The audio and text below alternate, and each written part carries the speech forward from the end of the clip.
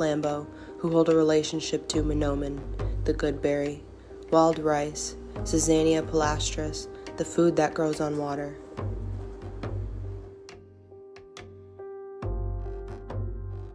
My viewpoint is that it's a relative. It's something that we need to steward and take care of, because it takes care of us at the end of the day.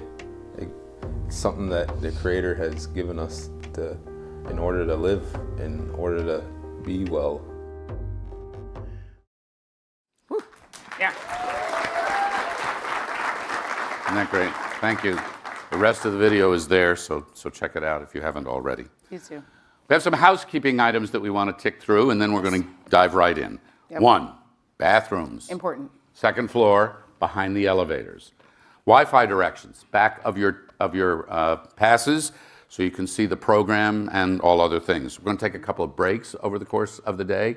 You'll see the tables outside, all kinds of tabling.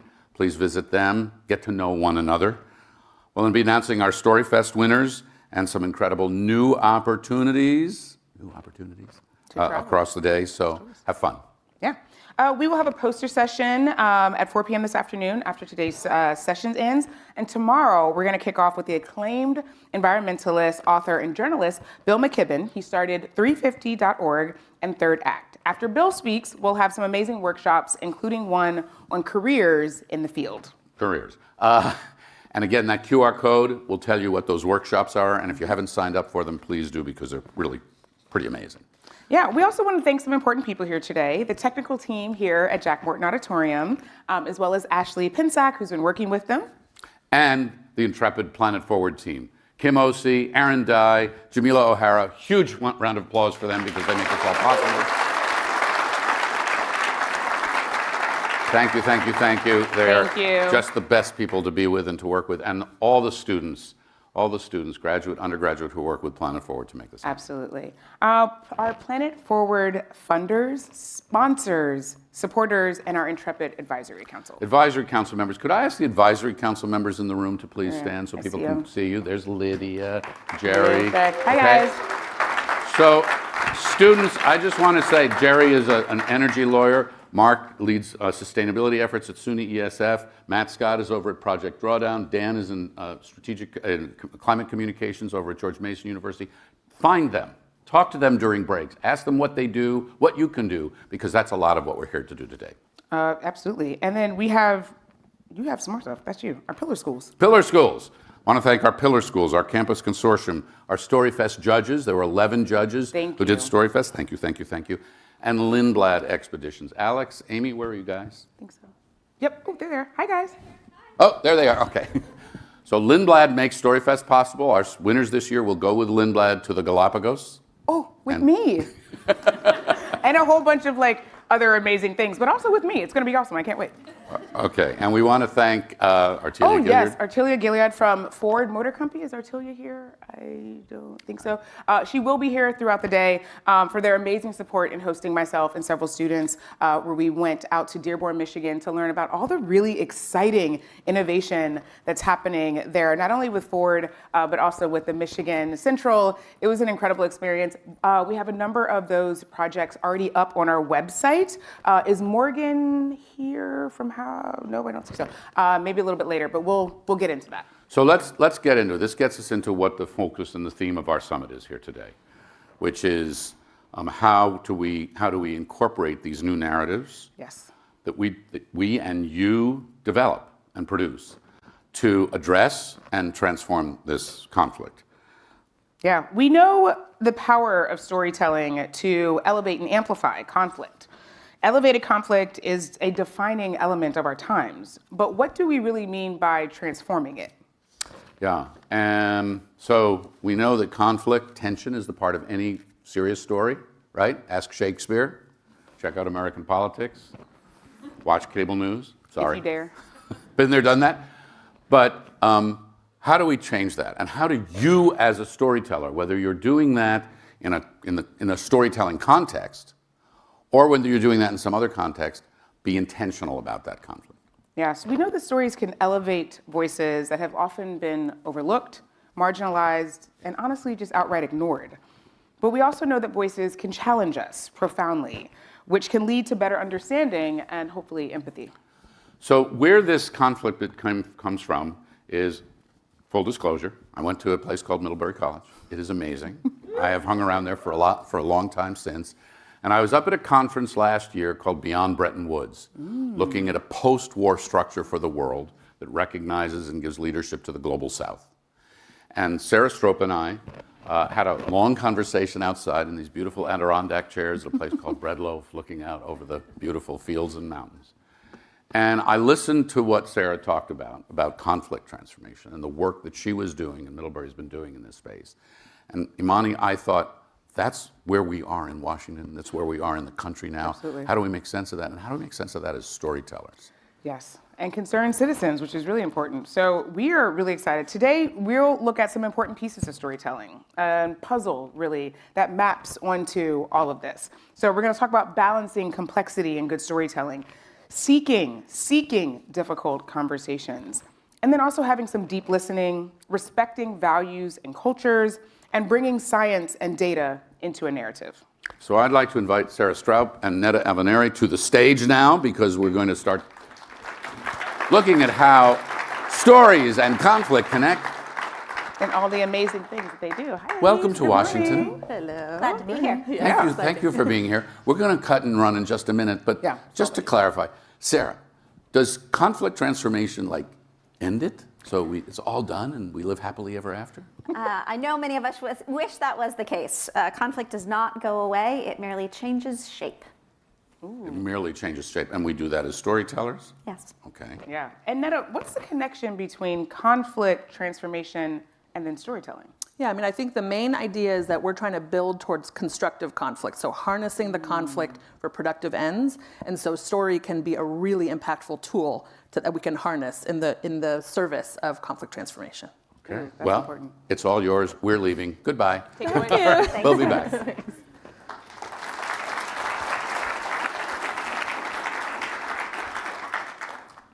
Good morning. My name is Sarah Stroop. I'm a political scientist. I study transnational activism and responses to civil conflict. And I am finishing my third year as director of the Conflict Transformation Collaborative at Middlebury. It is my great pleasure to be here with you and to be here with my friend and colleague, Netta Avenari. Hi, everyone. My name is Netta Avenari. I'm a faculty member at the Middlebury Institute of International Studies at Monterey, focusing on intercultural communication, and the incoming director for the Conflict Transformation Collaborative. The theme of this year's summit is the climate divide. For the next few minutes, we are going to introduce the idea of transforming divisive conflicts through storytelling and journalism. But before we get started, we wanted to note this current moment. In his new book, Possible, international mediator William Ury says that transforming conflict is an inside-out process. It starts here. When you or I are in the middle of conflict, Ury says, it is important for us to go to the balcony, to step out of the dance of conflict and check in with ourselves and the context that we find ourselves in. When Netta and I talked with Frank over the summer about this theme for Planet Forward, we could not foresee this political moment. Finding ways through conflict might, for you, feel more important than ever. It could also feel completely overwhelming. Netta and I hopefully will bring a fresh perspective to your work and conversations, but we also come to Washington, D.C. as outsiders. So as we were thinking about this, we thought that we would frame the Planet Forward Summit as an opportunity for us together to go to the balcony. For a day and a half, we get to step out of the churn of the news cycle. We get to think about the ways in which we understand our relationships to the planet and our relationships with each other. We have a chance to reflect on the role of stories in transforming those very relationships. As we do that work together, everyone in this room has different things at stake. So as we begin, we invite you to consider 3 questions. 2 of these I'll ask you to consider on your own, and then the third we'll do together. So the first is, what are the environmental conflicts that you care about? Which feel like personal issues for you and which feel more distant? That first question is essentially, what is at stake for you in this conversation? Second, who do you want to be with the people in this room over the next day and a half? What conversations feel like your comfort zone, and what conversations feel like more of a challenge or more of a stretch? What do you need to tend to in yourself to have those difficult conversations? 2 questions, perhaps, to think about on your own. A third question that we'll think about together. Okay, we wanted to start our conversation together by checking in on where everybody in this room is on conflict. So I'm going to ask everybody, even though I just said we're going to step away from the news cycle, please don't open up your browser, but do open up your camera and scan this QR code. It will take you to Poll Everywhere. You will be, you'll be asked to register. Just skip that. And it'll take you to a question that says, name 3 words that come to mind when you hear the word conflict. Again, skip the registration, go to the question. Please answer those questions one at a time. And if we can bring up the poll, we'll see what people in this room think of.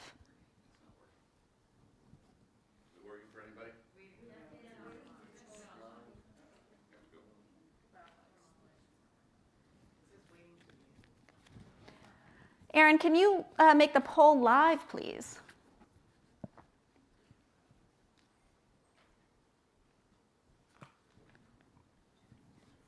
How about now?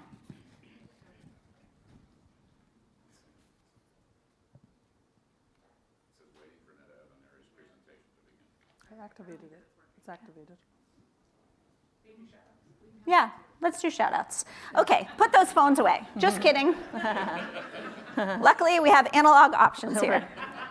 Okay, let's go. We went this way first. Let's start over here. Name a couple of words that come to mind when you hear the word conflict. Genocide. Tension. Fear. Trauma. Pain.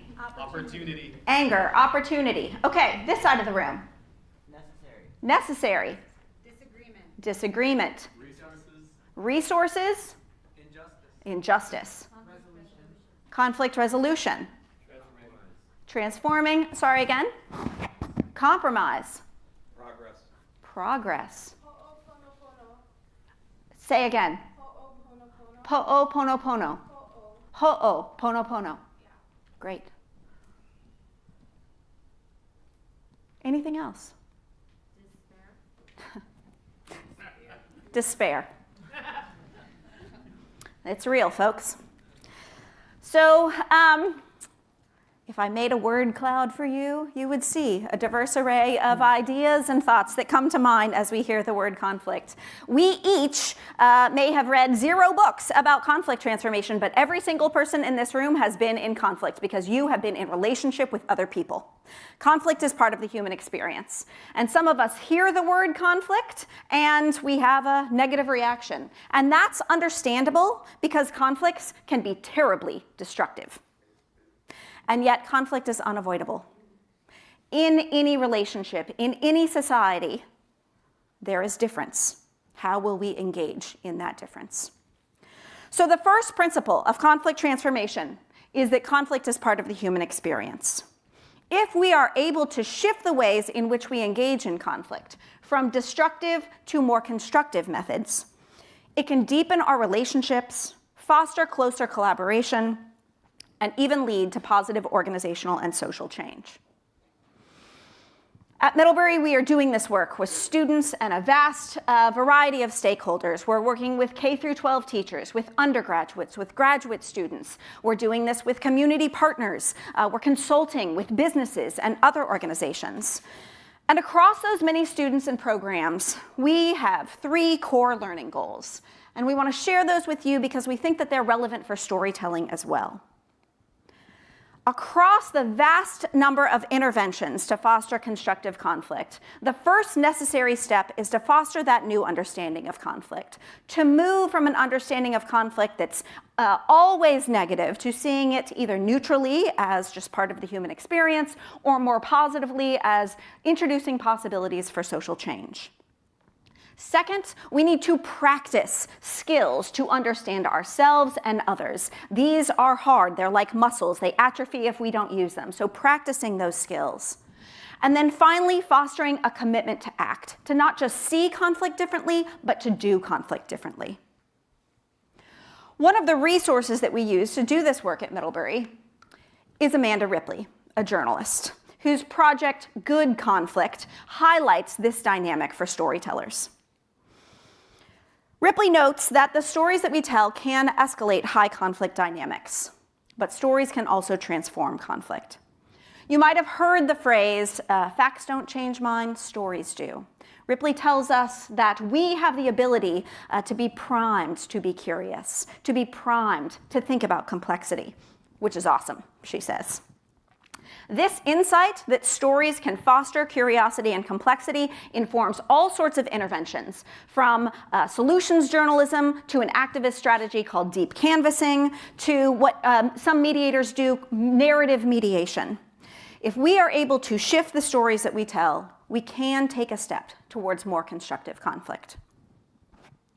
There are lots of different interventions. Some of these might be familiar to you. Some of them you might want to learn more about. But across all of them, a central theme is the role of communication.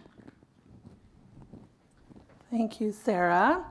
So we're going to talk a little bit about how is conflict connected to story. So our core idea here is that story can be a tool that we use to harness for constructive conflict purposes. And so as we all know, a really good story, a good story arc has conflict at its center, whether that's conflict character conflict, character self, conflict with the community, conflict in a particular context. And so that conflict provides the impetus for change. And that's what we're looking for in a story. And so one of the first things that we like to think about in relation to conflict transformation is, at what scale is the story that you're telling? Okay, so we talk a lot about, is your story about the macro scale, the big picture, the holistic view, the bird's eye view? Is it more about the meso scale? Is it more about institutional, systemic structures? Is it more about the micro, the smaller scale, right? The more interpersonal scale of the conflict? And or is it about what we call the micro, the intrapersonal, the individual conflict scale? And so we can think about the scales of conflict, we can think about the scales of change, and we can think about the scales of story. And as we're talking this morning, we want to be kind of priming you for the kinds of topics you're going to see throughout the day, and how can we use conflict as an impetus for change. So another set of key ideas that we like to think about as it relates to conflict and storytelling. I was talking with my students the other day in our Storytelling for Change class that we're not necessarily telling the story about a conflict. We're always selecting a story to tell and then selecting the details accordingly. And a core component of conflict transformation also is not just identifying people's positions, but also what are the interests that are underneath where they stand on a particular issue. And when you do that kind of conflict analysis, you have a deeper understanding of the conflict without people becoming kind of almost a caricature of themselves. People are characters in a story, but you don't want them to become kind of so polarizing that there's no common ground. And so another component of conflict transformation and storytelling is identifying that common ground. So figuring out what are the values that are at the core of what we're interested in, and how can that then move us and create new narratives together. And a couple of you were mentioning as we did the analog word cloud that you were thinking about resolution. So what's the difference between conflict resolution and conflict transformation? One of the core ideas that John Paul Lederach highlights is that when we look at a particular episode, a particular topic, or something that's happening in a given context, we always want to look both at the episode but also at the epicenter. What is sort of underneath the issue, the structures, the systems, the histories that are creating the episode? If we don't look at the root causes, we're going to have more episodes, right? And so conflict resolution is about a particular episode. Conflict transformation addresses the epicenter underneath. So one thing that we'd like for you to be thinking about, I guess we could make this a little bit interactive if you'd like to raise your hand.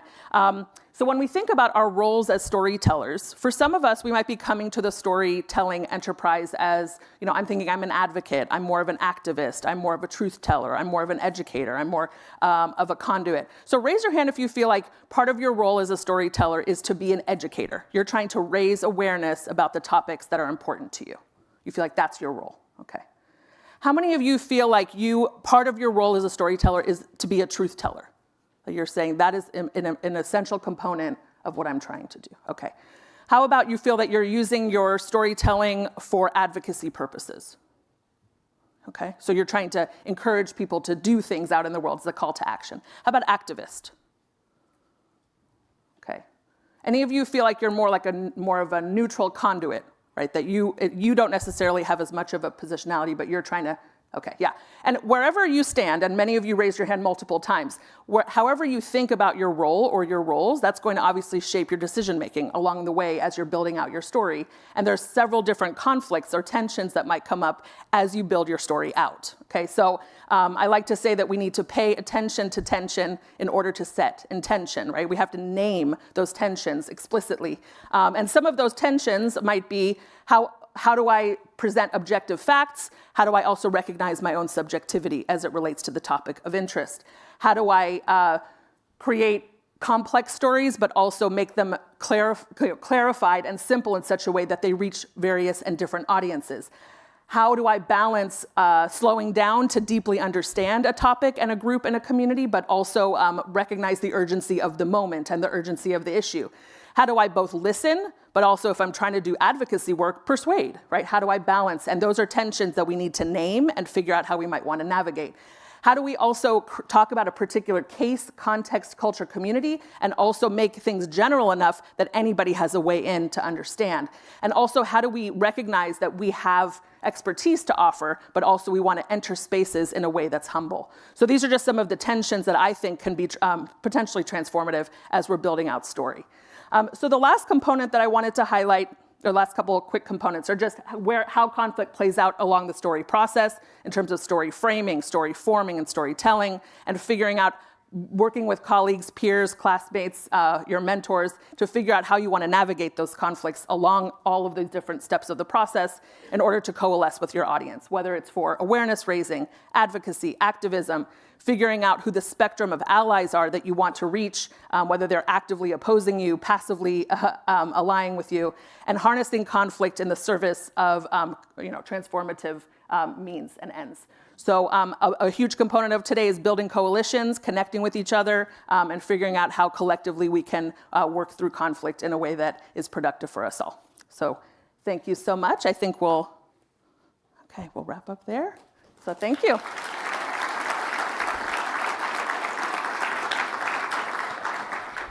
Thank you, Naya. Yeah. So one of the biggest issues facing storytellers is how to combat myths and disinformation. Planet Forward's Erin Dye talked to Sadie Babbitt, NPR's climate editor, about this very problem. We wanted to show you a piece of that conversation. Your mom is on Facebook and sees this thing about renewable energy and is like, oh, that's really interesting, and like shares it in her space, and then other friends share it, and like that's really innocent and not intentional at all, and that's misinformation. Misinformation is unintentional and disinformation is intentional. Misinformation, especially in the climate space, and disinformation is everywhere, and it is really hard to parse through and figure out like what is real and what is not, right? As journalists, it's really hard to decide, and editors to decide what to go after. Like when does something that is wrong, a false narrative, rise to the level of reporting? And there are a couple of different approaches to take, because you can't do all of them, otherwise you're going to be playing a game of whack-a-mole. One way is to debunk the mis and disinformation. And there's some easy ways to do that, starting with the headline. Like, get the right information into a headline. And we see a lot of this happening across climate reporting, where you often see like a headline that says like fact check and then the truth, right? The other thing is, if you can get ahead of misinformation or disinformation, what is called pre-bunking in your story, right? So for instance, let's say there is going to be a city council meeting on a solar array that's going to be going into a popular neighborhood. And it's controversial because people don't want it to be in their backyard. You can know as a journalist, talking through with your editor, like, okay, what are some of the questions? What are some of the themes that are going to emerge about this, right? So you're going to have the NIMBY narrative come up, like not in my backyard. And you're going to have like lies about solar panels, and it's an eyesore. And so you could actually, as journalists, I think this is a great space for us to take on those questions, maybe even engage your audience on what they want to know about that city council meeting that's coming up. Use that to guide your reporting and get ahead of the mis and disinformation that will come out of that city council meeting. The full conversation will be posted on planetforward.org, and Frank has just shared with me that Sadie has a book on the subject coming out soon, and we'll be here next year to talk about the book. So lots more there to learn. You'll have a chance to see Netta back up on stage to moderate another conversation, but right now I would love to invite to the stage Hallie Parker, Teak Root, and Kunjal Bastola, please.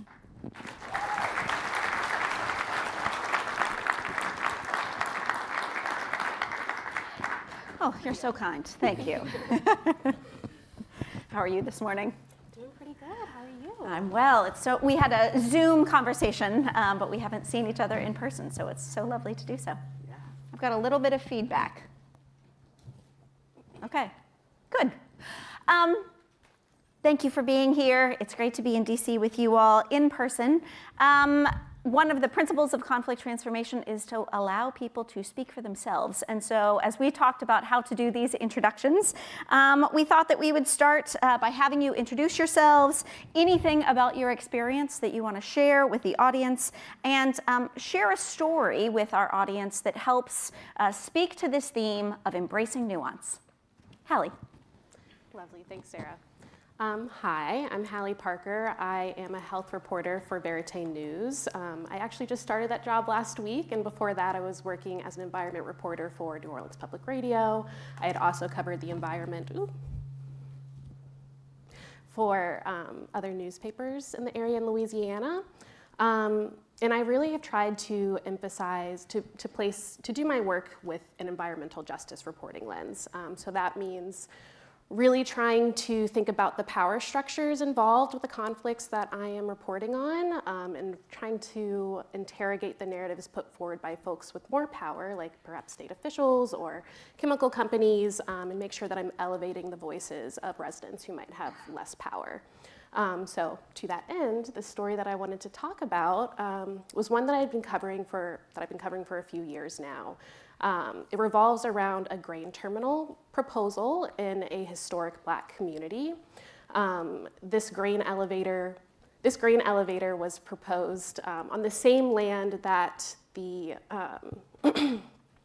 this grain elevator was proposed on the same land that the residents of the community, their ancestors had been descended from slaves who were working on that area.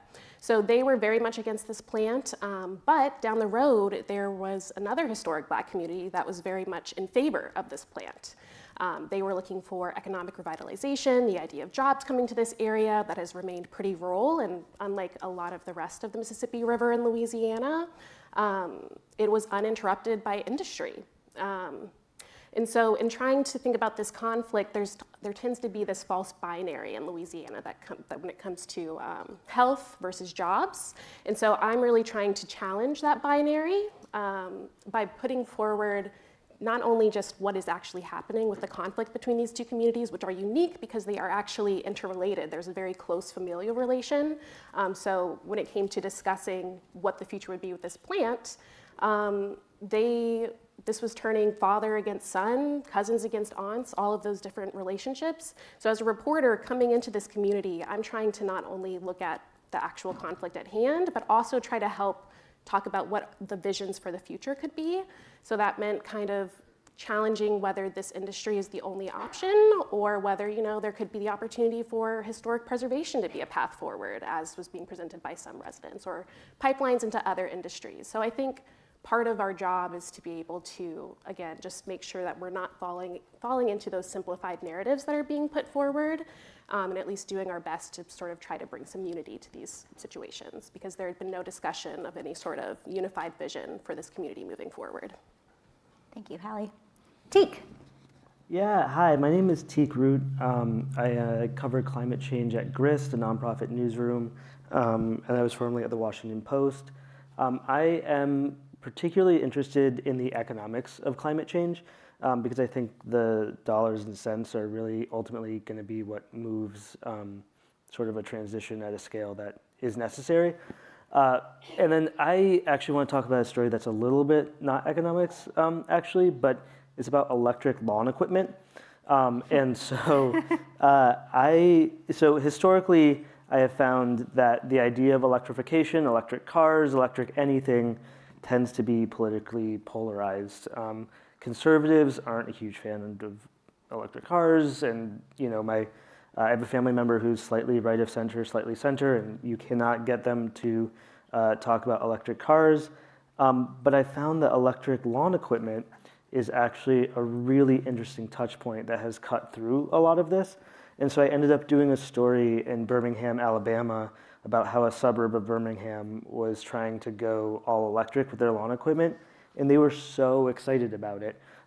There's health benefits, they didn't have to use gas. There were just like a litany of things that I found that they were just like glad to talk about electrification in a way that I really wasn't expecting.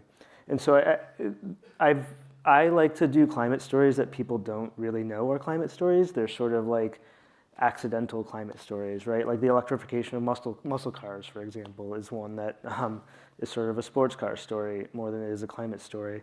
And I think those kind of, finding those touch points that sort of cut through the conflict, I found are really helpful and ones I seek in my work.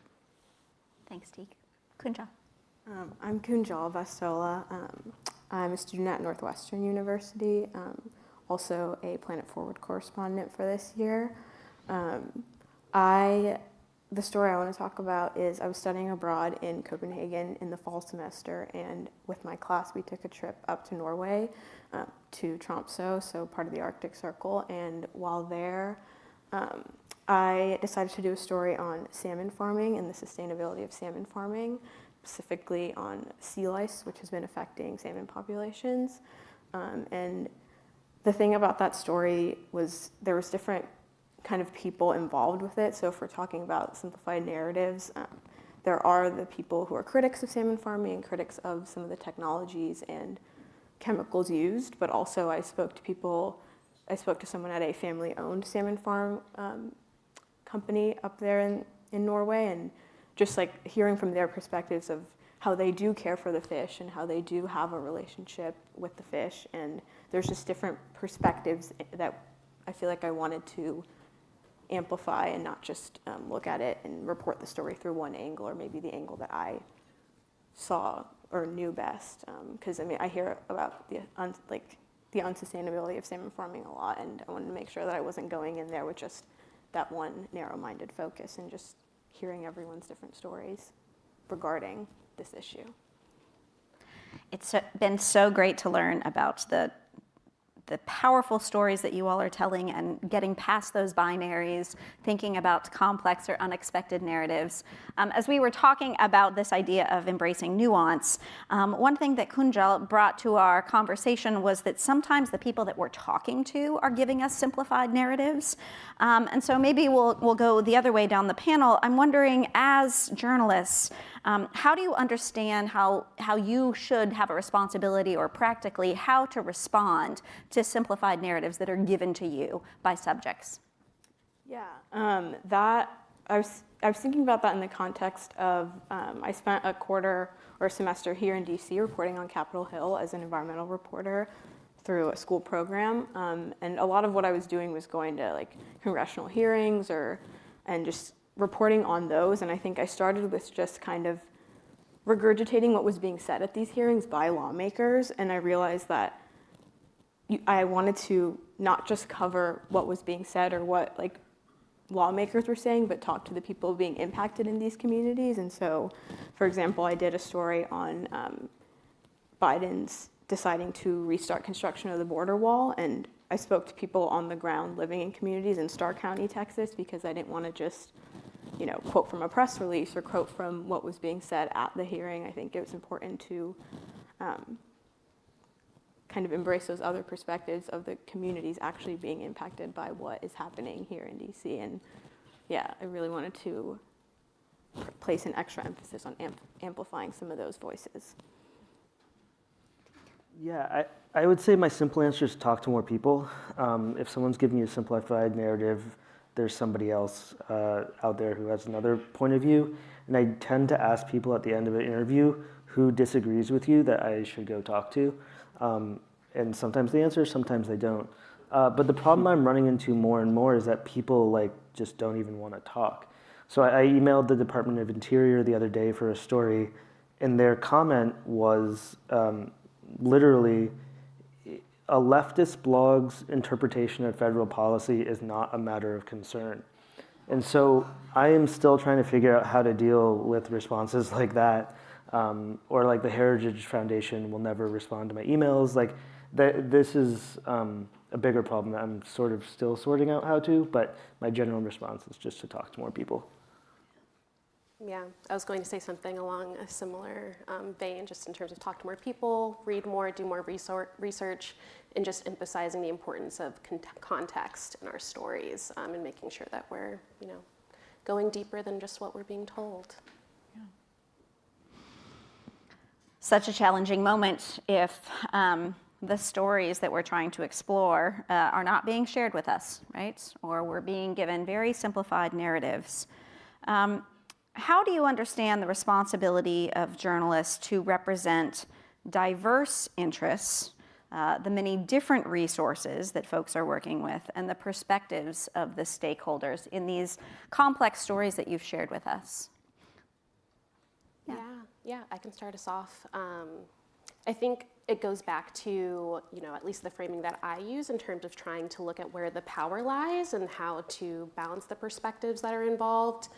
Especially if someone, like say a resident, has concerns about an industrial plant that I'm covering that's on the fence line, and if those concerns are then also backed up by a researcher who says, yes, it makes sense, and there's this, you know, these studies to show that this pollutant does have a reason for concern. I've talked, and then I go to, which then, you know, I will go to a chemical plant and say, look, these concerns exist. What are you doing about these emissions? And if they then say, you know, this pollution does not pose a problem, then I'm not going to necessarily, I'm going to, of course, include their perspective, but I'm not going to put that as high in the story. For me, I'm going to flip that narrative and put the residents' concerns, the research ahead of that, and then include the industry's response to it. And I don't think that there's necessarily a need to have those completely balanced in terms of the amount of space given to those voices, just because some of them have more credibility. And I think that for me too, I'm also trying to challenge the traditional way that we have maybe told stories or maybe marginalized populations have been represented. So I feel like this is one way to kind of go about that practice with our journalism. Great.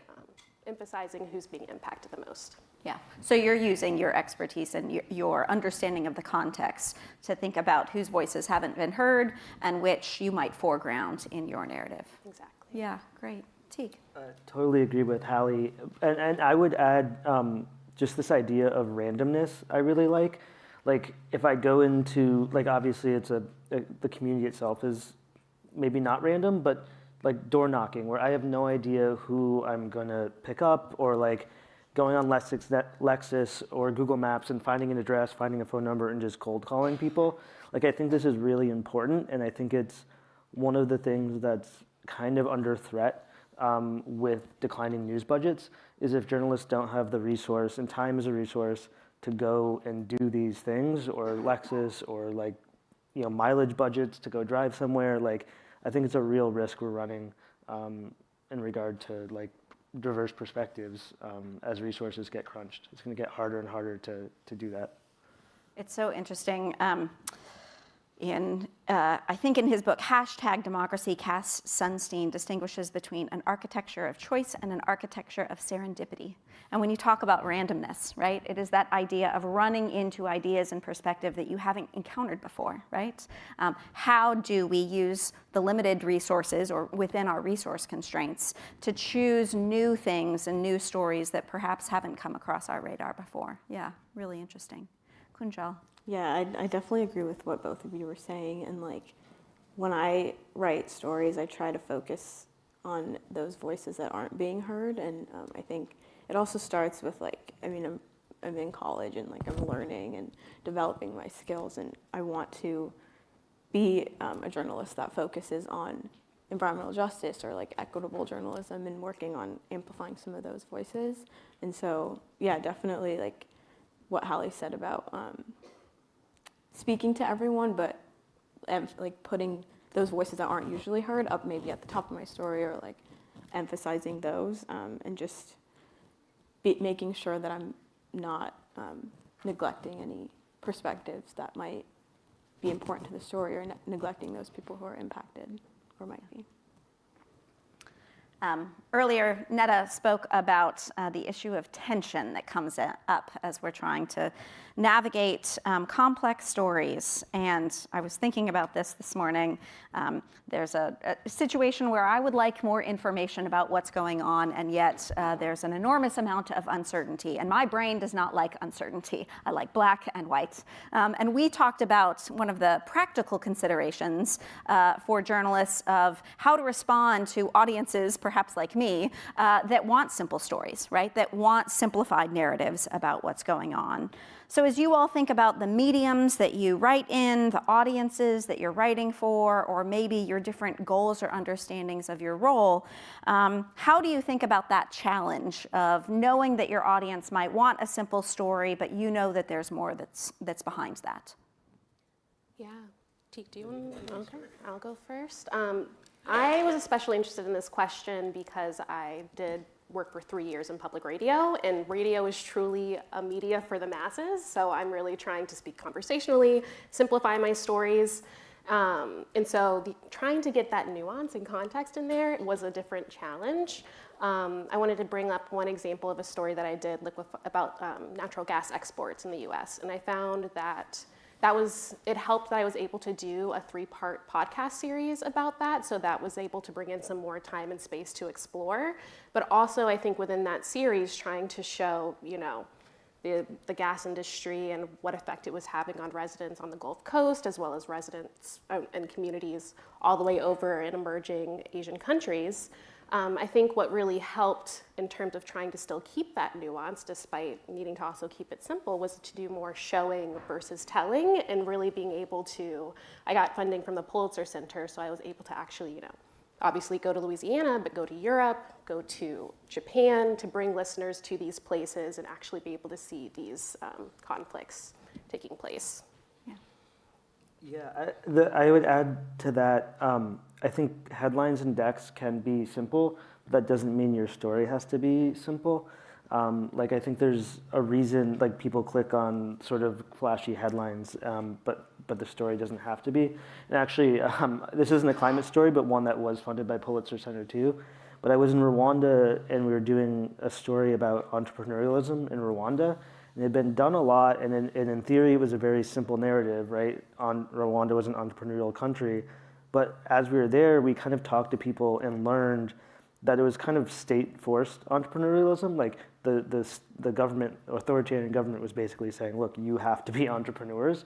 And so we headlined the story Startups for the State. And it was like a simple headline, but the story was actually really complex. So it's a distinction I would make. Kunjal, you get the last word. Yeah, I think that you mentioned sometimes people want the simplified narrative, and maybe it's because they don't know that there's more to be said. And so even if that's what they're looking for, I think it's our role as journalists to kind of expand those perspectives and expand that narrative so that the people know, oh, there's different interests and different kind of stakeholders involved in these stories, and so that kind of pushes everyone's horizons open as well. So Yeah. that's what I'll end with. Get the attention of our audience and then tell them a complex story with nuance. Yeah. Yes. Thank you so much for sharing your experiences. Yeah, thank you.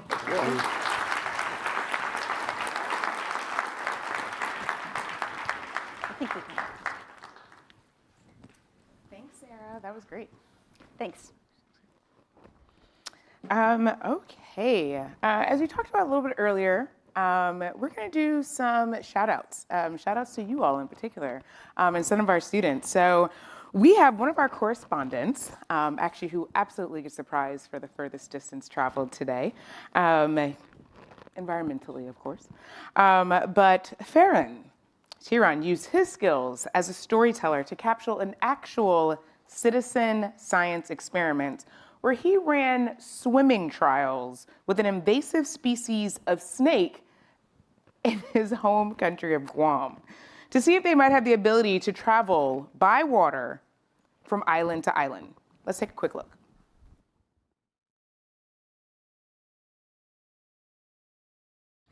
Over 8 feet long, this guy, and really heavy, swam for a valiant hour and 13 minutes.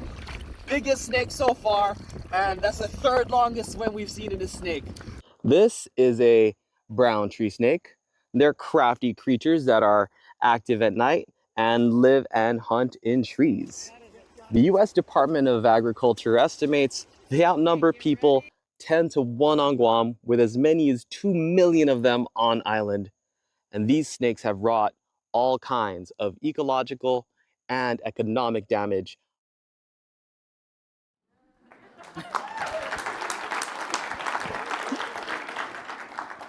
Oh my goodness. Farron, okay, first of all, why? Like, I have so many questions, but stand up for a little bit so people can see you. Yeah. Woo. So exactly what was your initial thought on this experiment? We have a small island about 1.5 miles away from Guam proper, and it's kind of the de facto unofficial bird sanctuary. We released some surviving species of a ground-dwelling bird there because it was snake-free at the time, and then we found out it wasn't, and we're wondering how snakes got there. The prevailing hypothesis is they hitched a ride on boats. Okay. And someone on my social media suggested maybe they swam there, and I'm like, hey, that's testable. I'm in the water half the week anyway, might as well just do it.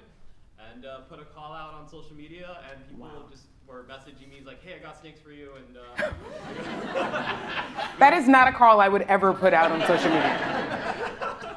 But I love it. Thank you. So please, first of all, go check out his story, and then go find him and talk about snakes and all of that really interesting stuff. So Farron, thank you.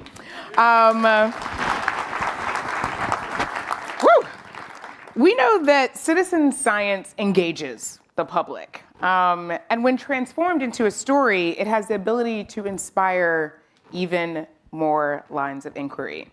Communicating science accurately and in an engaging way is something that our next moderator and panelists know a lot about. Turn it over to my colleague, Darcy. I think so.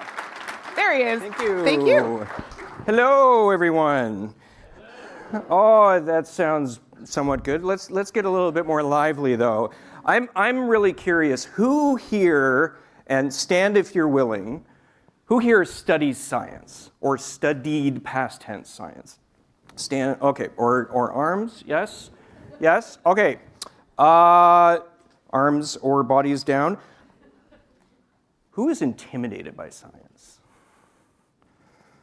Perhaps some of you who study science are intimidated by science, because that happens. Now, who here is inspired by story? I think we have a way in then.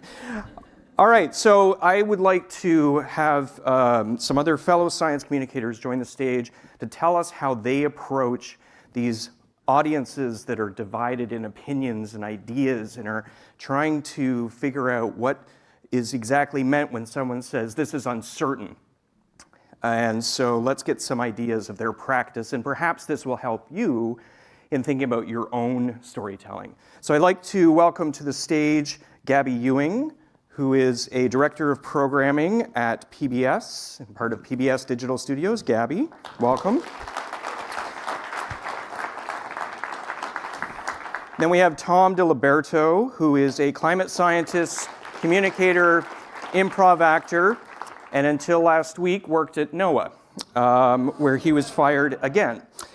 And then we have Kasha Patel, who is a science writer at the Washington Post, and that brings two trained in planetary science and chemistry to the stage. So fantastic, I feel at home. Everyone, thank you.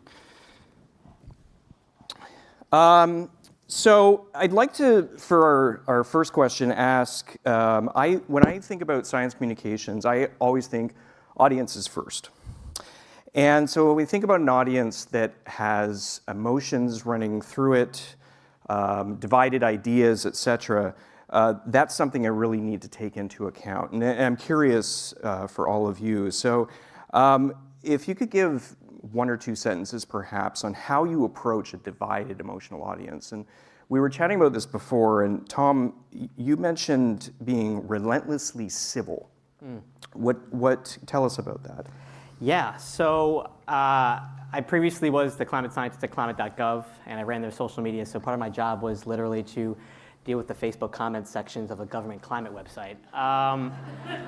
And I always give people the benefit of the doubt the first time, and I'm just relentlessly civil. Even if someone gives me the most sarcastic, ridiculous, leading sort of comment, I will take it on its face, and I'll say, hey, thanks for the comment, and then give them an answer about why they're wrong, whatever it is.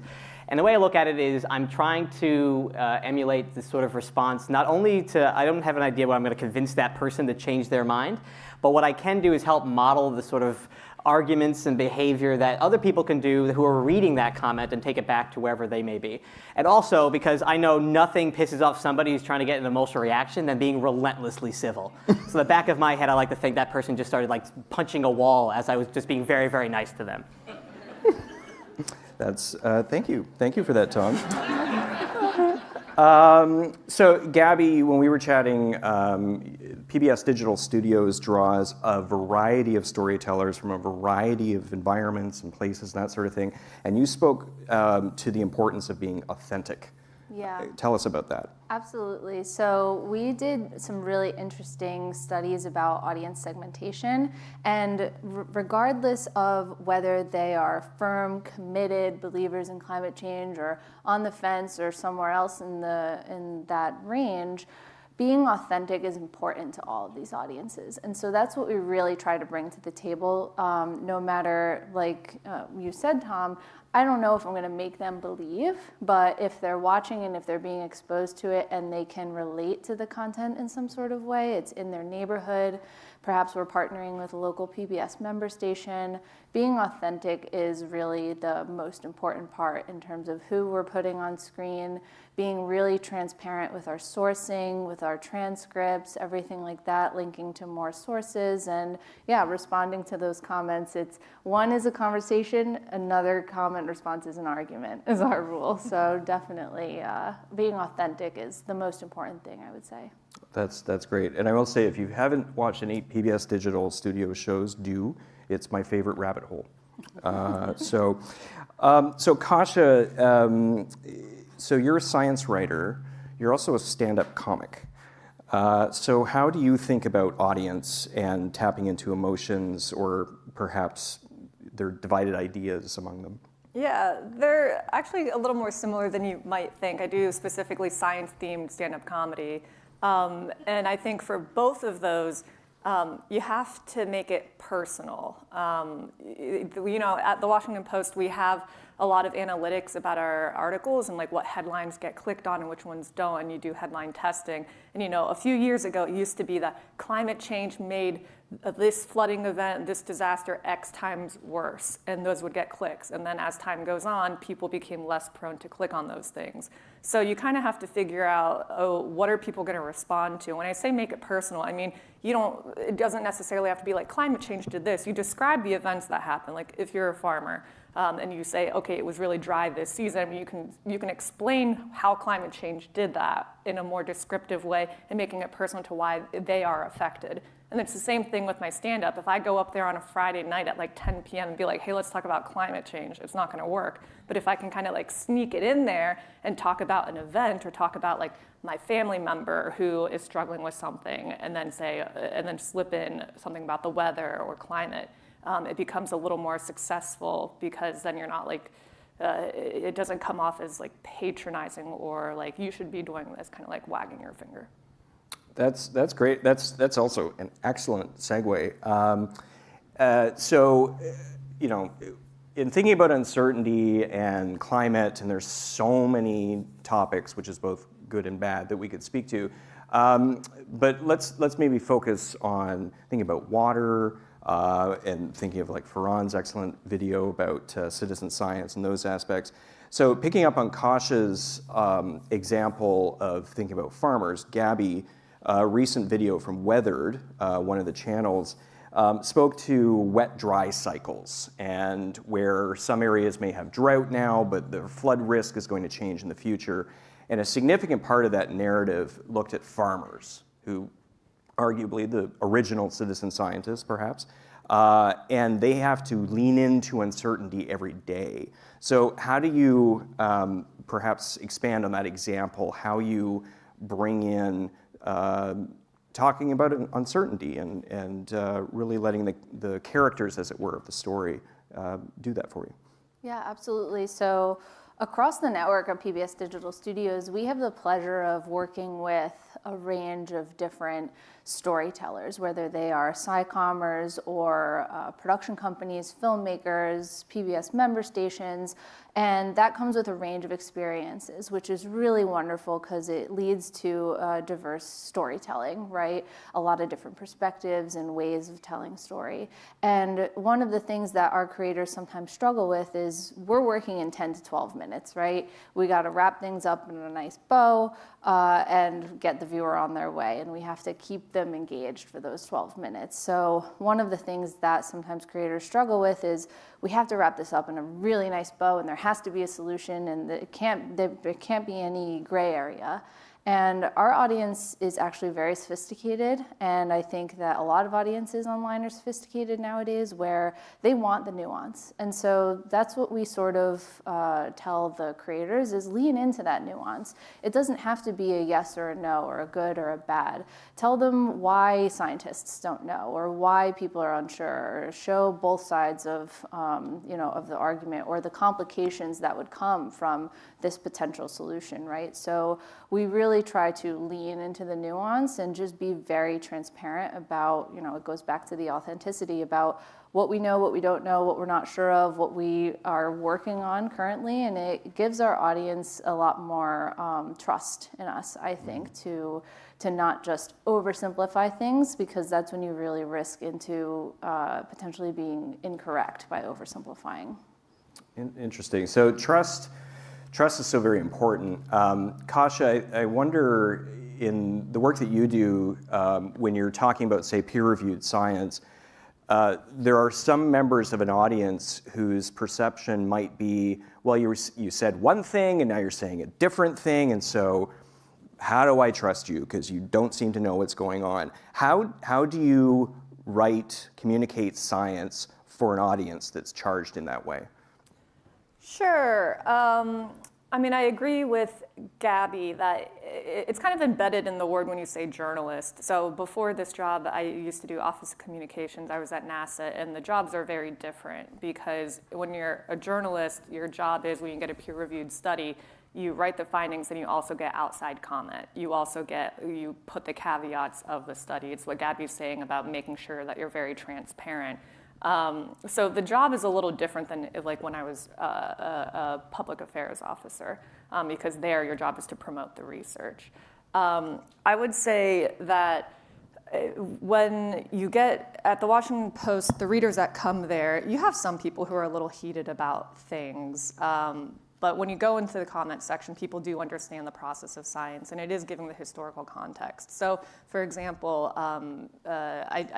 Darcy, you mentioned that I wrote an article about the contributors to sea level rise. And one thing that might be a bigger contribution than what we previously thought is drying of water bodies on land. So previously it was a lot of glaciers, ice sheet melt, things like that. So it's kind of interesting because when you look at progression of time, okay, we've always heard glaciers are like #1, big source of sea level rise. Well, that's not always going to be the case as we go into the future because now our glaciers are dying. So that's going to empty and then other sources are going to overcome it.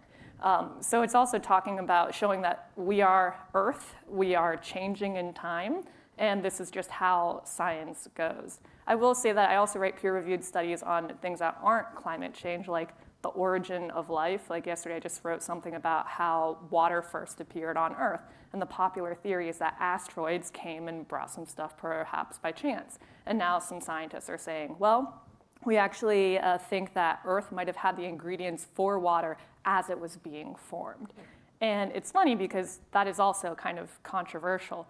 But just because of the nature of what it is, it doesn't get as heated when you say climate change, stuff like that. So the controversies are everywhere in all types of science, but when you deal with it in like climate change, you do have to be a little more particular, and also making sure you don't give the negative or the opposing voice more strength than it actually is appropriate for the studies. Well, that's great. Thank you, Kasia. And so, Tom, trained in weather forecasting, and you once told me that one of the hardest things to do is predict snowfall. Like, for example, is it going to snow in Vermont on April 16th? So given that we live every day with the uncertainty of weather, how do you use that human experience to talk about what's unpredictable, uncertain in something like climate? Yeah, sure. So we're all risk calculators. We talk about uncertainty. Really, we make decisions based upon uncertainty all the time. We determine how much risk is going to be. If I say there's a 30% chance of rain tomorrow, you can decide whether you're going to bring an umbrella or not. If I say there's a 30% chance of you crossing a street and getting hit by a car, you're probably not going to cross the street, right? There's different levels of this. And uncertainty often isn't your friend. Now, who here has been annoyed by a weather forecast before that said something or didn't say something, right? Have you then stopped and just forbade ever looking at a weather forecast ever again? Right, no. You can understand there's still value in that. Because you'd much rather still have the forecast than to have nothing. Because nothing is pure uncertainty. You have no idea what's going to happen. So often when we talk about uncertainty, it gets talked about in the way being like, well, it might be better. For climate, there is a lot of uncertainty where things could be very much worse. And uncertainty is not our friend. As a scientist, we're trying to minimize the uncertainty as best we can. So this idea of talking about uncertainty, I mean, we all like to make decisions based upon the best available information, right? We don't like to just make decisions willy-nilly. And the idea here with uncertainty, I like to talk about this through the lens of just how we go about our day. And about what we are certain about, what we are not certain about. And this idea being that, one, we need to keep researching these things to minimize the uncertainty. But two, this idea of uncertainty is not your friend. It is something that makes us much more dangerous as we go into the unknown. And again, and I usually use the lens of a weather forecast because that's an easy thing that everyone has experienced before. And I always say, if you have a climate piñata and you smack a climate piñata, a bunch of weather falls out, right? So that's your first kind of foot into the climate world, because that's all it really is. So it's taking basically experiences that people have every single day, and then relating that to climate, and also explaining that nuance, which I think is incredibly important. It's all about precipitation with you. It's all about, I love clouds. What can I say? All right, so I'd like to ask now, we have one of our students from Rutgers or Donny who would like to ask a question. Having been born at a young age myself, I remember how important it is to ask those who came before you to think about science communication. So, in the last few minutes we have, I can barely see. There you are. Is on? Oh, wow. Okay, yes, you are on. Cool. Well, when I was thinking, I mean, you're all addressing very contentious topics, and I think part of the issue with contentious topics is that because they're contentious, they're harder. like the evidence itself isn't agreed upon. People don't come to them from the same premises. So you've worked at places like NASA, NOAA, places where I think some groups will dismiss any evidence that comes from, and where some groups will say, oh, those institutions have an agenda, and so they'll not be willing to listen to you if they think you're coming with an agenda. And so my question is, how do you address a contentious topic without appealing to authority, to a company or an organization that obviously has some goal in mind, something that it's inherently interested in?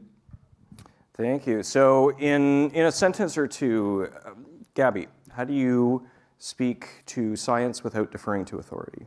Yeah. I think PBS is very lucky to be the most trusted media organization for 30 years in a row.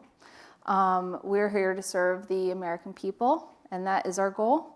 So one thing that we try to do in our science communication is really broaden who is a scientist. You know, a high schooler who's studying bugs in their backyard. We had a really great quote from the fire chief in our Weathered LA Fires special, and he said something along the lines of, I don't really care why you think this is happening or not, but it's happening. Fires are getting worse. And so I think expanding who is a scientist and who can be a scientist and who's doing science and who are the traditional knowledge bearers of this science, whether it's Western science or our indigenous science and knowledge bearers, really broadening that perspective and uplifting those voices so we come across as science is for everyone and everyone is doing science. So which voices are involved? Tom? I'm going to go back to something Gabby mentioned earlier, authenticity. I know that when I'm talking to people, they may not basically accept what I say. They might completely reject me. And my goal often when I'm talking about climate change to an audience that comes up to me is that my goal is not to convince them, because in the end they have to convince themselves. My goal is for them to see me as a human being at the end of it. Is so that they can imagine, like, oh, I can get a drink with that guy. Oh, he reminds me of a friend of mine. He reminds me of my cousin, whatever it may be. And that's often my goal. It goes into authenticity. Because I feel like once contentious topics and easily kind of you lose the humanity in all of it. So my goal oftentimes, if I can't convince you, is at least for them to connect with them at a level on something. So they see me as another person. And that usually is kind of the first step to having continued conversations. Because oftentimes these things, we think of them as one-offs, but it's a journey sometimes to having people understand things. Thank you. And Kasia? I agree with both of everything that you guys both said, but I would like to point out two things. One, I think there is climate research on this. The Climate Communication School at Yale, they've done a lot of research on who the people are that deny climate change. And there's a spectrum, right? So just because they're the loudest voice doesn't mean that they are the majority. You know, we hear about a lot of contentious, like, oh, these people are really, really against it. You're never going to be able to convince them. Those actually aren't the people you're trying to reach out to. There's a lot of people in the middle that can be swayed from one side to another. And those are the people who are rational thinking. Those are the people open to things. And those are the people that we're trying to communicate to. So that's one. Two is, the facts, I think, and making an emotional experience, getting it to them on a personal level does speak to it. I mean, the Washington Post, yes, we do have certain audiences that come to us. We know who our audience is, and we try and expand that. But a good example is a few years ago, we had one of our reporters win the Pulitzer Prize for, she wrote this beautiful piece. It's not climate change, but it's equally controversial, about this young couple who wanted to get an abortion but couldn't, and kind of showed the life that they had. And when she won that Pulitzer Prize, like when they were doing the speeches and stuff, Ted Cruz was like, can you believe this? The Washington Post wrote an article against abortion. And that's not really what it was. It was just explaining the facts. But the fact that you can have these people from wildly different political views or backgrounds read the same story and come away with different things and see the different perspectives. I think that's what it is, and that encapsulates being authentic. It encapsulates showing the transparency and just meeting people where they are. Much to talk about at this very summit. Thank you all very much, and I look forward to hearing everyone's conversations as we continue. Thank you. All right, thank you, Darcy. But before you leave, right, we have some serious thank yous here. Thank you to PBS for what you do. And good luck in all that you do. Thank you, Tom and Noah, for what you've done. And I wish we all wish you well in your next career and for all you did there. And thank you for a little humor. You have a joke? You have a climate joke you'll do? Is there a quick climate joke? You can come see me at one of my shows. We'll do that. Okay, thank you all very much. All right, so you're here to hear science and how science can bring us observable fact and manage the uncertainty of science, be authentic in storytelling. Okay, that can help us manage conflict. So can engineering, science and engineering, when we bring teams together to solve problems, when we see collaboration as a narrative. So we were very fortunate here. Dell Technologies came to us. Who has a laptop? Who owns a laptop? Okay, everybody. What happens when you get, what do you do when you're done with the laptop? Okay, what happens to all that plastic? What happens to all that stuff? So they came to our engineering team and they said, help us figure this out. How do we recycle and reuse more parts of that? So we have a short video capturing the work of the team, which included, embedded in the team, is a communicator. Take a look.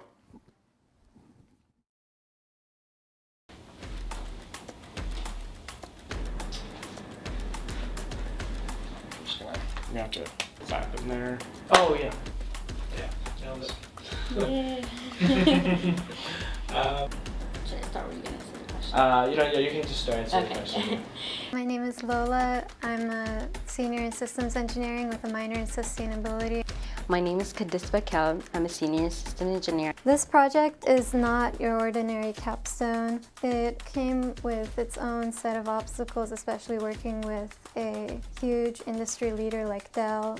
By increasing recycled content, we're going to avoid the stage of making something, using it, and disposing it. So it will be instead making something, using it, and then we reuse it again. So that kind of helps in avoiding using raw materials more, which helps us to have more natural resources and avoid more greenhouse gas emissions. This project wouldn't have been possible without collaboration across the team. Everyone coming together is why the project is being successful, and especially with sustainability, it's really important. It can't just be an engineer solving all the problems in this world. At the end of the day, sustainability challenges can be intimidating to tackle, but I think it's important to make efforts, whether that be through everyday activities or projects like these. It starts with the smallest steps and it grows bigger and bigger. Even though the project we're working on is really big right now, any small choices that you make also make a big difference. So Professor Dano is our professor for this senior capstone project. The professor that has helped us the most in this project is Professor Dano. My name is Professor Dano. I'm the head instructor of the senior capstone course. It's an honor to work with Dell and with the students on this capstone. I mean, sustainability is something that has to be performed at a much higher rate by everyone to really get the environment where it needs to be. This project is so extraordinary because it really touches on all aspects of a grand challenge being sustainability. It takes engineering, it takes the social sciences, it takes communications to get the word out, it takes understanding of politics, which all has to come together to help the environment. It also allows the students to really learn up on what they, or anyone else for that matter, can do to understand the environment and then figure out a course of action to make it better. The challenge has been exciting. I'm learning as I go. I learn with the students and the students learn with me, and it's been a great adventure. Thank you, guys. Thank you. Okay. Thank you both.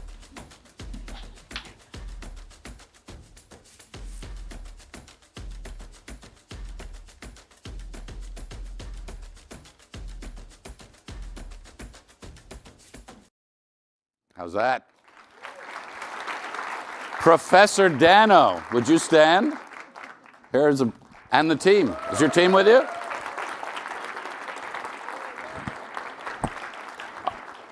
Owen cut the video, so thanks, Owen. So telling stories of people coming together, right, across disciplines to solve a problem. That's collaboration. That's a narrative of work and cooperation to solve a problem. And that's a very important way. And one of the things at Planet Forward we want to do, right? Inspiring stories to move the planet forward. What are the ideas, the inventions? That's a frame that we call it in storytelling, and something that can address the conflict directly. It's a really good moment now because we're going to take a break. Our break, I'm delighted to say, is brought to us and sponsored by IAEP, the George Washington University Institute for International Economic Policy. They work to bring nonpartisan research together across disciplines to solve problems at a time of, as I refer to it, growing controversies. So thanks to IAP and all the work that they're doing. Have about 20 minutes, go up, have a cup of coffee, talk to one another, share ideas and stories, and then we'll come back here, and we've got a very exciting section before lunch. So see you over coffee. What's that? Be back here at 11:15, everybody, okay? Drink fast.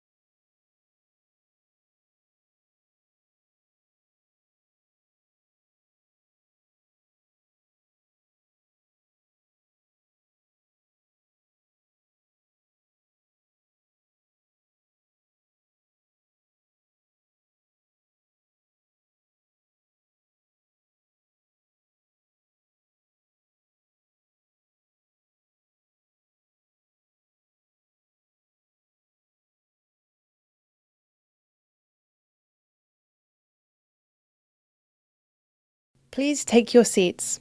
Our program will begin in 1 minute.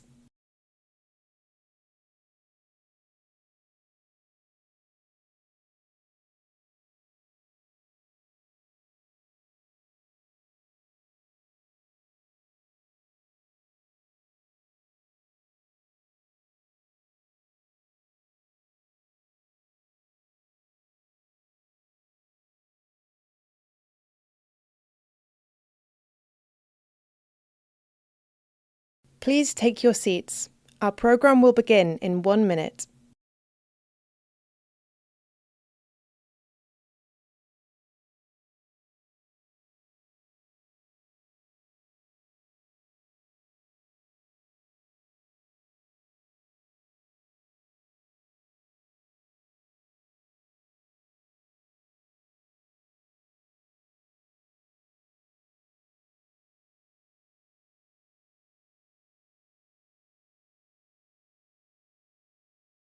Please take your seats. Our program will begin in 1 minute.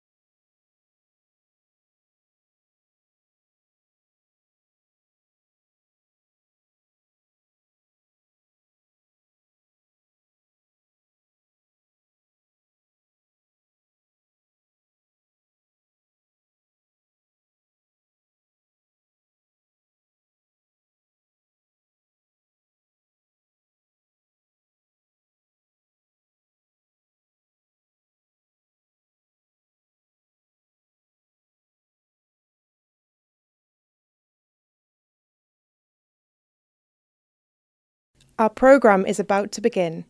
Please silence your cell phones. Thank you, and we hope you enjoy the summit.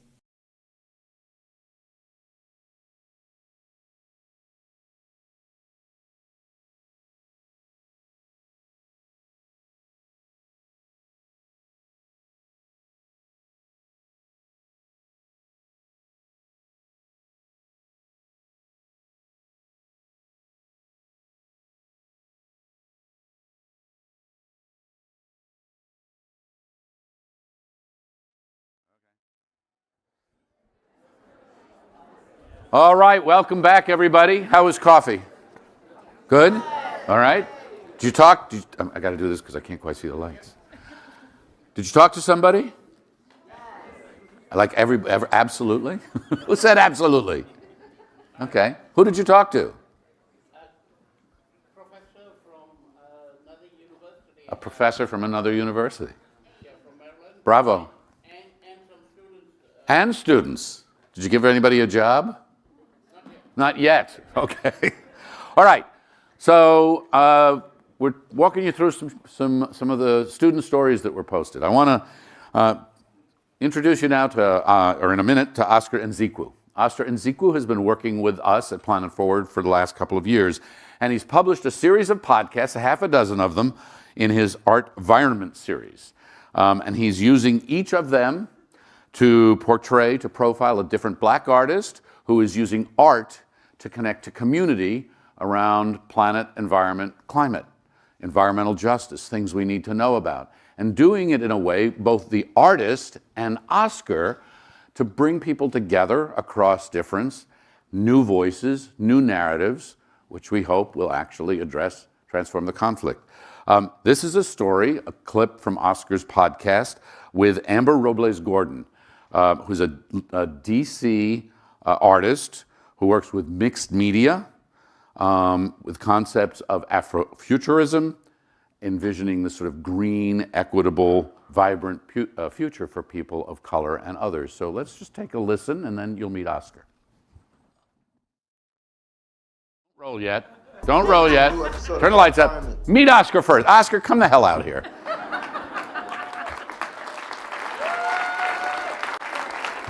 What am I thinking, right? They should meet you before they hear you. Why'd you do these? So for me personally, art is very important to me, and I don't think environmental art has ever been talked about, and I'm proud to be one of the first people to actually emphasize the importance of it. In our storytelling. All right, let's take a listen, and then we'll come back. Take a quick hit. Listen. Welcome to a new episode of Art Environment. My name is Oscar Nzikwu, and in this episode, we got a DC artist who intersects the concept of Afrofuturism in her art and as well as environmental issues. Introducing Miss Amber Robles Gordon.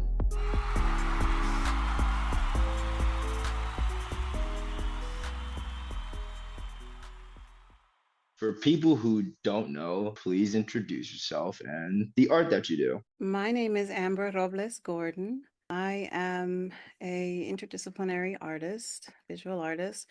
I do large-scale installations, public art, textile, sculptural, collages. I like to create things that transform materials that originally serve one purpose and are usually discarded.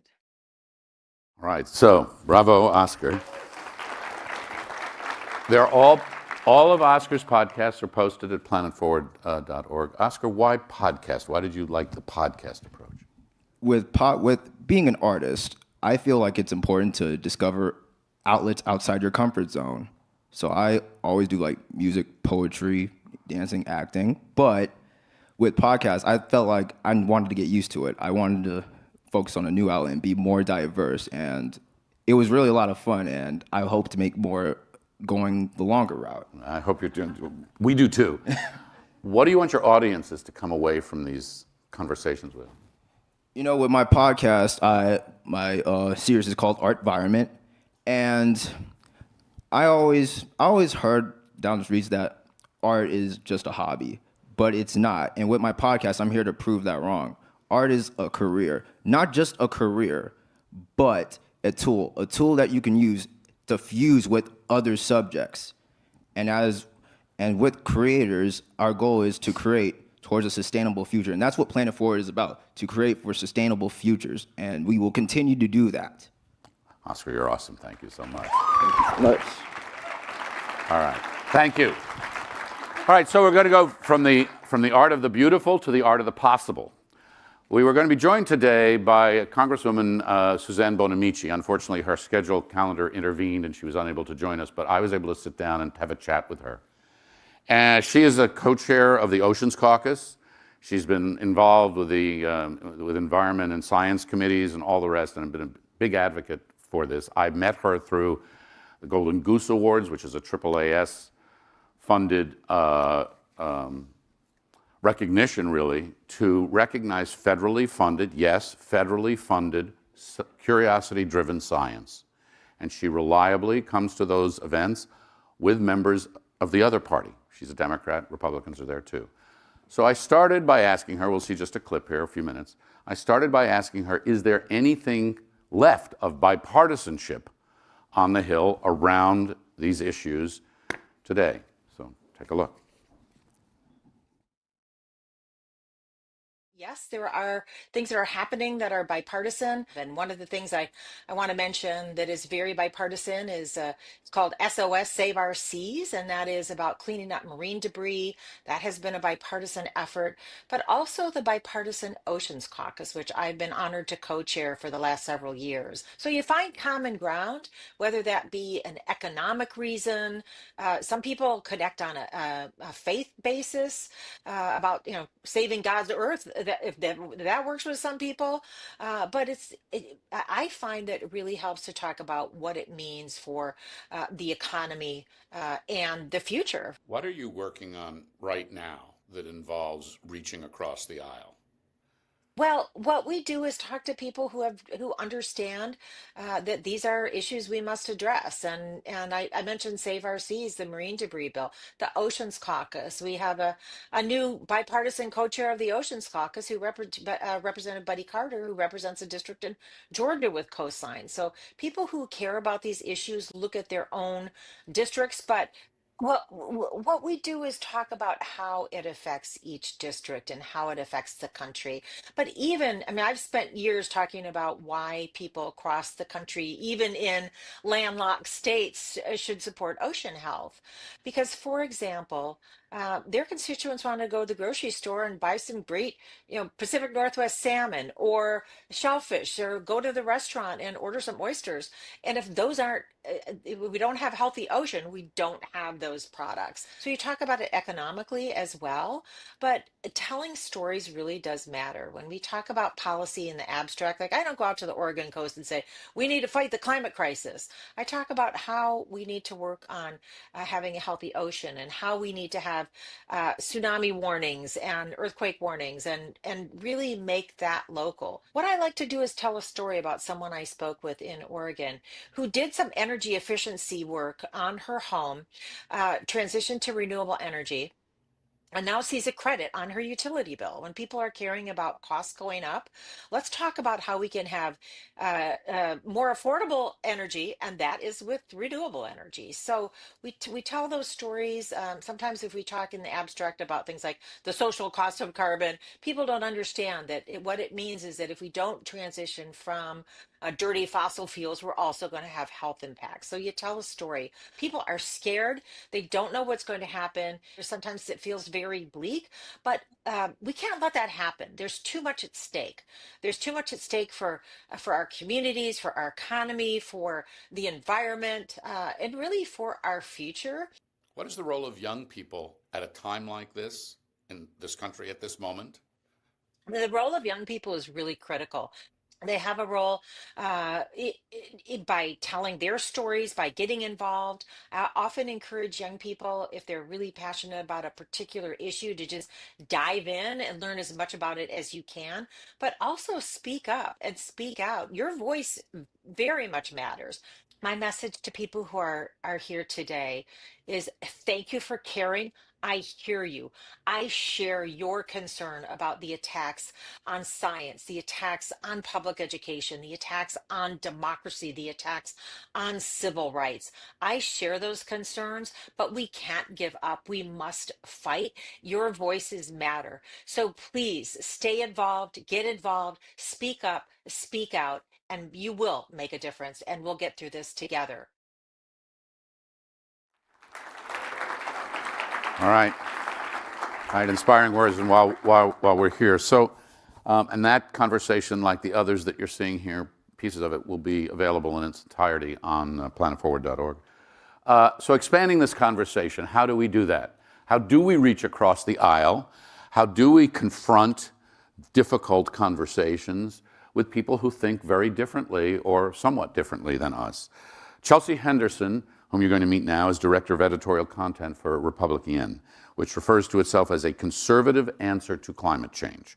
She hosts the Eco-Right Speaks podcast, manages Eco-Right Leadership, the Eco-Right Leadership Council program, and she's author of the book Glacial, The Inside Story of Climate Politics. After she speaks here for a few minutes, she'll be joined by Hattie Hobart, who is who's from the new organization Nature is Nonpartisan, new group, and my colleague here at GW and fellow journalist Jesse Holland. So for now, please welcome Chelsea Henderson. Chelsea. Welcome, and I'm leaving. Thank you. Thank you so much. Thank you to Planet Forward for having me here this morning. As Frank mentioned, I'm Chelsea Henderson, the Director of Editorial Content for republican.org. If you are not familiar with our work, first of all, we are a project of the George Mason University Center for Climate Change Communication. We're also headed up by former Congressman Bob Inglis from South Carolina. So early in Bob's career, he did not ascribe to climate change. He kind of touted what was then very much the party line, but he evolved. And he evolved to the point where he introduced a carbon tax bill. And the voters of South Carolina didn't like either of those things and let him know that by voting him out of office. Bob was undeterred. In fact, he doubled down, and he created this community where people who are right of center can come to either learn about climate change if you don't know the science, learn about different policy options, get the tools to be able to advocate for those options, and find how you can discover your voice and take a seat at the table. And I think that this is like such a critically important community for us to have, especially right now. I also, as Frank mentioned, am the author of Glacial, The Inside Story of Climate Politics, which took a mere 60-year look at federal efforts to try to enact climate change policy. My book begins with LBJ getting a briefing in 1965. So if you're not good at math, that's 60 years ago, in which the scientists said by the 21st century, we're going to be having more intense hurricanes, more frequently, wildfires, droughts, all the things we're experiencing today. And LBJ felt very strongly that we couldn't just punt to the next generation. We had to do something. And that kind of got the wheels in motion. We had this environmental awakening. I suspect that those of us who are working in the climate space right now are feeling a little frustrated. There does appear to be deep polarization, and it's not a time, I think, of robust hope. But one thing that I wanted to just emphasize, both from the work that we do at republican.org and the lessons that I learned from the book, is that in order for policy to be successful, it really has to be bipartisan. So if you look at the major efforts over the last, again, 60 years to implement some sort of climate policy, those that had bipartisan support kind of got the most traction, with the exception being the Inflation Reduction Act. While that was passed in a partisan way, the contents of that bill were quite bipartisan, had lots of different provisions that were supported by GOP lawmakers, which we're seeing today, both in the House and the Senate, some of those lawmakers saying to the leadership, please do not take a sledgehammer to the Inflation Reduction Act. So on polarization, we only stay polarized if we remain in our own corners and in our own echo chambers. We have to reach out to those who we don't see eye to eye with and have those difficult conversations. No one person, no one party is going to do everything, but we also can't shame people who are coming to the party late. So in 2000, John McCain was running for president, and he was in New Hampshire campaigning, and he got the question, what is your plan on climate change? And rather than making something up, as some lawmakers might do, he said, I don't have a plan, and I'm embarrassed I don't have a plan, but I'm going to come up with one. And he came back to DC. He used his power of the Commerce Committee to have a host of hearings. He learned about the issue. He decided he wanted to write a bill, and he reached across the aisle to his best friend, Joe Lieberman, to work on a bill with him because he knew that was going to make the bill go farther.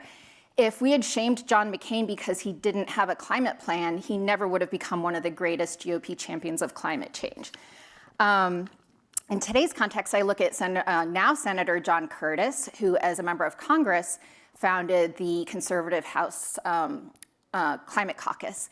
And I know at the time there was a lot of buzz. There were people in that caucus who had never said the words climate change. But we have to allow people to come in their own terms. And I know there's a sense of urgency and that can feel frustrating. But we have to create these openings so that we can have the conversation because, as Dr. Catherine Hayhoe says, the most important thing that you can do on climate change is have a conversation about it. I'm just going to leave you with one little quick story because I see that timer. We have a member of our community. He is from a red state. He's a pastor. He is very for climate action. But he said that when he is in front of his congregation, he cannot say the words climate change because he would lose members of the congregation. But he has an EV, he has solar panels, he has battery to store the power that he generates, and he invites people for rides in his car. And he shows them that this is the power of the future, and he does all of this without saying the words climate change. So however you have to do it, I think we can make progress.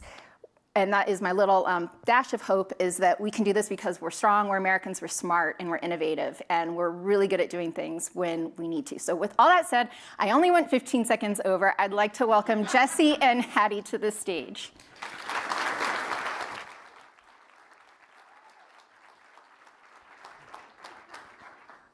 Good morning, everyone.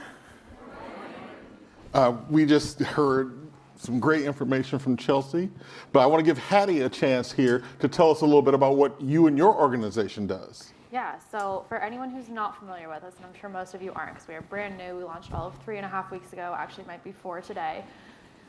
Nature's Nonpartisan is a brand new 501c3 startup nonprofit, and we are focused on taking nature and conservation and the environmental movement out of the political back and forth. For a long time, we've seen a lot of, the right says that climate change doesn't exist, and the left says it's the biggest crisis to ever face our generation, our planet. And there is truth in the middle of that, and we're really focused on making it so that we don't have the partisan back and forth, and it's something that's really focused on making consistent common sense differences for all Americans. So that brings me to my first question for both of you, and Chelsea, I'll have you answer this first. So what's the biggest impediment? What's the biggest blocking point in getting conservatives and liberals, Republicans and Democrats to talk together about climate change? I think it's the labels, right? I think the labels are polarizing us. If we can have conversations as problem solvers, I mean, the climate change doesn't care whether you're a Republican or a Democrat or agnostic, right? If you live on the coast, you might experience sea level rise. You might live in a state where you can't insure your home anymore because the home insurers are fleeing. This is no longer just an environmental issue, it's an economic issue. And so we really do have to come to the table, not with labels on, but just with a willingness to solve the problem. Hattie.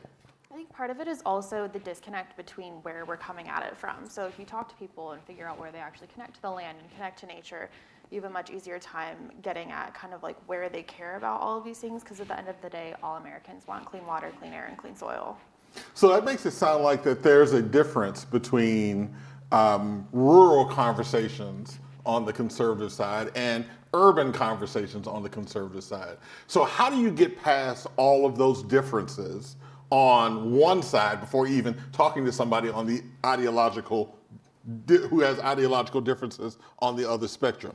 Is there work still to be done on the Republican and the conservative side before you can even start talking about bipartisan issues on the liberal and Democratic side? Listen, do I wish that we had a lot more champions in Congress? Absolutely. But we have who we have, and so we have to be able to work with those members. And John Curtis is a great example. He's in the Senate now, and he is already forging bipartisan friendships. I saw when Senator Cory Booker was speaking on the floor a few weeks ago, I heard him say to whoever was sitting in the chair, I didn't know at the time, it did end up being John Curtis, that he was eager to write an energy bill with Mr. President, which is what you refer to the person who is presiding over the Senate. And then when the camera did pan to him, I was like, oh, it's John Curtis. John Curtis and Cory Booker should absolutely write a bill together. So you have to find the partnerships where you can, and then continue to build the coalition. And it might be that the coalition, some people are focused on the ag component, and some are focused on the home insurance component, and some are focused on combating wildfires, but you kind of let people figure out where they belong. But yes, we have to keep going, but we have to build the coalition too.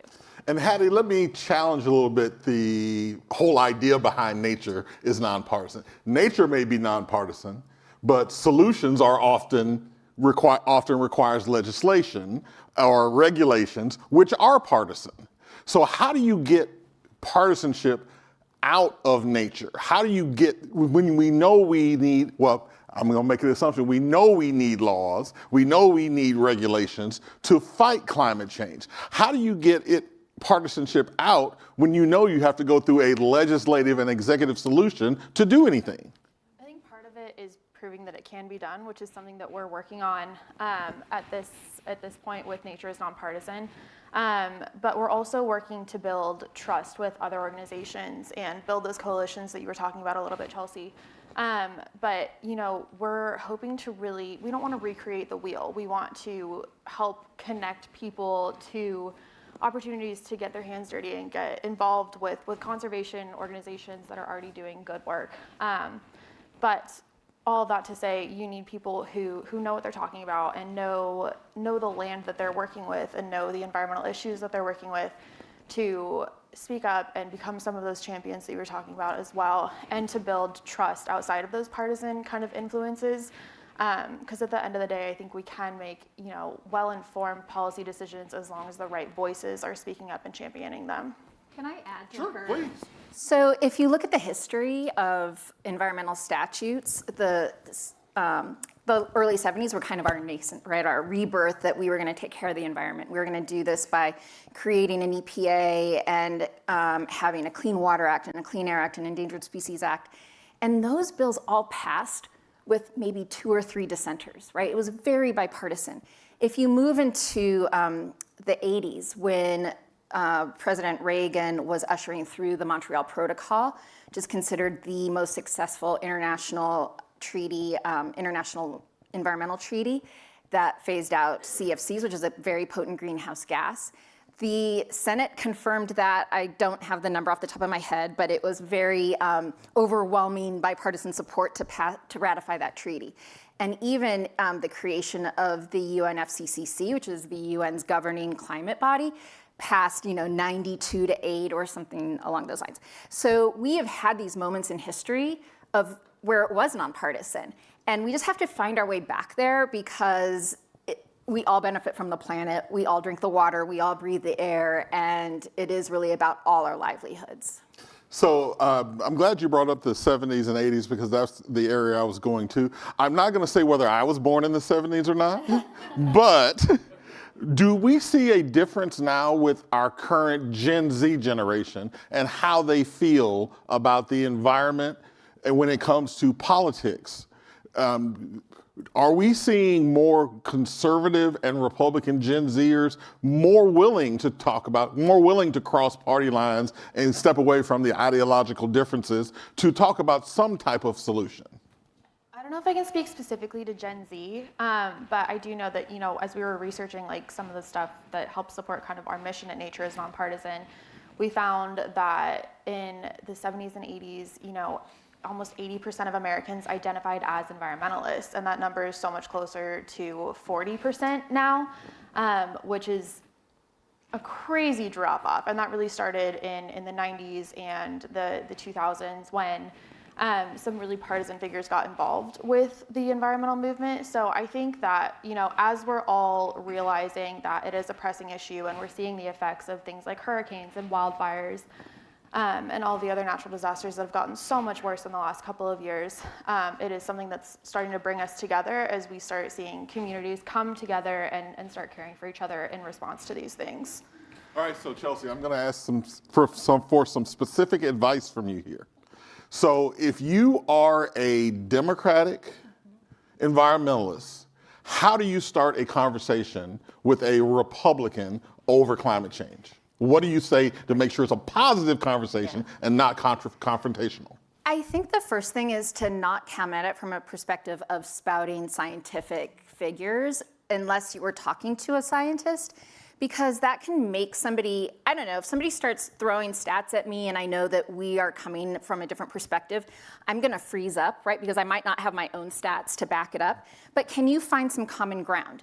Do you both like, or maybe you're both vegan, right? And you can use that example. Hattie and I are actually talking about our fondness of not being vegan before the show. Yeah, I grew up on a farm. Vegan doesn't make sense to me, but it's good for some people. Right. Or the example I gave in the intro, our member who is part of the clergy, and he can talk about faith with his members, and he can talk about, I harness the sun, which God gave us.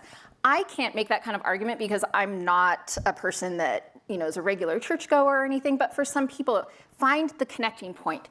Is it faith? Is it ag? Is it that you like technology? Whatever it is, find it. It doesn't have to be, we're trying to stop the earth from getting 2 degrees Celsius. You can take some of the wonkiness out and just make it real. Maybe you liked ice fishing as a kid and you went ice fishing with an older family member and you can't anymore because the lake doesn't freeze over. Find the commonality and work from there. And let me flip that around for you, and I got one for you in 1 second, Hattie. If you're a conservative environmentalist, how do you start that conversation with a liberal environmentalist and not have it be confrontational? I think it's really important to maybe acknowledge up front that you might have different approaches to solving climate change, but that you want to be at the table together. Because for too long, Republicans weren't sitting at the table. They'd sort of taken themselves out of the conversation. And so I understand why some folks on the right might think, okay, well, this is our issue now and we're going to run with it. So I think just sharing that acknowledgement that, hey, I'm here and I want to have a discussion and I want to have an honest discussion. So Hattie, now that we've got this great advice from this side, how do you have those conversations without it becoming partisan, without it becoming political? I think you honestly have to make it personal. So one of the things that I really relied on when I was recruiting with the American Conservation Coalition was figuring out where people connected to the land. And I was talking to a lot of college kids across the West. So I was like, hey, do you like skiing? Do you like hiking? Do you like being outside with your friends on the weekends? Or skipping class to go skiing on a powder day,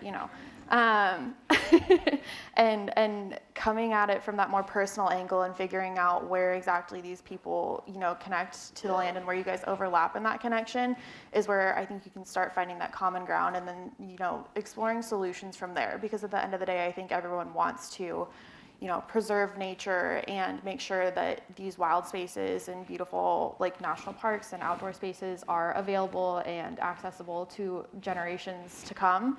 But we might have different ideas of what that looks like and the specifics of how we get there. But at the end of the day, that's kind of the same common goal.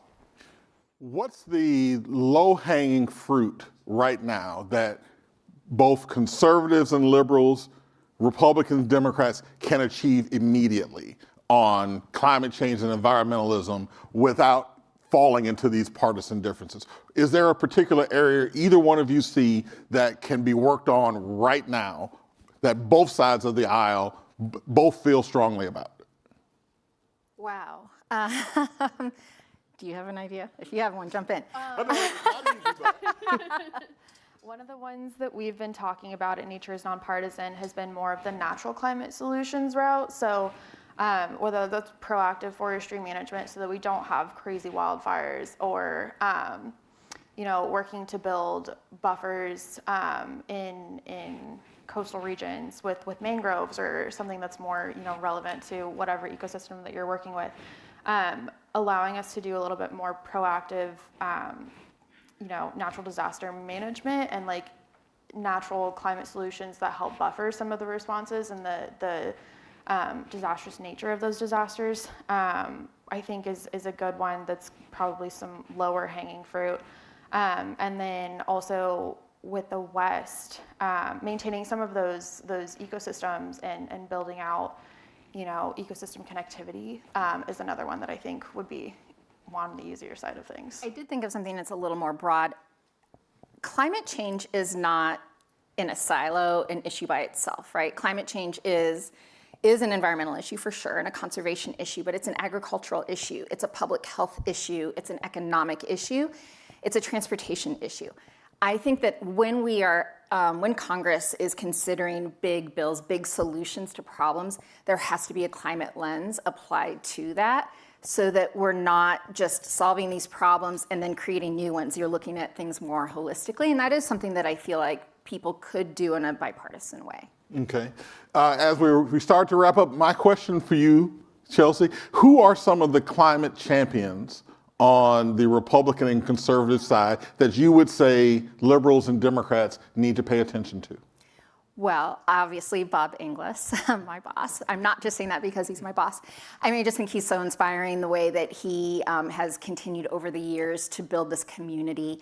And I also think that John Curtis, he is somebody who just seems like was born to be in the Senate, and he's making friends and getting along. And then there's this group of members of Congress in the House who have supported the Inflation Reduction Act, and they're led by Congressman Andrew Garabino. And so I think that that's another person to be watching. Hattie, where should we be paying attention to issues that Nature is Nonpartisan is looking at and working on coming up in the future? Where should we be watching? We're working on a pretty broad marketing scheme, so if you don't see us, let us know. But all that to say, definitely keep an eye on our Instagram, on our website, and then if you are open to it, feel free to sign our pledge and keep in touch with us as well. Well, I would like to thank both Chelsea Henderson and Hattie Hobart for coming up and having this conversation about having respectful differences in climate change between the parties. I'd like to thank all of you for listening. Ladies, thank you so much for this conversation.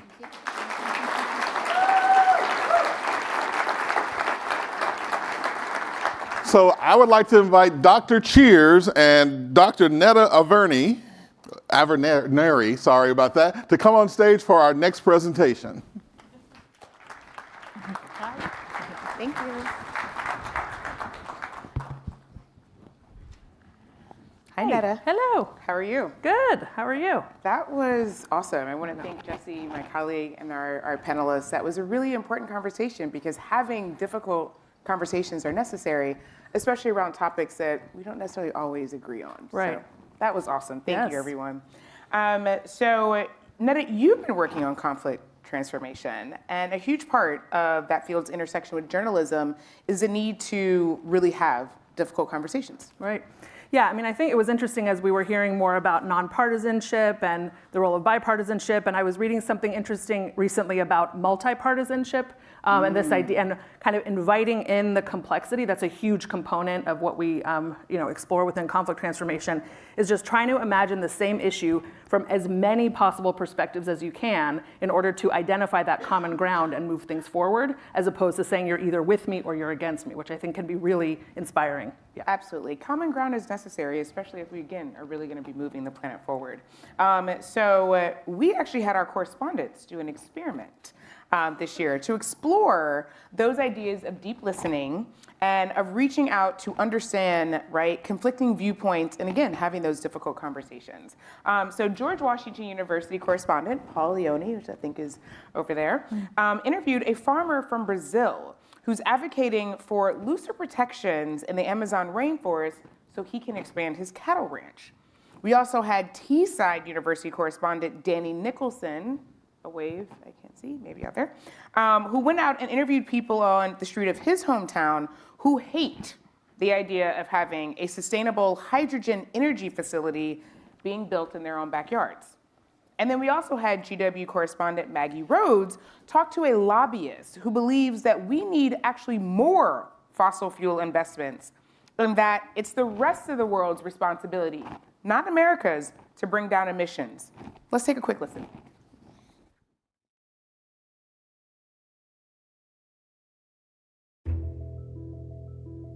Let's let the private sector come up with the next great technologies that are low emission or technologies that can reduce or remove emissions. You have been arguing for a deregulatory way to approach climate change, but where is the compromise? Where are you willing to compromise on what you stand for?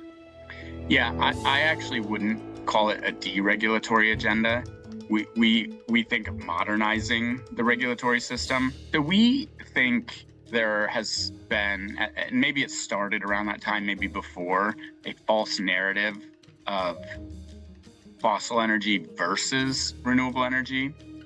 And we think that's a false choice because fossil energy doesn't cause climate change. The emissions from them do. And so it's really a global challenge. It's not just eliminating emissions in the US. That wouldn't really solve anything. All right, everyone. Good transition to difficult conversations. So I want to welcome the panel out. We're going to have a lovely group of students come and discuss. So we have Maria Jose Vargas from Middlebury Institute of International Studies at Monterey. And we also have, yes, Danny Nicholson from Teesside University. And Maggie Rhodes from George Washington University. We saw Maggie doing a wonderful job of just being neutral, taking things in and story listening. So I thank you all so much for being on the panel. We're very excited to hear from you. So yeah, our panel is focused on difficult conversations and trying to think about how we might frame both the stories that we're hearing, the stories that we're listening to, and the stories that we want to share. So if each of you could just do a quick round of introductions, and then we'll get moving. So hi everyone, my name is Maria Jose Vargas and I am a graduate student at the Middlebury Institute of International Studies focusing on environmental policy and management. And I'm a Planet Forward correspondent. Mm-hmm. Hi everybody, I'm Danny Nicholson. I'm a student at Teesside University studying sports journalism. I'm also a correspondent at Planet Forward as well. Hi, my name is Maggie Rhodes. I'm a student journalist at George Washington University studying journalism and political science. And for Planet Forward, I focus on environmental policy. Great. So yeah, as we were discussing earlier, this idea of multipartisanship, but also the role of neutrality and thinking about the common ground as we're building out difficult conversations. And as I mentioned earlier in the morning, this idea of the kind of the spectrum of allies. So thinking about everybody that you're talking to as either like actively aligning with you, maybe actively opposing you, but also those who are neutral, and how do you kind of move the needle here and there as you're sharing your stories. So we'd love to hear from all of you about the role of common ground. We've been hearing about that throughout the day. Common ground is a huge component of conflict transformation work and trying to identify, do the work to figure out what do we see similarly, what values do we hold in common, and then how do we then have that relationship building in order to move in the aspirational direction. So if each of you could share about your experience finding common ground, either in terms of the stories that you share and or with those that you've interviewed. So Maria Jose, if you don't mind going first. So in my story, I interviewed an expert on multicultural engagement. So I didn't have to necessarily find common ground with her. Well, or we had it naturally, but the reason I interviewed her is I wanted to get her insight on the tensions that occur due to cultural diversity in international climate negotiations, basically the conference of the parties of the COP. So I think maybe, right, like I think finding common ground in the COP is something that not happens right now, but that I think is necessary. And I was actually listening to a podcast recently on the importance of finding that common ground before representatives of the different parties go into the COP, right? And I think although the parties or the countries that agreed to the Paris Agreement are in agreement of the objective of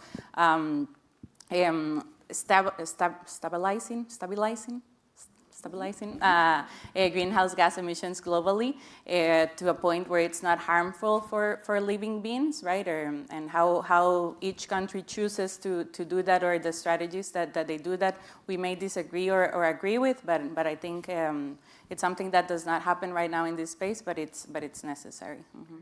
Thank you. Danny? Mm-hmm.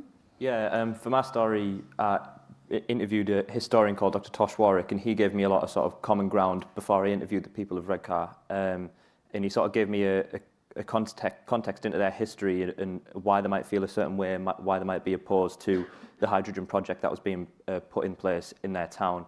And that came in really helpful when I went to interview the people of Redcar, because then it sort of helped me empathise and sympathise with their views as to why they might feel that certain way, and why they might be slightly against it or against new things that the government might want to put in place because of the history of sort of government wrongdoing in their town. So that really helped, and I think that showed in a few of the vox pops that I did in the conversations that I had with the people from Redcar. Lovely, thank you.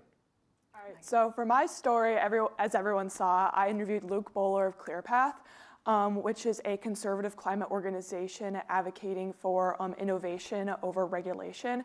And personally for me, when I was interviewing him, I knew that he's a highly qualified individual. Before he joined ClearPath, he worked in the offices of Representative Steve Scalise. And yeah, so he has a lot of experience like on the Hill and with environmental policy. And for me, even though he might say some things that the majority of people who advocate for climate change disagree with, I know that he is a highly qualified individual. So for me, with him, I'm like, okay, well, I want to remain neutral whenever I'm talking to him, especially within environmental policy or politics, because although being an activist within storytelling is something that is really important, also recognizing when you're reporting on something highly contentious, you want to make sure you remain as neutral as possible, so that people in your audience are able to understand the story from a very neutral and nonpartisan position, so that they can make their own opinion. Yeah, great. Yeah, I think it's interesting, this idea of common ground. For some of you, it sounds like it was like a starting place for you. Like, let me identify the common ground with the people that I'm engaging with, and then potentially with my audience. And for others, it's like common ground is the goal, so that's kind of the both and of, that for the COP, that there's many people who believe the same thing about the goals, but then how do you get there is the question. So it was interesting to hear how each of you kind of have been thinking about common ground in relation to your own work. So it's a good segue actually to thinking about, and Maggie, what you were mentioning also about this idea of the role of the storyteller, right? So we were looking at that earlier about activism, advocacy, truth-telling, education, et cetera, and who are we in relation to the stories that matter to us. We asked you all earlier to think about the conflicts that are most important to you, and then try to identify, what is your connection to them, right? And so these debates out of these tensions around, am I neutral? I'm not neutral. When I'm interviewing somebody, do I mute my positionality in some way? So I wonder if each of you might be able to speak to that to some extent about those kind of tension points and how you've navigated those across the stories that you've shared. So if you don't mind, Maria Jose. Mm-hmm. Yeah, so I think something that the person, Jackie Oliveira, who's the expert that I interviewed for my story, something that she shared in order to navigate this was what she calls kind of like 3 golden rules, right, of building trust or creating trust when you're dealing with someone from different culture as yours. And it's number 1, getting to know yourself, right, understanding your cultural tendencies, and that could be the way you communicate, your communication style, how you disagree with someone in a more direct or indirect way, how you make decisions, right? Like all these characteristics are very cultural related, so understand yourself and the cultural traits that you have, then learning about the other person or persons' culture as well, and how they interact or how they land in these elements that I was mentioning, right? Communication, decision, disagreements, etc. And I think doing that exercise will allow you to identify your biases, right? When you're engaging with another culture, right, and kind of map out those, oh, this is correct or incorrect, or maybe if the person's doing that differently, I don't necessarily trust them, or et cetera, right, like doing that exercise before of understanding your culture and the other person's will allow you to not engage in those biases, yeah. Yeah, when I was interviewing the people from Redcar, it sort of struck me as whether I should be the person to educate them as well, because it made me question my role as a journalist. Is it my place to be neutral, or is it my place to educate them? Because I think as a journalist, I think it's important to stay neutral while still sticking to the facts, to not spread misinformation or disinformation. So I think when I was interviewing the people from Redcar, I chose to keep a neutral stance, just to hear what they had to say and their point of view, and let them express what their experience is. But while interviewing experts, I think it's important that you challenge them in a respectful manner if you think they're wrong on a point. So any sort of experts that I would interview, if they sort of went off track to something that I didn't think was quite right, I think that's important. And I think as a role as a journalist, it's your duty to sort of challenge the experts who are sort of spreading wrong information, because they are in a position of power over the people of, for example, in my story, Redcar. So in that sense, it's important to make sure the people in positions of power are spreading the right information, and the people are getting the facts, the real facts of why this is a good move to make into hydrogen power in this case, and why it's better for the people of Redcar, and what it could mean for the future. Thank you. So personally for me, when covering climate change, it is a fact that climate change is real. It is a fact that climate change is happening. Where the disagreements lie is the solution to climate change. Some people might advocate for solar panels and tax credits. Other people might advocate for increasing walking trails in communities. It's so different regarding the solution for climate change. So I think for all of our experts who we talk to, including Luke, they all believe in climate change. It's just the solution and getting there that's all different. So personally for me, I don't think that anything that people or experts might be saying is wrong. I just think that we have our own inherent biases about what the solution to climate change is, whether it's how we were raised, what's impacted our communities, anything else in between. So that's just my opinion. Yeah, it's interesting. I think also the tensions that at sort of when you're framing your story, when you're engaging with people around the story, and then how you tell the story and how to navigate those, and how each of you have sort of makes decisions along the way about, okay, and for example, how many of you when you were watching the video of Maggie earlier had a reaction, right? Either you verbally said something to a partner, or you gasped, or you internally were like, really? And then you're like, I should look that up. Or each of you had some kind of reaction to it, right? And so in the moment, you're making those decisions about how do I want to engage? Is this the moment? If I do this, am I going to lose rapport with them? Are they going to close down, et cetera? And so thinking about how we kind of train ourselves and before we begin to proactively imagine, I do have biases, and I do have my own agendas, and how do I navigate that along the way? So, and there's not necessarily one right answer, but we each kind of clarify that ourselves. So just for the last question, if each of you, we have just a few minutes left, if each of you could highlight a little bit more about this role of either linguistic, cultural, contextual awareness. That's a huge component as we kind of map conflicts and try to analyze the players and the stakeholders and the positions. If each of you might share a little bit about that role of either linguistic, cultural, contextual awareness as it helped shape your story process.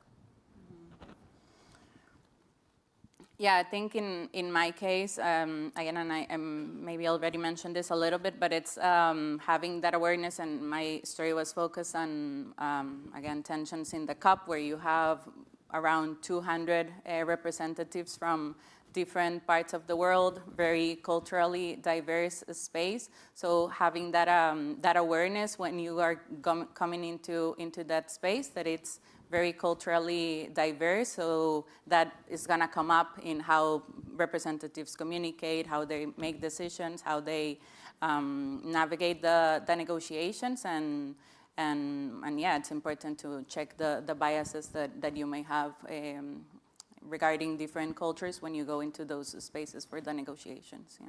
Thank you.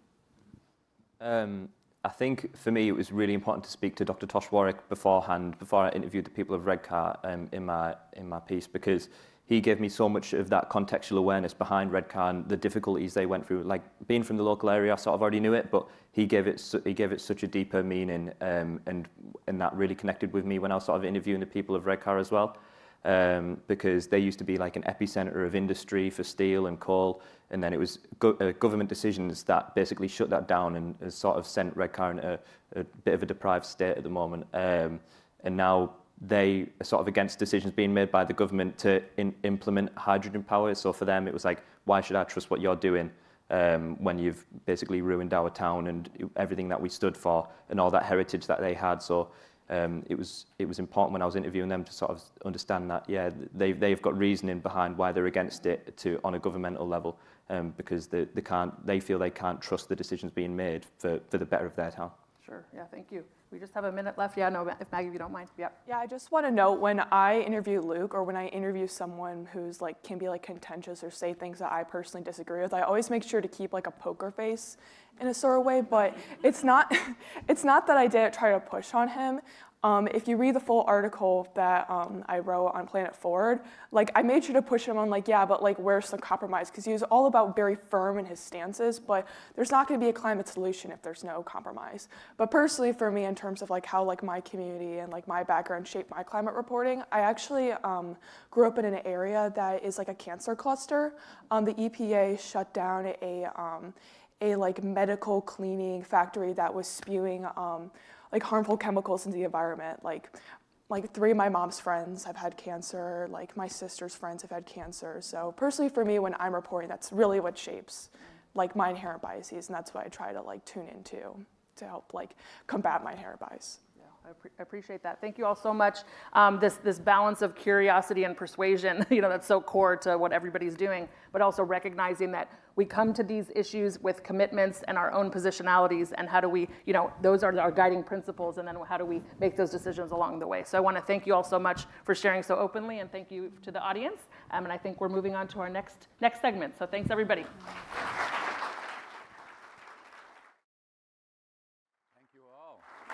So proud of our correspondents. Thank you, Netta.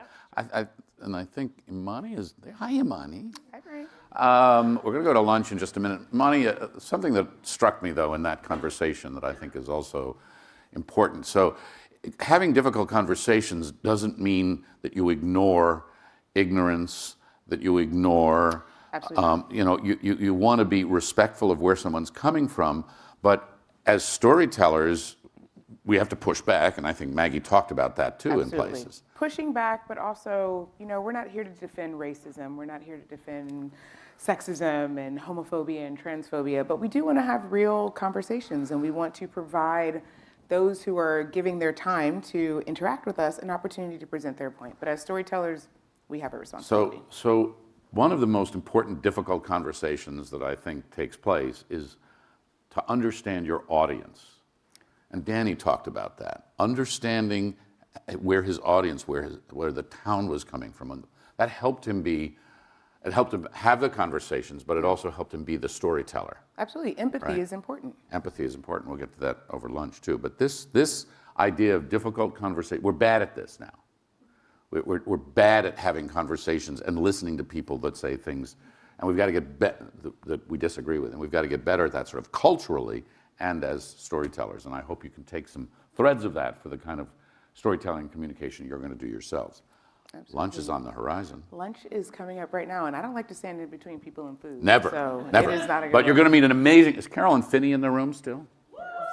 Where is she? All right, so you'll meet Carolyn at lunch. She's amazing. Food will be amazing. And when we come back, you're going to be Bilal Motley. Is Bilal in the room? Where's Bilal? Maybe.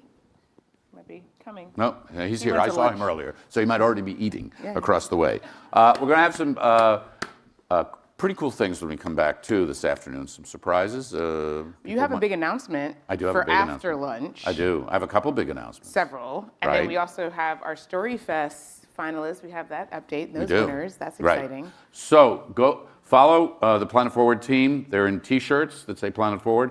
Basically, what you're going to do is you're going to cross 20th Street, which is right off to the side here. in the big building across the street, which is the Student Center. Go to the 3rd floor, right at when you get off the elevators, you'll see the ballroom right in front of you. So cross the street, 3rd floor. See you at lunch. Family style. Enjoy. Dig in. See you there. See you soon.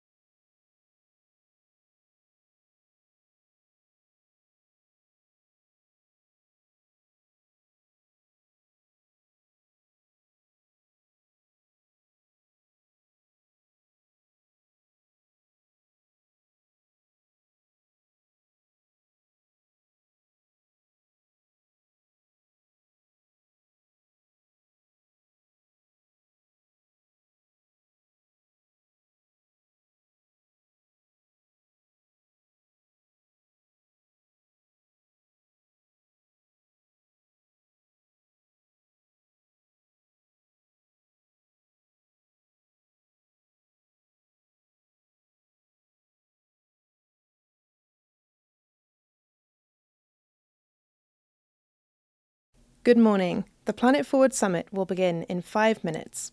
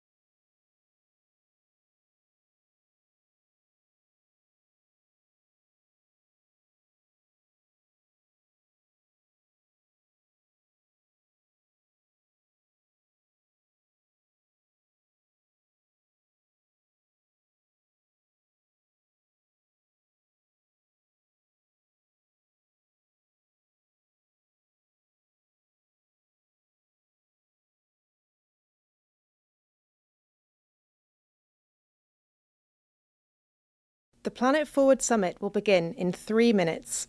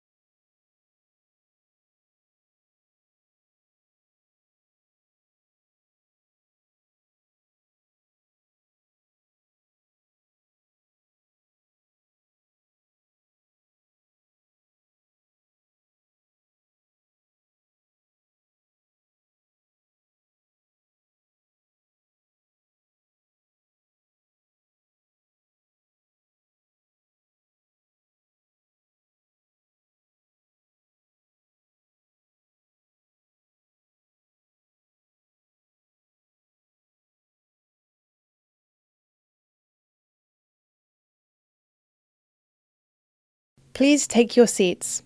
Our program will begin in 1 minute.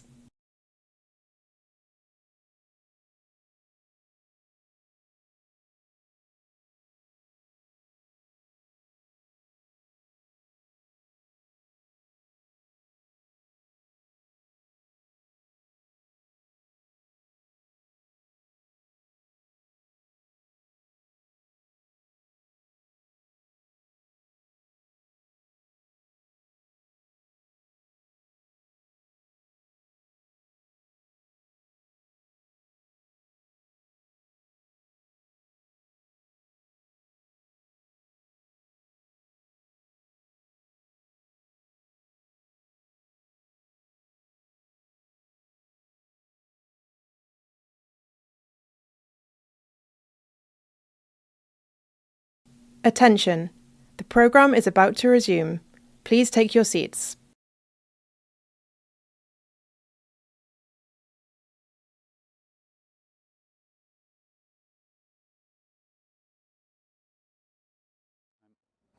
I'm up. I'm still eating lunch or digesting. And the mic's on. This is all good. Hi there. How are you? How was lunch?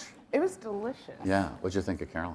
I mean, fantastic. I got questions. I have so many. All right. Round of applause again for Carolyn. Yeah. I don't know if she's back in the room with us yet. Yeah. But really pretty amazing. Absolutely. Well played, as usual, for finding so many amazing people to have these phenomenal conversations. Right. So we got a big afternoon here, don't we? We have a lot happening.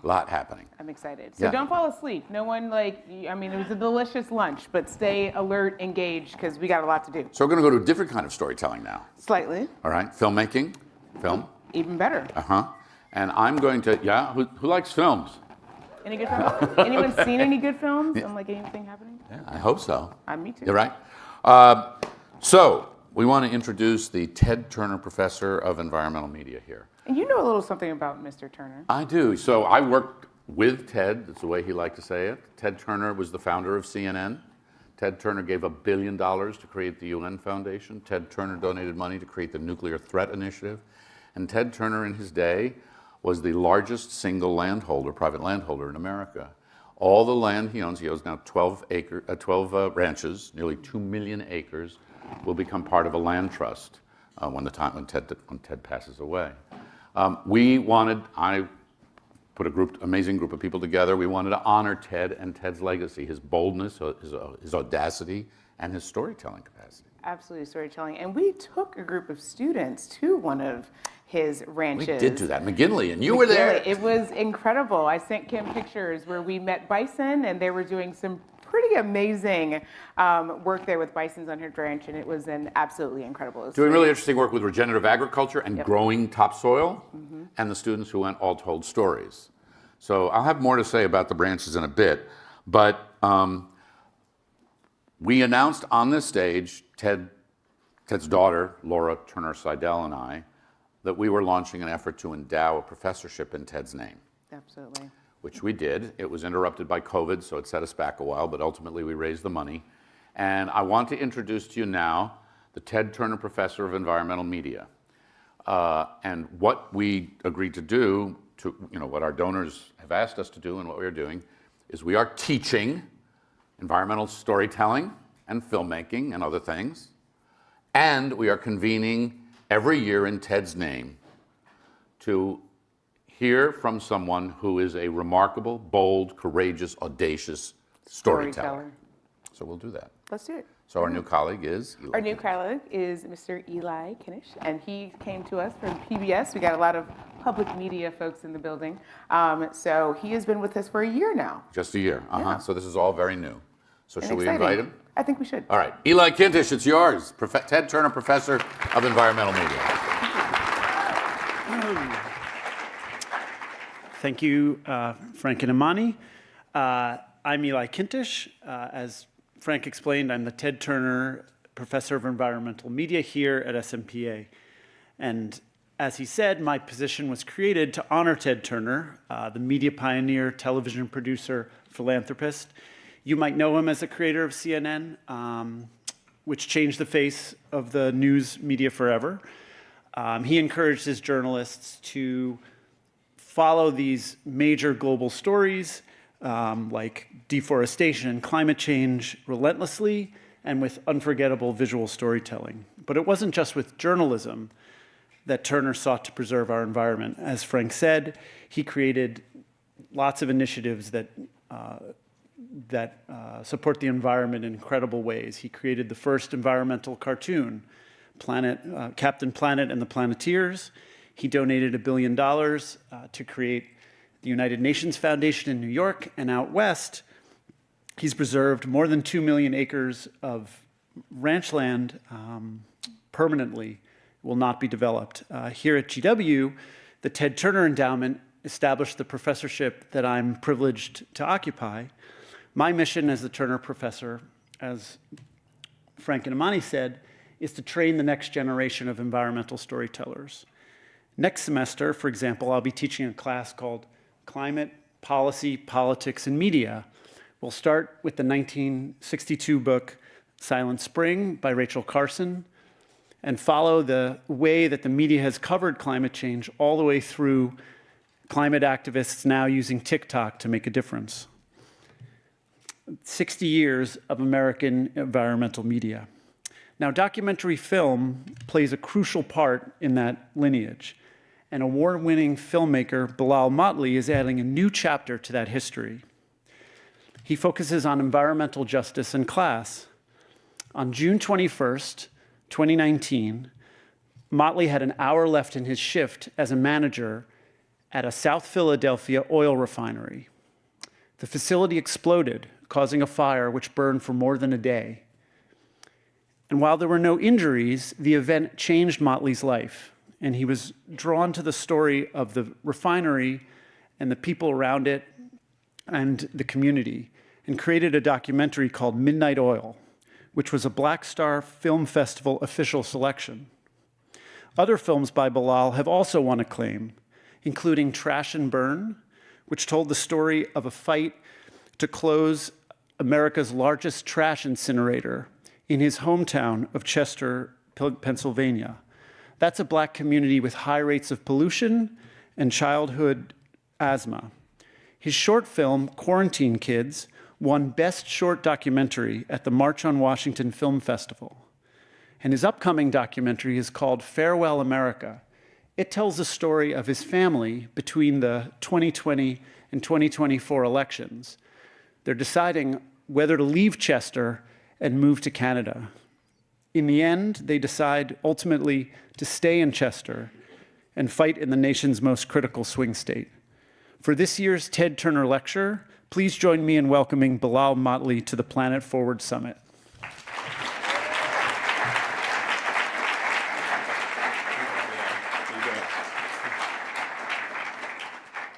Hello, everyone. Thank you. Yeah, cue the video. My name is Bilal Motley from Chester, Pennsylvania, and I'm just grateful to be here. I love DC, and I really appreciate this. So let me see. Guess we can go back. Guess we can cue the intro video. Yep. When things get hard, I run, right? After the 2020 election, I just knew that he will return. We know who he is, right? I won't say it. I won't get you in trouble. And I knew he would return. My hometown of Chester, Pennsylvania could not deal with that. We already have so many issues there. I couldn't deal with that. My family could not deal with that. So I planned with my family, my wife and 2 kids. We were out. I'm done. I cannot do this. You know what I mean? So we're in Toronto. There's my kids right there and my wife. You know, it's nice up there. And I was like, you know, that's what my next film was about. You know, I was going to run. That's what I've been doing my whole life. And that's at the heart of my next film. More on that later.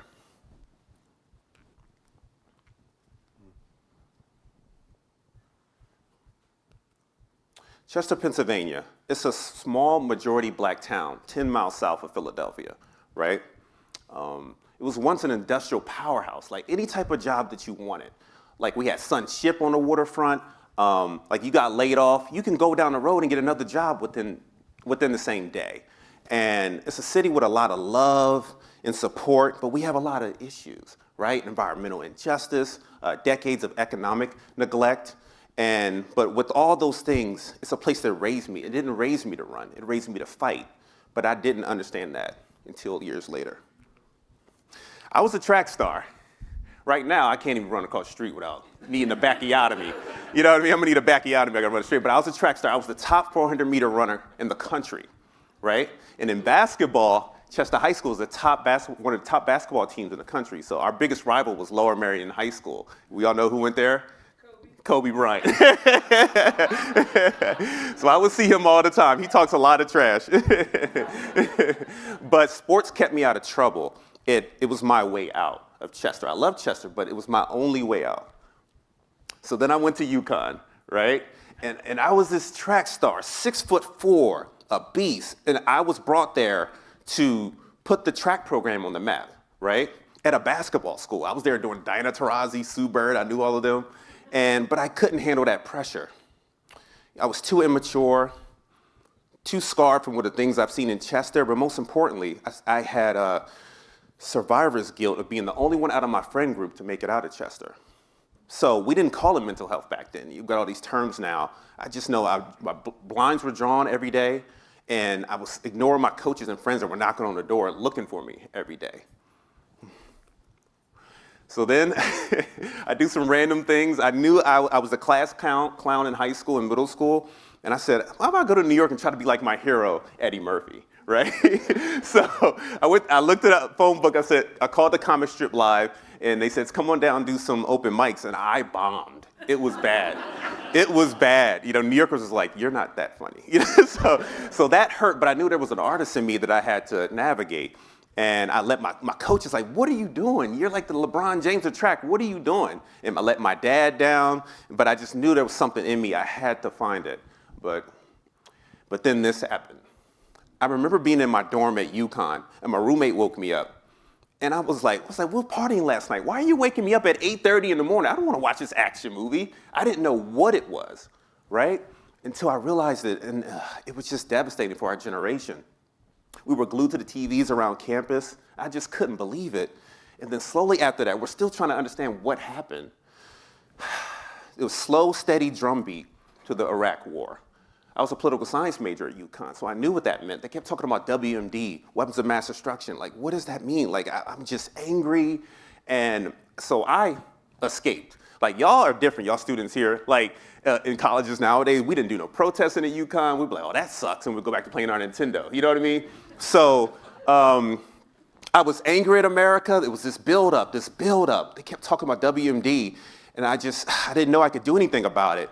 So I escaped. I found about this opportunity at the University of Liverpool. I knew they were going to start this war. I could feel it. So I left.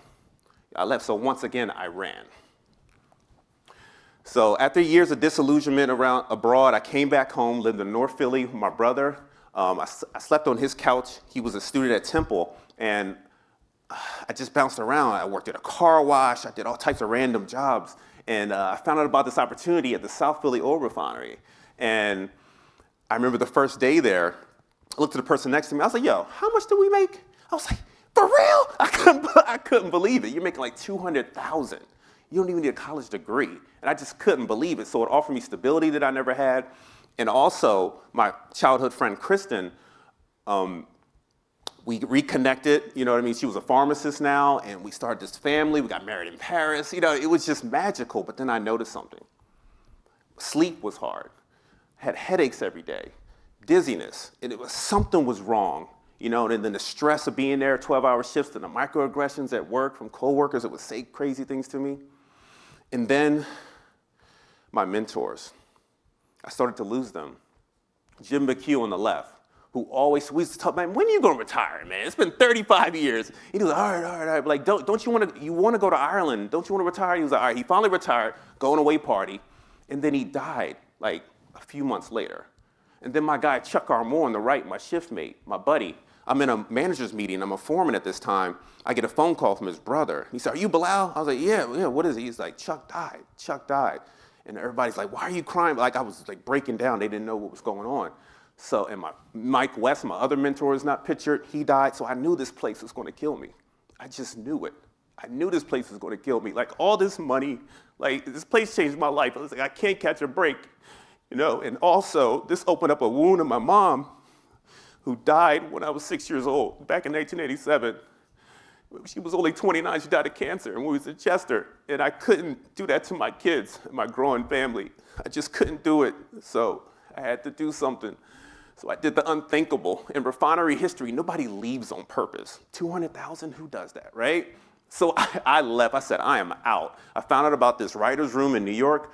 Jerry Przigan, who wrote on my favorite TV show, Frasier, The Jeffersons. He learned under Norman Lear, who created all modern TV. So I walked into this building. I crossed that threshold. I'm in New York, and I'm at the table, and it's my turn to present. And he's listened to my story about this pilot script I called Midnight Oil that ended with an explosion that affected the community. That's just my creativity, because that place scared me. And he's listening. He was like, this is brilliant. I was like, for real?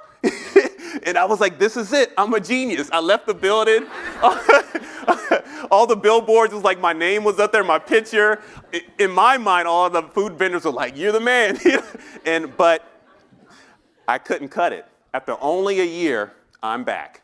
I begged for my job like an ex, like, hey, how you doing? You know, text my ex. I begged for my job back. I couldn't cut it. I felt like I let my friends down that were rooting for me. But most importantly, I let myself down. And I thought, I'm not an artist. I'm this kid from Chester. Who are you to think you can do anything? And then cue the Midnight Oil trailer, please. This is the formerly Sunoco Refinery, now PES Refinery, Philadelphia Energy Solutions. This place, I loved it here, but this place did always scare me. And I always wondered what would happen here if something went wrong. I've never seen anything like that, and I thought everybody was dead. I never really considered what it could do to the fence line community that surrounded the refinery. My daughters are dying, do you understand? 2 daughters with cancer. We're not bad people, we're good people. The only thing we want to do is provide for our families, and the damn jobs ain't out there. If you think they are, they're not. I think about the future. Will my daughter and my son be proud of me? And what I did I speak up? Was I brave?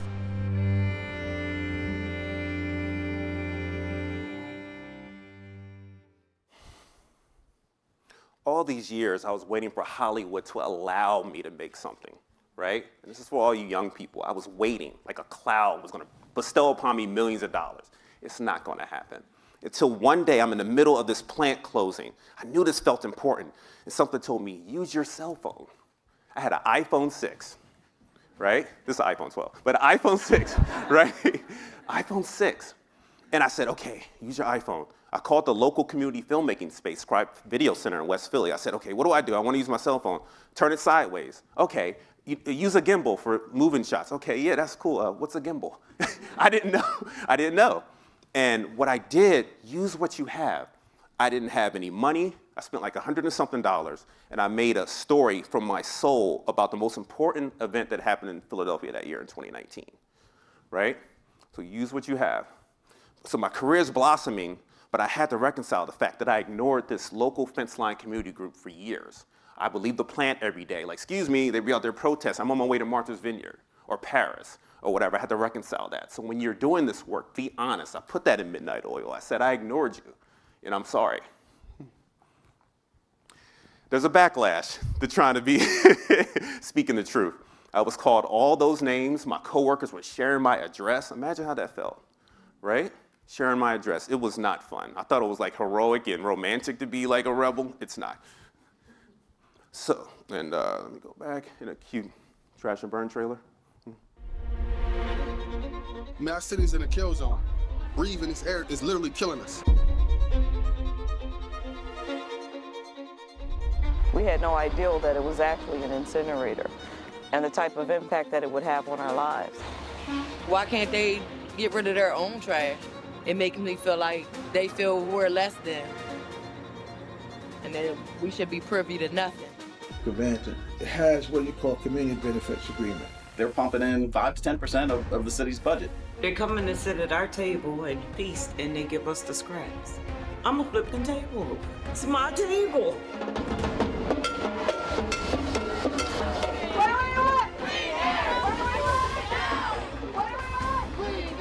We not quitting. We ain't tired. I still ain't freaking scared.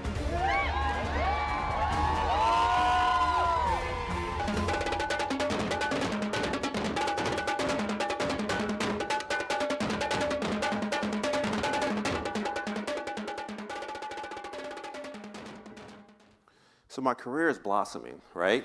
I made a film about my daughter's pandemic experience called Quarantine Kids, but I had to do a story about my hometown of Chester. And what you saw there, you saw, if you were paying attention, you saw that the childhood asthma rate is 4 times the national average. Now that sounds devastating for numbers people, probably like all of us. But when you're telling stories, especially for you young people, you gotta tell the story in a different way. Imagine a single mother with no paid leave or childcare, stuck at work while her 6-year-old misses days of school after another asthma attack. That's the reality. So you gotta paint a picture in the viewer or reader's mind's eye. That's how you tell a story, and that's what I learned. And storytelling is powerful in any field. Like telling a patient to exercise more, okay, that sounds great if you're a medical professor or medical school, but what does that mean if there's the nation's largest trash incinerator across the street? You know what I mean? Like just giving the basic advice, it doesn't mean anything. Telling a kid to stay out of trouble in a neighborhood full of trouble. So how we tell these stories and how we give advice and what we tell these students is very important. Stories build empathy, reveal context. Now, if your storytelling isn't working, and I'm trying to use my dad jokes and trying to be cool with young people, use humor, right? So in Chester, we receive trash from as far away as Puerto Rico and Canada. Think about that. That's diabolical, right? So what I tell young people, when Drake was losing that battle to Kendrick, very badly, his tissue tears were probably coming to my hometown. You know what I'm saying? So use humor, whatever it takes to tell those stories. So in Midnight Oil, I was speaking to my son and daughter, so really to all our children. And in Trash and Burn, I was speaking specifically to the people of Chester. So once you hone in, it becomes universal because the viewer can feel that it becomes more potent. So in the last film.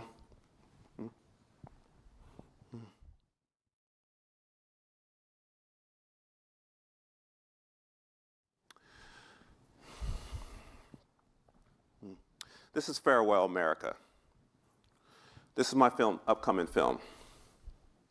We were gonna leave our responsibility until my wife and I, Dr. Krista Motley, realized, no, this is our country too, right? Like we are the answer. My wife, who had lifelong stutter, she realized, you know what? She became the health commissioner in our hometown to help fight environmental issues, and she became a main surrogate. Like she would be on stage with Josh Shapiro and have a louder applause than him. And me, in my filmmaking and teaching Black and brown youth how to tell environmental stories, like you are the answer. And through this film, like half of the country's not gonna like this film, and Mr. You-know-who is really not gonna like this film, but I have to do it anyway. You are the answer, use what you have. I'm from Chester, a city that was given nothing, but you got this. Use what you have and tell these stories. So I will meet this moment. I want you all to meet this moment. And yeah, this is gonna be the film of this moment of 2025. You are the answer.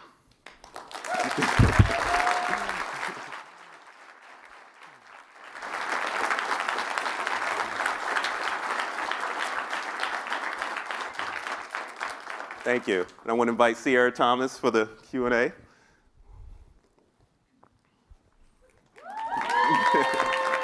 can go over here. I got you. Thank you. She wants us over here. So. Yeah. I'll go right here. Okay. That was cool, right? Cool. Okay. Yeah. Okay, so looking at your amazing video, I just wanted to talk a little bit about your journey from still worker to filmmaker to film festival, jack of all trades. If you could just go into that a little. Yeah, I knew there was an artist in me. Like at the refinery, I would jot down stories my coworkers would say. So I was like, that was funny. So I knew I wanted to do something. Right. I knew there's something about this place. So there was originally a pilot script that I was going to do, that I was going to be like The Office, but for the oil refinery world. Yeah, it was going to be like that. And yeah, and I would take community filmmaking courses, screenwriting courses, until I actually left in 2017. And then I tried it for a year, and then I came back 2018, begged for my job back, and feel like I let so many people down. And until that moment happened on June 19th, 2019. Right. And I felt like my destiny, like I had to step into that moment of my destiny and grasp it. Yeah. Okay, Yeah. that's really cool. So what advice would you give your younger self in terms of storytelling? Because you said, you know, it seems like you've always had this inspiration, but you're just now, like you like slowly in your adult life found confidence in it. What advice would you give your younger self now on the outside of it? You can be from Chester, a city that was given nothing, it's been neglected. You are the answer. Like, you already have what you need. It took me 38 years to make my first film. So y'all are way younger than me. And I thought I needed all these things and money. You already have it. Like, if you are able to mine and navigate that your inner story, it becomes one of one, which makes it universal. And I think that makes it more potent, but you are the answer. I wish I would have knew that sooner, you know what I mean, and stepped into that. Right. This is an emotional question. So we've had prior conversations before, and you've mentioned your mother's migration from Mississippi to the north. Yeah. And how does her story inspire you? Wow. So my mom ran away from Mississippi at 13. Remember that scene in Coming to America? He's looking at the globe and said, Queens. My mom chose Chester, like what? She ran away at 13 in 1971, I think. And she was her own personal great migration. She found out she had an aunt up there. She moved up there, and it just inspires me. I remember her last day. You know what I mean? I'm 6 years old. You should remember, right? Your mom. I must have blocked it out, but I remember her last day. So everything I do is for her. Like, I thought of her backstage. I think of her, everything I do. Like, honestly, I was a little scared. I thought I was gonna be cool and not nervous, but I got nervous before. I don't know why. You gotta come behind Frank, a legend. But I got a little nervous, and but I think of her. Like, once you're able to mine that thing that nobody else has, that relationship that I had with her, that last day, that image, I put that in everything that I do, and that makes everything you do one of one. And nobody can top that. No government, no president, no billionaire. Nothing is more powerful than that me being to stay in that moment. And everything I do in film is about her. And that's, I think, people feel it. Even without me saying it, it becomes universal.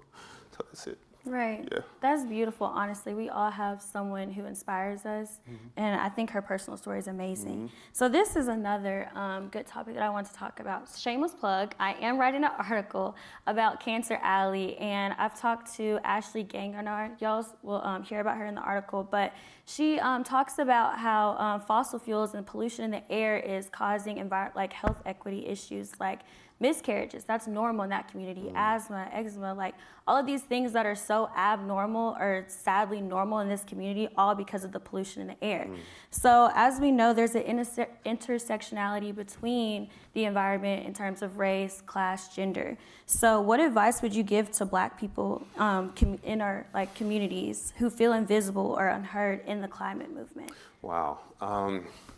Yeah, there's going to be forces that, like in Chester, for instance, that incinerator's been there since 1994. They wouldn't, if anybody knows anything about Pennsylvania, that incinerator would not be in Bucks County. You heard about the swing state. It wouldn't be in Montgomery County or Chester County, but they put it in Chester. Intentionally. And we don't have, exactly, we don't have that same political power.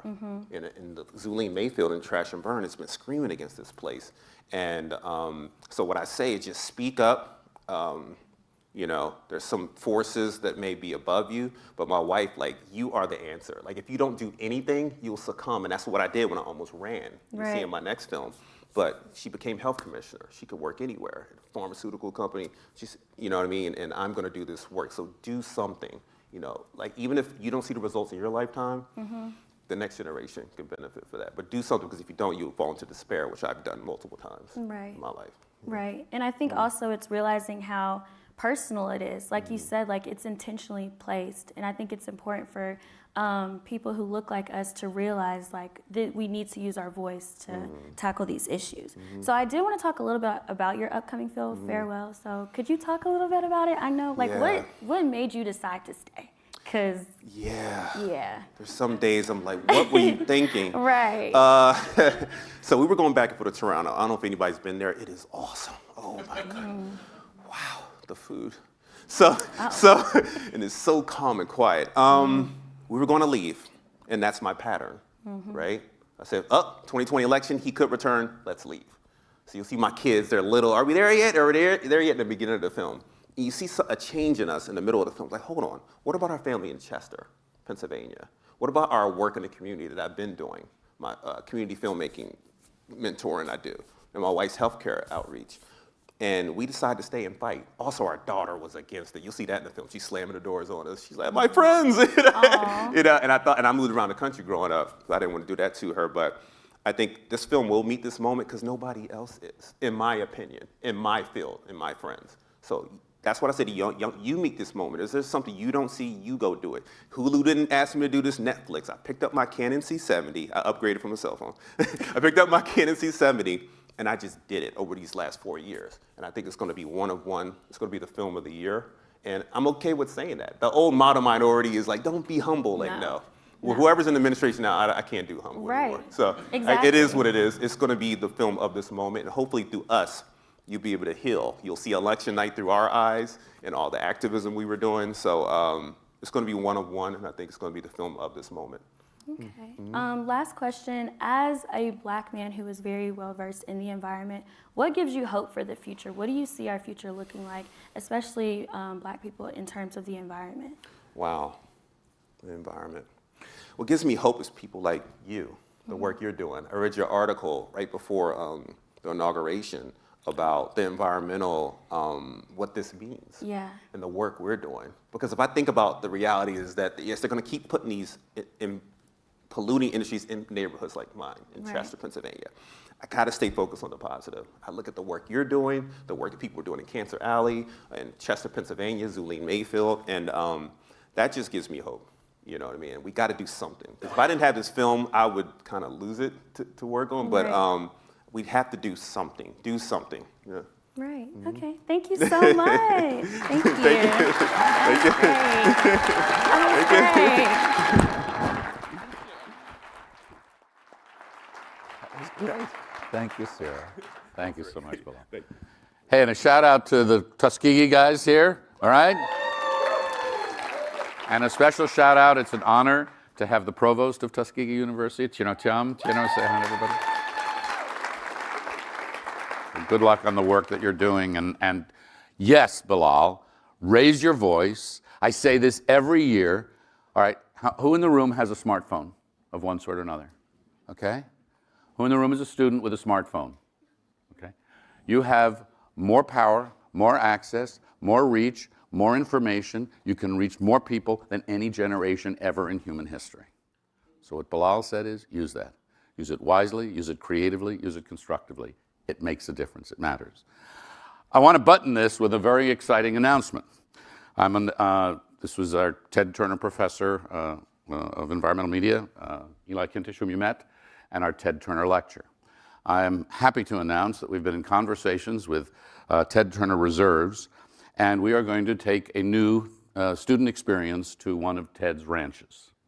We're working with the Reserves to provide a learning and storytelling experience starting this summer.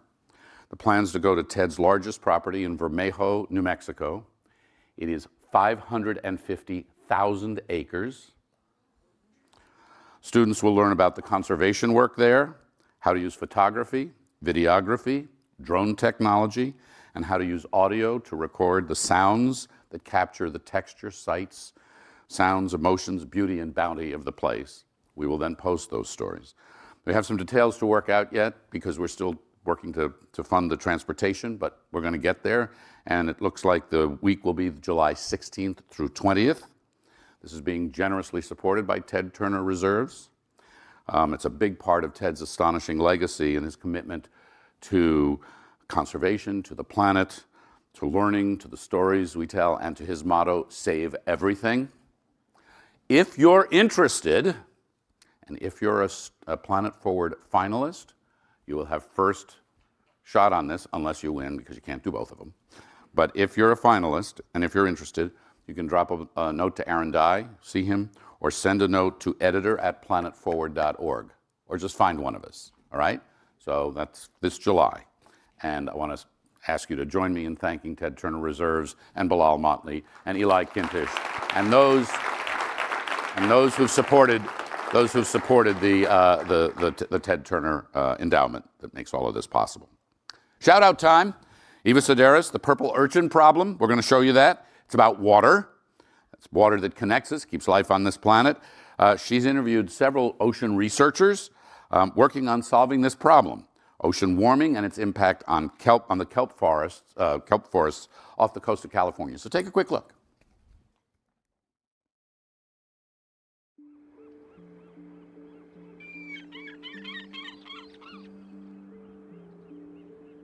Over the course of my diving career here on the Mendocino coast, I've seen a great up and a great down, especially with the kelp forests.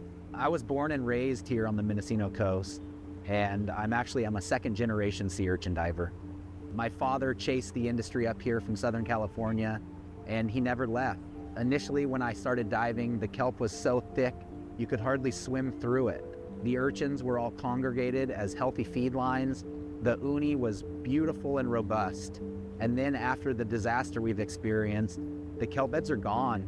We lost about 90% of the kelp along the Northern California coast, and it hasn't rebounded. These healthy areas where I harvested sea urchins for years are decimated and overrun by very small purple sea urchins. Eva, where are you? Stand up. It's a really beautiful, really important story. Beautifully shot, beautifully told, nicely done. And you did a little diving along the way? Yeah, all right. All right. So I want to invite Sarah to come on out for just a second. We're going to go into a panel now, and we're going to invite our friends up from SUNY Environmental Science and Forestry to conduct this conversation. It's about deep listening. All right? Go ahead, shout it out. Deep listening. What do we mean? Why is it important I know why it's important in my job. Why is it important in yours? Yeah. We've just had the extraordinary privilege of listening to several very powerful stories. And sometimes we are in that story-telling mode, right, using your voice. You are the expert on your own story. No one else knows your story as well as you do. But we're not the expert on other people's stories. And we never actually have the full story, right? We get a small sliver of everyone's story, and some of those slivers might turn us off, right? And we shut down, and we don't want to hear anything else from them. But we do have an opportunity to see those other people in their full complexity and hear the ways in which they can do both good and bad things, to Carolyn's point from lunch, by listening. And that deep listening is hard. It takes great practice. I really don't like listening to other people. I think I've got it all figured out, and it would be great if the whole world would just do what I say. But it turns out that working on major problems like climate change, like organizational and societal change, requires that we work with other people, and we can't work with them unless we've heard who they are, where they come from, and what they care about. So we talk about active listening, deep listening. What is that? You talk, and I'm just like, doing this? A lot of us, when we listen, we're listening to respond, right? I want to know what you're going to say that I don't like so that I can take you down, right? The first thing that we try to do is to just listen to understand. Every message contains content and emotion. We got both content and emotion from Bilal's story, right? So starting with that, what is the message and what is the meaning to the speaker? After we do listening to understand, we check with the other person to say, this is what I heard you say. Did I get it right? There's a good chance that we didn't get it right. So asking that question, right? And being ready to be corrected so that we can get that full story. That deep listening allows us to be curious and explore the complexity of the other person. I teach a class called The Art of the Interview, and you can't be a good interviewer, right, without being a good listener. And one of the exercises is something I call an echo question. Anybody watch 60 Minutes? You ever watch 60 Minutes? Okay, 60 Minutes, they do this all the time. They're listening, they're interviewing, and they listen for an expression, a word, a phrase that expresses strong emotion or perhaps a data point. I went there 27,000 times. 27, and the question is just back 27,000 times. But the listening exercise to pull out those exceptional moments so that you can then repeat them back or follow up on them, that is a very important part of all of this. Should we call Tyler and the ESF crowd out? Sounds great. Okay, Tyler, over to you.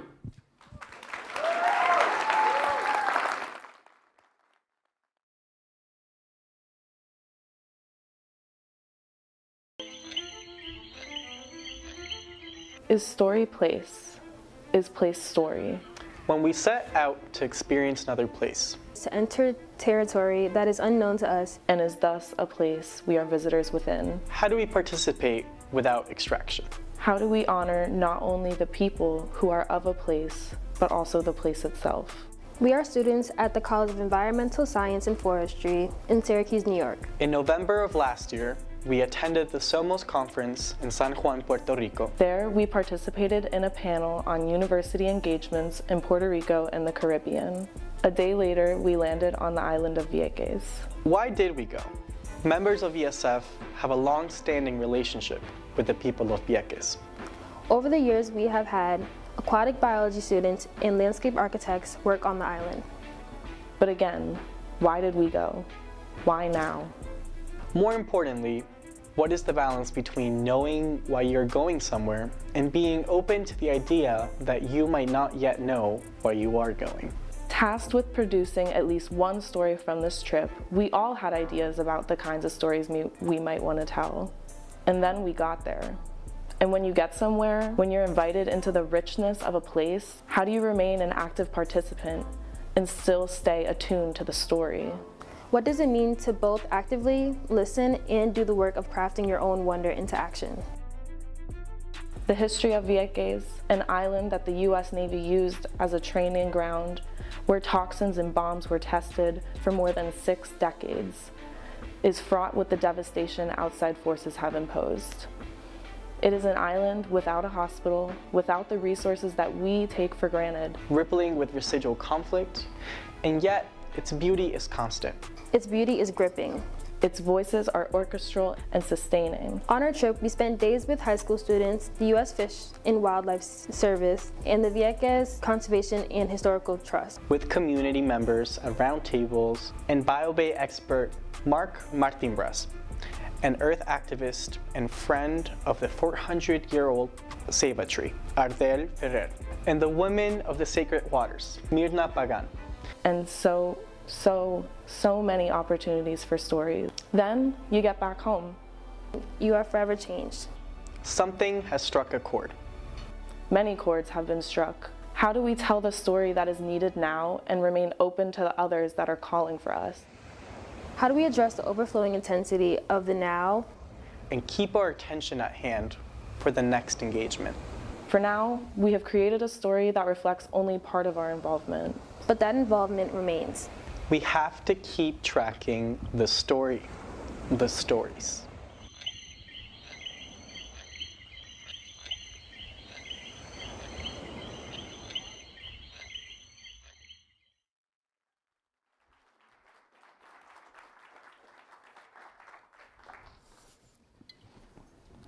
Greetings, everyone.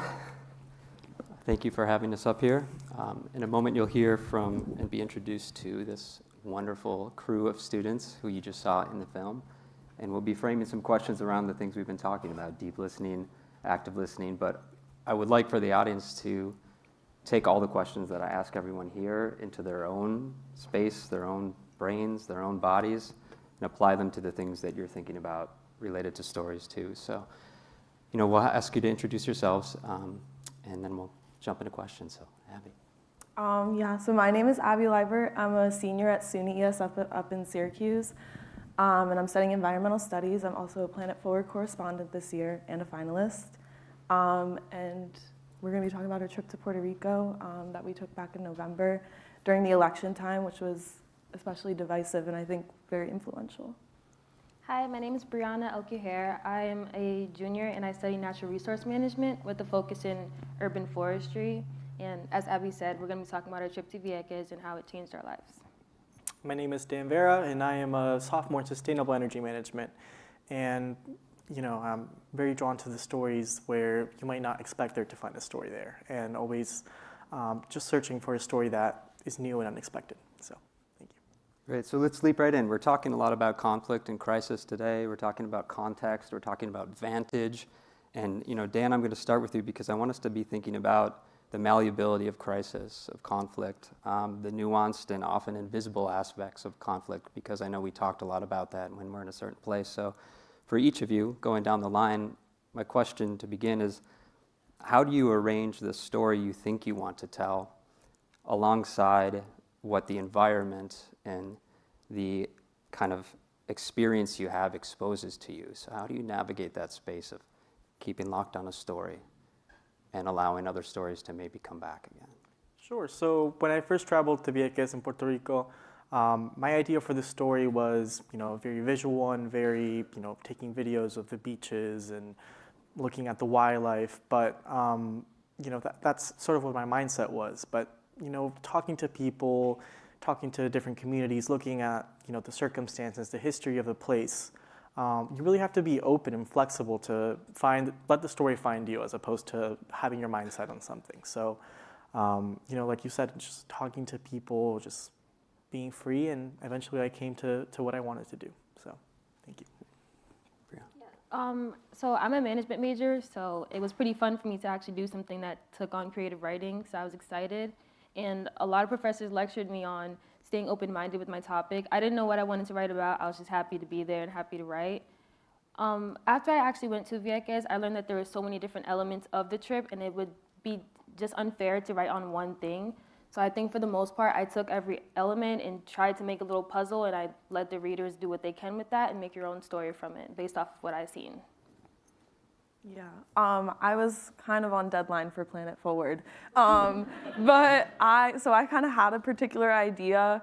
I really wanted to focus on the pollution that faces Vieques, but once I got there, I kind of realized that there's so many more stories than just that, and there are a lot of stories about that in Puerto Rico, and we need to keep talking about it. But what I kind of found is that there's so many other stories on the island that bleeds into that. And so for me, it was kind of hard to focus on one story without mentioning all these other stories in this one. So for me, I focused on this main story about pollution and the remediation efforts on the island, but everything is so interconnected there that it kind of just naturally comes that you're going to get to that next story and they're all going to be connected in some way.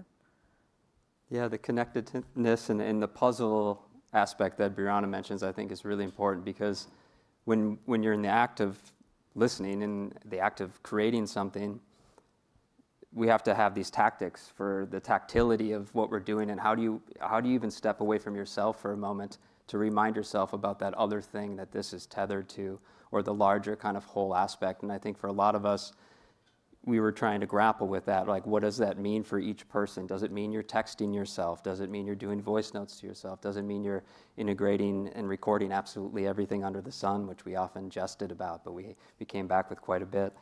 So let's spin this back the other way, Abby, and talk a little bit more about deep listening, what it means. We've heard a lot about how much listening can frame a story, but also the physical and mental aspects of listening. And what tactics have you found yourselves employing or practicing when you're trying to be an active listener and still stay attuned to all the other voices, all the other atmospheric modes of the ambiance and the ambience, all these things? So what have you learned in a very actionable way as a tactic to do that? I had a great professor once tell me to always lead with inquiry. So I think being curious about everything that you're being told when you're talking to somebody, I think for when I went to Puerto Rico, I didn't know that much about the people there, the history, or a lot of stuff. And I think by talking to them, there's all these characters that come up, these conflicts that I don't know about. And so for me, it's being curious about those. And if you have a question, ask it. It's important to frame that whole picture and the experience of whoever you're listening to. Great. So inquiry blended with curiosity. All right. Brianna? I would say, just to expand on what Abby said, build on curiosity. I think it's one thing when you're doing some type of art-based project that you like to take videos and pictures and do all these things and post on Instagram, but you lose the moment.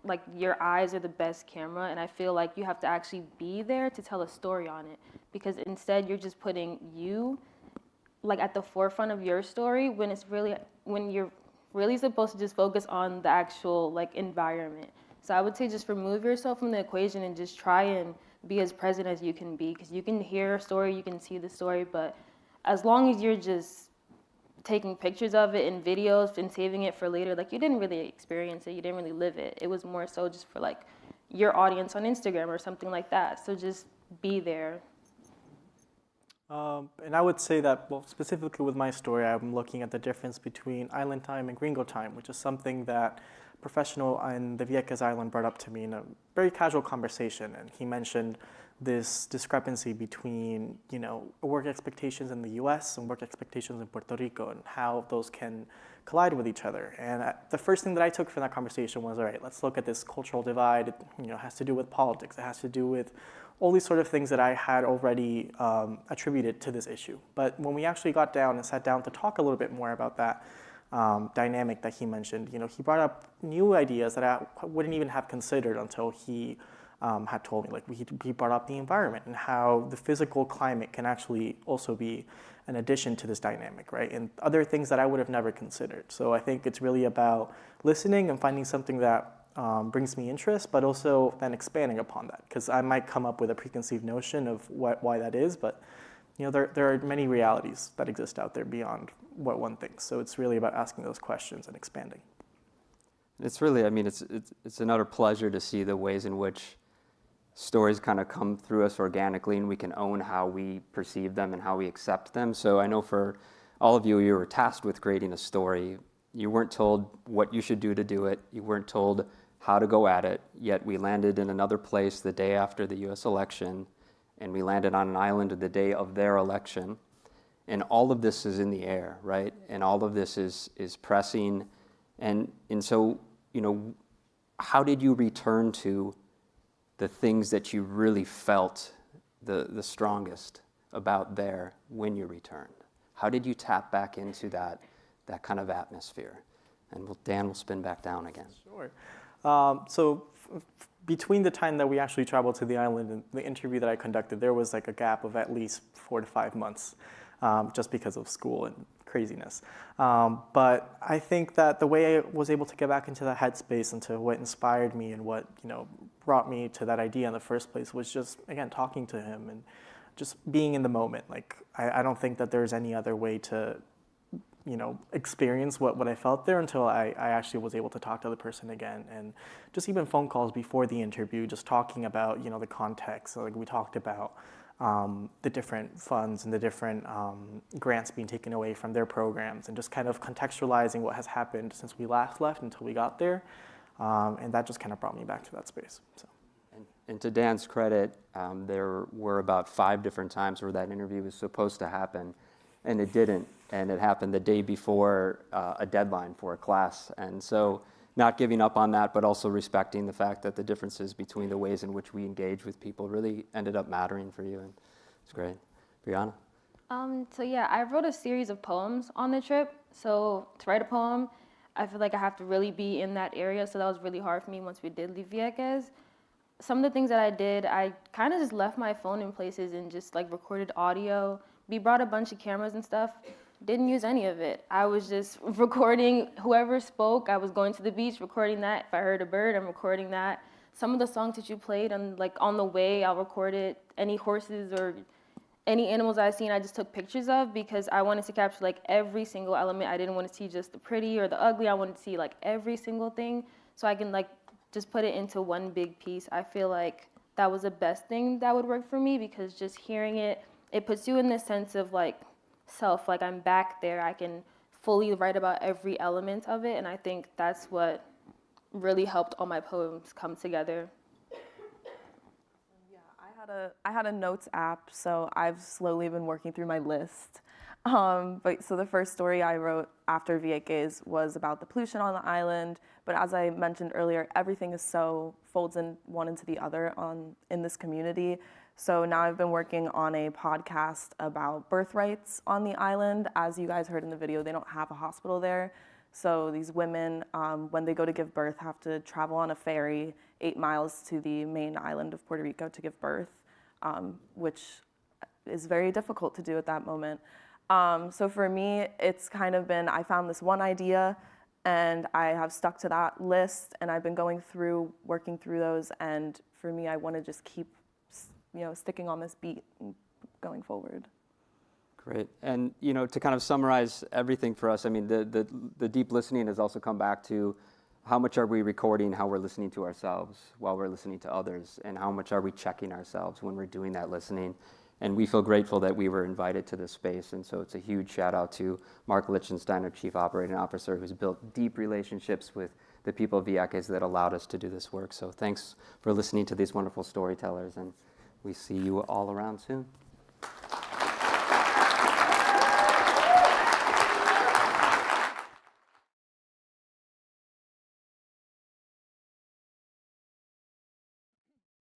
Thank you so much. How's everybody doing? Good? These lights. Well, we get to hear now about centering communities. So I'm curious, for all of you storytellers out there, how many of you prefer to tell stories about things that you have directly experienced, just by a show of hands? Or it's shaped in some way by something that you've experienced. Okay, how many of you, in some form, the stories that you share are about something that you've observed in the world or noticed around you? Okay. How many of you, your stories are informed by things that you read about or that you talk to others about? Yeah? Okay, so thinking of, and it's probably all three in some form, though we have different ways in, obviously, but I think recognizing our relationships with the communities, like we were just hearing so beautifully demonstrated, the relationships that we're trying to build and the relationships that we already have. So building these with relationships. So we're gonna get to hear now about centering communities from the Ilya-Itchik Indigenous Correspondence Program, and we'll really be hearing about this building of community, sharing stories about communities, and ethical engagement across cultures with communities. So I'd like to welcome Ivy Camille Many-Bead-So, our Indigenous Correspondent Program Editor and Indigenous Correspondents as well. So thanks so much.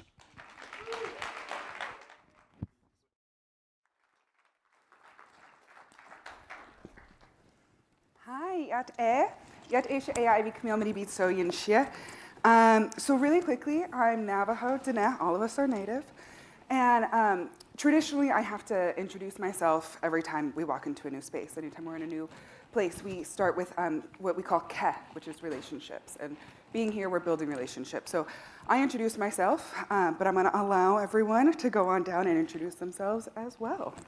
Yeah, hi everyone, my name is Robin Iron, and I'm a member of the Apsalaga tribe in Montana, and I'm also Northern Cheyenne. Hello everyone, my name is Joshua Massey. I'm a member of the White Mountain Apache tribe in Northern Arizona. My name is Mint Woman. My government name is Talia Medicine Horse, and I am an enrolled member of the Apsalaga tribe, as well as the Northern Cheyenne tribe of Montana. Hi, my name is Carly Moore. I am Lumbee from the Lumbee tribe of North Carolina. My parents are Eddie and Tyra Moore, and I grew up in our homelands in Robinson County.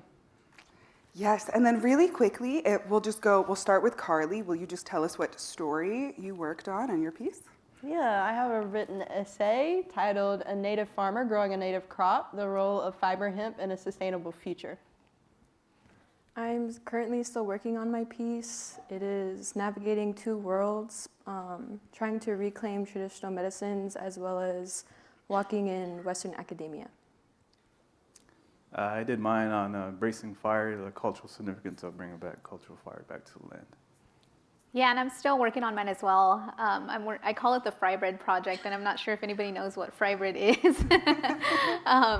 And so really it's focusing on entrepreneurship on Native reservations and really how they're using their food systems to kind of create like a business. So yeah, there's a lot to it, but yeah, that sums it up. Sweet. So Illichak, the Indigenous Correspondence Program, is trying to bring Native voices into the journalism sphere, allowing for Indigenous science to be at the forefront. And so we'll just get right in. Joshua here is incredible. What are the challenges that you face when entering smaller communities?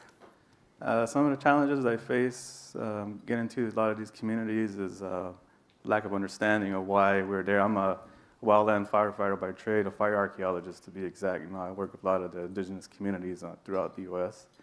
So yeah, just lack of understanding of why we're there.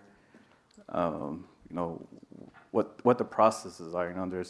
They're so secluded in a lot of areas. It's kind of hard to bring modernization into that. Because they're kind of set in their own ways. So you kind of got to find a midway point for that. Yeah.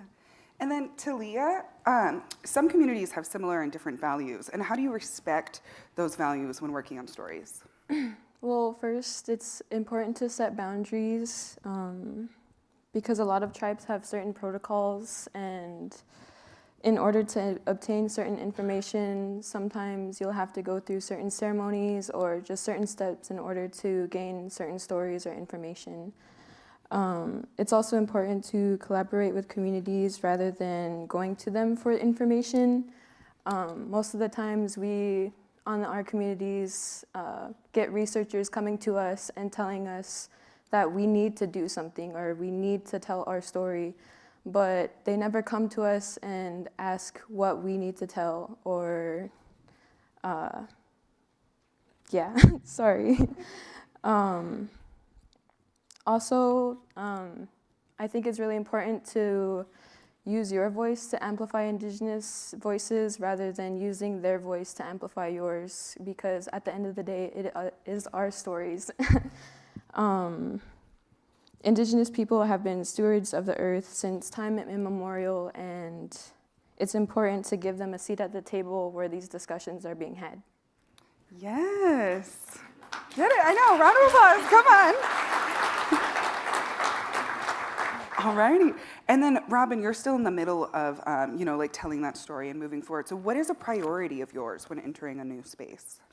Yeah, so I think when, especially from a journalistic perspective, I think we understand that anytime that we are entering a new space, we have to remember that we're there to learn, and also that we're not always going to be welcomed right away. And I learned that I live closely, I am Crow in Northern Cheyenne, which is southeastern Montana, but I also live way up north in Montana, and it's a completely different tribe. And so trying to really connect with them and do stories with them, it didn't happen right away.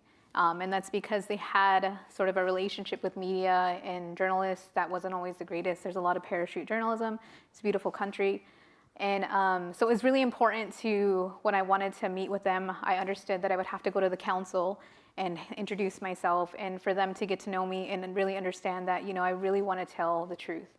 And especially when you're entering into new communities, it's very important that you are also telling the real truth of the people. It's the truth that you're not always going to find in books. Just like the rest of us, I was also taught Westernized education. And so I'm really relearning my history of my people and of other tribes as well. Sweet, all righty. And then Carly, your story is just so heartfelt, but it really focuses on your family and on your dad and specifically. So what was it like sharing so much of your family in your story? Yeah, I didn't start there. I started with lots of ideas. I'm a graduate student. I focus on sustainable agriculture and tribal governance. And I was thinking about how can I use this unique opportunity to tell a story that will matter to my community. And I thought that I would talk about my research, and that would be, another way to get out of the ivory tower. But in conversations with Ivy and through this program, one of the things that I touched on is like, what is the story that's calling to me? So not my agenda, like I want to push out my own research, but like, what is the story that keeps popping up? And that story happened to be this year-long ongoing conversation with my dad about his experience growing fiber hemp. All the way from first being approached by the NC State professor and my daddy trying to figure out, how do we get the license to like actually do that? All the way to it grows so tall and he says, let's go have a photo shoot out there because it's just like fun and interesting. I was concerned that maybe he wouldn't want me to tell this story. Like he grew it in the pasture in the back. I asked him why. He said, well, I didn't want everybody to see it. So in telling this story, I was gonna put his face at the front, right? But I just had a conversation, and ultimately, I think it was helpful in the sense that it became less about, let me tell you the science, as I've been trained, but let me tell you a story about how climate is showing up for somebody that y'all trust, who's my daddy. Like a member of this community, a farmer, like the salt of the earth. Let me tell you how he's navigating that. And And so I hope that I represented him in a great way, and I'm thankful that he allowed me to share his story.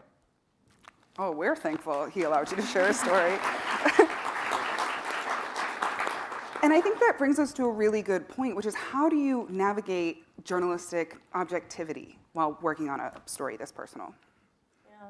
So I'll be the first one to say I don't think of myself as a journalist, but something that researchers, scientists have in common is that we try to communicate ideas, right? And we struggle with this concept of objectivity in the scientific world too. I assume many of you who are in media and public affairs would have similar conversations. It's really about, I feel like the most objective I can be is by acknowledging the subjectivity. And that if we can get that out there. And so, you know, in telling this story, it was important for me to tell you the farmer I'm interviewing is my daddy. I could have easily said I'm just interviewing a farmer and you wouldn't have known, right? But I mean, it's critical to the story that I tell you, this is my father that I love dearly. So now when you're reading that story, you can look through those lenses. But I also tried to keep some scientific standards.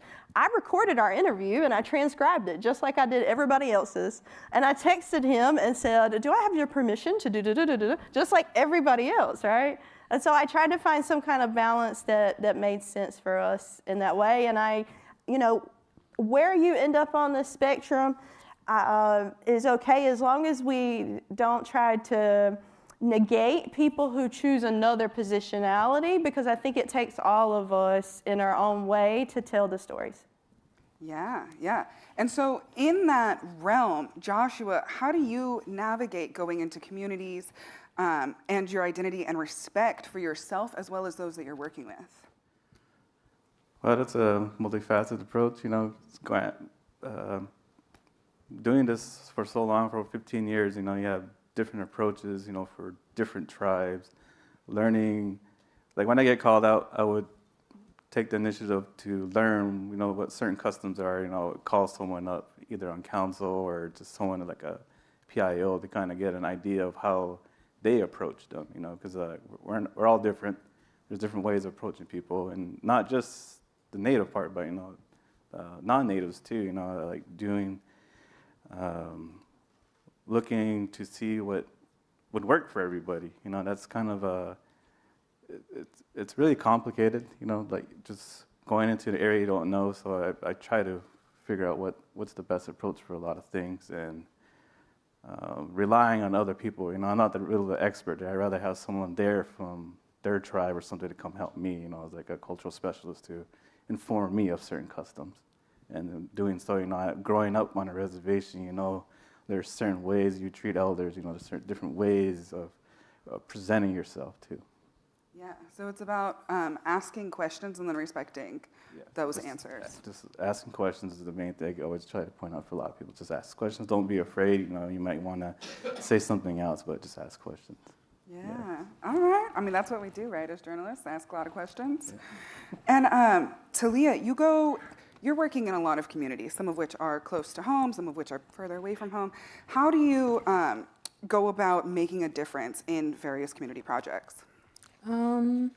Well, for me, first and foremost, I think it's important to share your experience when you're first meeting with the communities. A lot of indigenous communities, like you know, indigenous peoples are storytellers. So you got to share a story with them to get a story back.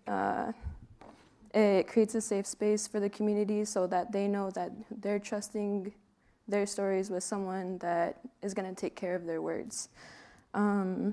Another thing is, like Joshua said, respecting the boundaries and accept that sometimes the story you want to tell isn't the story that you need to tell. It needs to be told by somebody else that has experienced it. My goal wasn't just to make a difference in my community, but it was also a call to action, or in better words, a plea to help or plea for help, because a lot of our traditions are dying. And, you know, studying Western academia, you can do that, like it's been established for years, but over the years, a lot more traditions have become extinct because a lot of people are rather learning from their elders, going to universities. Yeah, no, it's hard work, but it's important. I think for all of us and everyone out here, it's just a reminder that everyone is indigenous to somewhere. We all share this planet. And just because I'm telling you you're indigenous doesn't mean you get to wear ours as a costume, so leave that at home. But, it's about finding that connection to the land, to each other, and to all of that. And then finally, Robin, how do you approach being a storyteller with those deep connections? And how does that matter with the stories that you want to tell? Yeah, so I think about, being a reporter in Montana, it's especially an Indigenous reporter. There's only 2 Indigenous reporters in that whole entire state of Montana. And my mission was really to focus on Indigenous stories within the state. And I think about the story that I did recently during election season, and it was this Indigenous-led organization, Red Medicine LLC. And they were basically going to reservation, and they were basically encouraging people to vote on reservations and really educating them that their voice mattered in this election.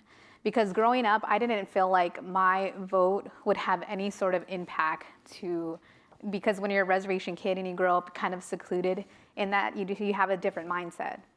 And when I did the story, of course, I obviously have my own biases because I am Indigenous. And so I thought about how could I make this a story that would really impact a broader audience. And realistically, what was a great thing about it is 2024 was the anniversary of the Snyder Act, which means that Native Americans, have been citizens for 100 years.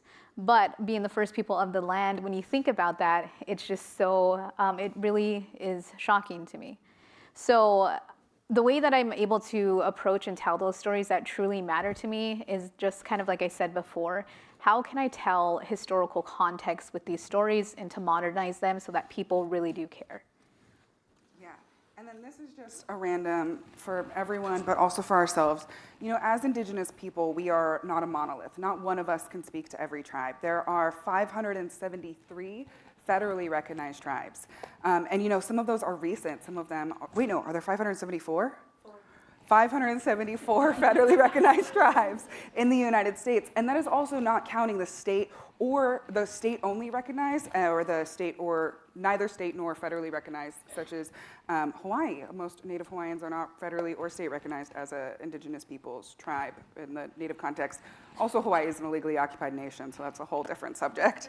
But in that manner, like when I travel, I work with so many different Indigenous tribes, and I'm constantly going in, and my culture does not have the exact same traditions or things as other cultures, just as all communities and cultures do. And so how do any of you navigate making sure that you are respectful, careful, and allowing your identity and personhood to really stay at the forefront while respecting theirs? We'll just go down the line. Wait, can you ask that again? Sorry. I know. Just like what is, in just a few words, how do you make sure that you are maintaining your identity in a space where you have to acknowledge others' identities? Yeah. I think about and I'm just going to talk about my own experience, but in being in a newsroom, I'm basically the minority there.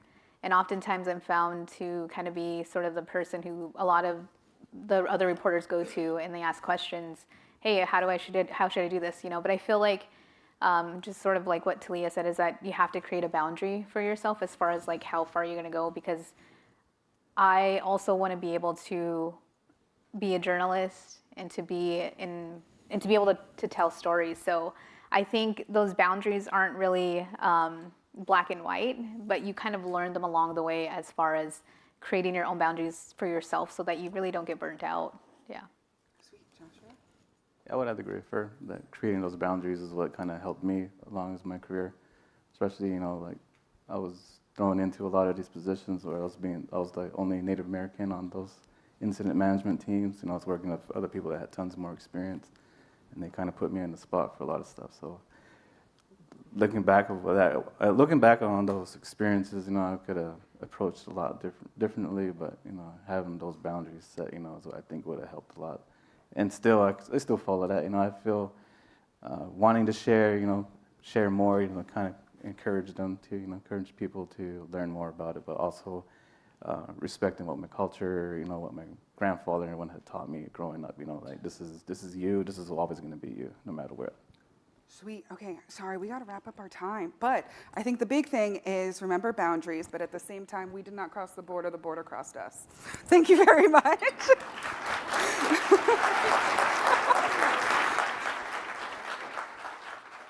Thank you all so much. It was wonderful. Thank you. Thank you, thank you, thank you. All right. Good afternoon again, everyone. Very excited. We're going to have a conversation right now with some of our amazing storytellers who I've actually had the, at least for two of them, the opportunity to travel with them, bless you. And so one of the amazing and important distinct elements of Planet Forward is that we do all these phenomenal storytelling exhibitions. As the director of academic adventures, I get to accompany some of our amazing correspondents and storytellers on those journeys. So we really encourage them to get out, get into the field, go far and wide, meet people, talk to someone who's completely, utterly different from you, and tell compelling stories. And we know that exploration leads to new horizons, which can change the way we think about the way we see the world around us. So this past year, Planet Forward took students to Iceland and the Galapagos with Lindblad Expeditions, to Dearborn, Michigan with Forward, and we hosted 5 frontline climate fellows with support from the Helen Gurley Brown Foundation. We took students to Rome with the Food and Agriculture Organization, to the UN to attend the World Food Security Conference. These amazing opportunities and stories are emphasizing everything from collaboration, innovation, and problem solving. So we're going to invite some of our amazing storytellers to join us. So we have right now, oh, we have Morgan, Manuel. Morgan, come on out. Howard University. We're going to do 1, 2, 3. Yeah. We have Morgan, we have Joy Reeves, and we have Devin Sancta Karma. So thank you all so much for being here. These guys, it's amazing. So I really want to know, and Morgan, we'll start with you because you're right here, and also from my alma mater. And so I would love for you to share a little bit about the trip that we did just literally about 4 weeks ago to Dearborn, Michigan. How was it engaging? What did you learn? Okay, so yes, we went to Dearborn, Michigan, and our assignment was to interview the starter-ups at New Lab who have innovative companies going on in terms of mobility. And so my assignment was to interview Ernest Ike, his Shandoka electric motorcycle company, and he's taking old models of the engines and he's replacing them with electric adapters. So that was really interesting, but just being able to tour the Ford facilities and their sustainability initiatives were amazing, on top of learning about the Michigan Central Station and how that really affected the surrounding community. So that was a really quick turnaround of a trip. I think it was less than 24 hours, but I truly enjoyed being able to geek with the other journalists around. So. Amazing. Yeah, I love it. So you're collaborating and meeting people, and that's fantastic. And I would love to also hear, where did you go? So, hi everybody. I'm Joy. I was a Planet Forward correspondent last year from Duke University, and I now work at the Rachel Carson Council in DC. I went to the Galapagos, the trip that everyone has a lot of questions about. And I'll do my best to explain it in a short fashion, but it was honestly life-changing in one word. It was a dream. I think in all my years of being a student, I forgot what it was like to truly sit there and learn and see. And one of the naturalists said we were out there seeing with our hearts, and that's exactly what it felt like. Every moment I spent playing with sea lions who were completely unafraid of me, and the parent sea lions would be supervising like it was a play date or something. It was surreal. Seeing the blue-footed boobies and frigate birds, and I checked out every bird book in the library to have that student ethos behind my trip. And all of us just really, we got to know all the naturalists, spoke Spanish with Frank. The two of us were befriending everybody on the ship. And from the paddleboarding to the kayaking to the experiences that we had watching evolution unfold and the Darwinian legacy of the islands was incredible. And I think, from the giant tortoises to the ancient landscapes around us, it was a trip that I will never forget in my lifetime, and that reminded me why I want to be an environmentalist. Awesome. Thank you, Joy. And Devin, tell us a little bit about not only the amazing things that you're doing, we can talk a little bit, of course, about the Rome trip, but really your experiential learning fund. You did some awesome things and you were in Bali, so tell us about that. Yeah, so hi everyone, my name is Devin. I was fortunate to get a experiential learning fund grant to study water resource management in Bali, which is where I was born and where I call my home when I'm not up in school in Vermont. And I was also able to come with Dr. Cheers to the World Food Forum in Rome, Italy, which was amazing. When we weren't, stuffing our faces with carbonara from Anthony Bourdain's favorite, restaurant. We were having amazing conversations in and out of the forum with people from all over. We got invited to the U.S. ambassador to the UN's residence and had dinner there, and it was just, a total magical experience. Oh, I love that. And so I want to know from all of you, and Joy, I'm actually going to start with you. So how does exploration really connect and unite storytellers and audiences? Because you winning, going on that Storyfest trip, which is absolutely, like you said, life-changing, I think is the best way to describe it. But tell us a little bit about how that exploration was able to connect with your storytelling. That's a great question. The immersive element was really helpful, especially because we were a small group of Storyfest winners, and we were each writing stories while we were out in the Galapagos. So technically, we had an assignment. I mean, there was a great balance of exploration and fun, and then the storytelling. But I was able to write a story about marine iguanas. And they're the image of what inspired Godzilla, and a fascinating creature, the only marine iguana species in the world. And I wrote a story about an organization that uses drones and technology, and also a community of people online during the pandemic, sitting in their dorm rooms and their houses across the United States, counting iguanas for conservation purposes online, like a crowdsourced website on Zooniverse. And so I wrote a story about that while going out and taking footage of marine iguanas. I had no idea how to operate a camera until Aaron taught me how to use a basic DSLR camera. That's on my resume now. So to answer your question, I think the immersive element of the trip, it felt purposeful and whimsical at the same time. And that was truly magic.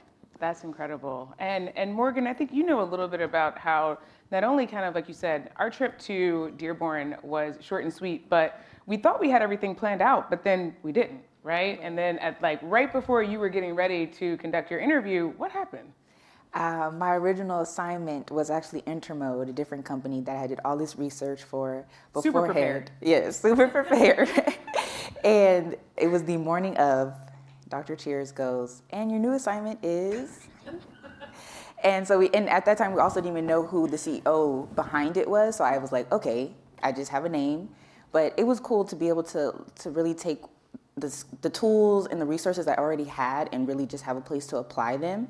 And that just made the trip, because it built more confidence in me to be able to, I got this. I can just, shift a little bit, and that's what I did. And I think it made for a better story ultimately. Yeah, and you were really prepared. And then so many times when we're in the field, people don't show up. Interviews get canceled or they get pushed around, and we still have to be able to shift accordingly, and you did a great job with that. And Morgan's story is actually up on planetforward.org, so definitely check that out. Devin, tell us a little bit more. I mean, you having such a unique perspective, being from Bali, and then being able to go back to your home and tell compelling stories. Tell us a little bit about the personal aspect of that, and then how that came out, in particular with your storytelling around your water story. For sure, yeah. No, I think a lot about how, for me, I always find that what's the most creative thing is usually also the most personal thing. And I really approach the whole experience as a storyteller with a lot of trepidation of who am I to have this authorial voice, about what this situation is, or, the thoughts or that these people are having and their experiences. I had a lot of, just like mixed emotions over that. And so I found that kind of applying that experience to my own family and to the struggles of myself, and I reference myself in my article, really just felt like the most ethical and the most kind of creative thing to do. Yeah. Oh, that's awesome. I'm curious for you all, what is your preferred medium of storytelling? I know, Joy, you had just mentioned you're like, I did not know how to work a DSLR, and always shout out to Aaron for being such an amazing, colleague and storyteller. He's a documentary filmmaker himself. And so for him able to kind of like impart that in real time. But I'm curious for each of you, what is your favorite medium to tell these really informative, experiential stories? Morgan? My favorite medium would have to be writing, because sometimes I catch myself thinking faster than my words can come out, and being able to just take those explanatory pieces, those feature pieces, and really dive in deep is where I find myself wanting to storytell. But I do like digital media and how I can kind of micro those things, but I like to express all that I can, and writing gives me the ability to do that. Awesome. Yeah, Joy? A lot of you probably remember me rambling about this last year. I'm going to say it again, comics. I think comics are the best medium of storytelling out there. They're so personal. They're a hybrid text and visual format with a natural rhythm to them. And they're just incredibly fun in telling the human experience in the fiction and nonfiction boundaries. So I just launched an account called The Climate Cartoonist, and comics are what helped pave the way for Storyfest for me. And I always appreciate how Planet Forward leans into the multimedia storytelling element and wants all of us to push the boundaries of what makes a story format. Ooh, I like that. Comics is great. Devin? Yeah, I love kind of like collaborative methods. So I'm a photo essayist, but I love people who use things like photo voice. So kind of giving everyone in the community a camera, asking them to document themselves and kind of be part of this process. But really anything that, can get young people engaged. So, as much as, it may be silly to say, but like, these short TikTok videos like are amazing, like it's amazing to be able to, tell these amazing stories with just, things like your phone, so. And that's so incredible because, as you mentioned, in particular with TikTok as quote unquote a younger generation, and I do not have TikTok, but I watch because this is what I do on Sunday mornings. CBS Sunday Mornings had a really interesting piece about actually older generations utilizing TikTok. And they featured a number of different people and older individuals who in particular often spend and feel very isolated in their older years, but they have been able to amass, and they profiled about 4 different, dare I say, influencers who are telling really amazing and compelling stories on TikTok. So it's not just for the young. If you're someone like myself who gets super intimidated by TikTok, it is for us and our grandparents. So do not feel intimidated, which I love that. Final question for each of you. As you are looking at your careers, and I know we got some graduates coming up and people headed out, class of 2025, yes? Where are you interested in taking your storytelling journeys next? And Morgan, we'll start with you. Great question. My focus is nonprofit communications. I really do. My mother, she has LCSW, and I've learned from her that going back to your community and giving back is a huge deal. So I want to pursue my master's in social work so I can work on the macro level and the communications of it and everything. So that's where my guide is, and my internship currently is a nonprofit communications gig. So I'm hoping to take that full time back home. Where's home? Southern California. Okay, yes, I love that. Awesome. Okay, thank you. Joy? I think, like Morgan, I'm in the nonprofit space now, the Rachel Carson Council. And as many of you know, Rachel Carson was, in my opinion, the goddess of storytelling with Silent Spring in 1962, effectively launching this new branch of the environmental movement that was focused on persuasion and rhetoric and how to grab hearts and minds. That's where I want to continue to explore in my storytelling journey after Planet Forward. With the Rachel Carson Council, we offer fellowships and support for youth to pursue that ethic of Rachel Carson and become advocates in their own communities, showing up to town halls and meetings and legislatures where there are not young people in the room a lot of the time. And similar to what Devin was saying, just the interpersonal multimodal communication in those rooms is, I think, where policy change happens. Awesome. Thank you, Joy. And Devin? Yeah, I think definitely something related to conflict transformation and storytelling. I grew up with a father who unfortunately was like one of the victims of genocide in Indonesia, and kind of most of my family's work kind of revolves around survivorship and kind of identifying needs for these like large mass-scale atrocities. So I think something related to that sort of work, but also bringing it into the climate sphere as well, where Indonesia is definitely relevant for that. Fantastic. Well, I am sure that wherever your storytelling journeys will take each of you, it's going to be exciting, it's going to be innovative, and it's definitely going to be interesting. So thank you, Morgan, Joy, Devin. Thank you so much for being here this afternoon. Thank you. Amazing. I will let you all go. Thank you so much. You all are appreciated. And now I am actually going to be joined by my colleagues. I believe Sarah and Netta and Frank are somewhere super close by. Come on out. Let's do it. Come on up. And look at me on time, okay? That's a scary thing. Thank you, Kim. That's a scary thing. So, how's everybody doing? Yeah? Yeah. You had a good time over here? Have you learned something? Yeah. How about over here? Inspired? Anyone? Yes. This side's louder than this side. Should we try that again? Did you learn anything over here? How about this side? Okay, I'm stopping. All right. The ESF crew is always Well, the ESF, they got volume. So what we wanted to do is just spend a couple of minutes kind of, digesting a little bit about what we've heard here today. And maybe we want to come back to kind of some of the words, right? You want to play that game with the audience? I think we're not going to roll the dice on technology. Well, just shout out. I like the shout out thing. Okay. We asked you this question at the beginning. We'll ask you here at the end. What are some words that come to mind when you hear the word conflict? Growth. Growth. Excuse me? Common ground. Common ground. What else? Opportunity. Possibility. Development. Sacrificing. Collaboration. Community. Compromise. Solutions. Relationship. Relationships.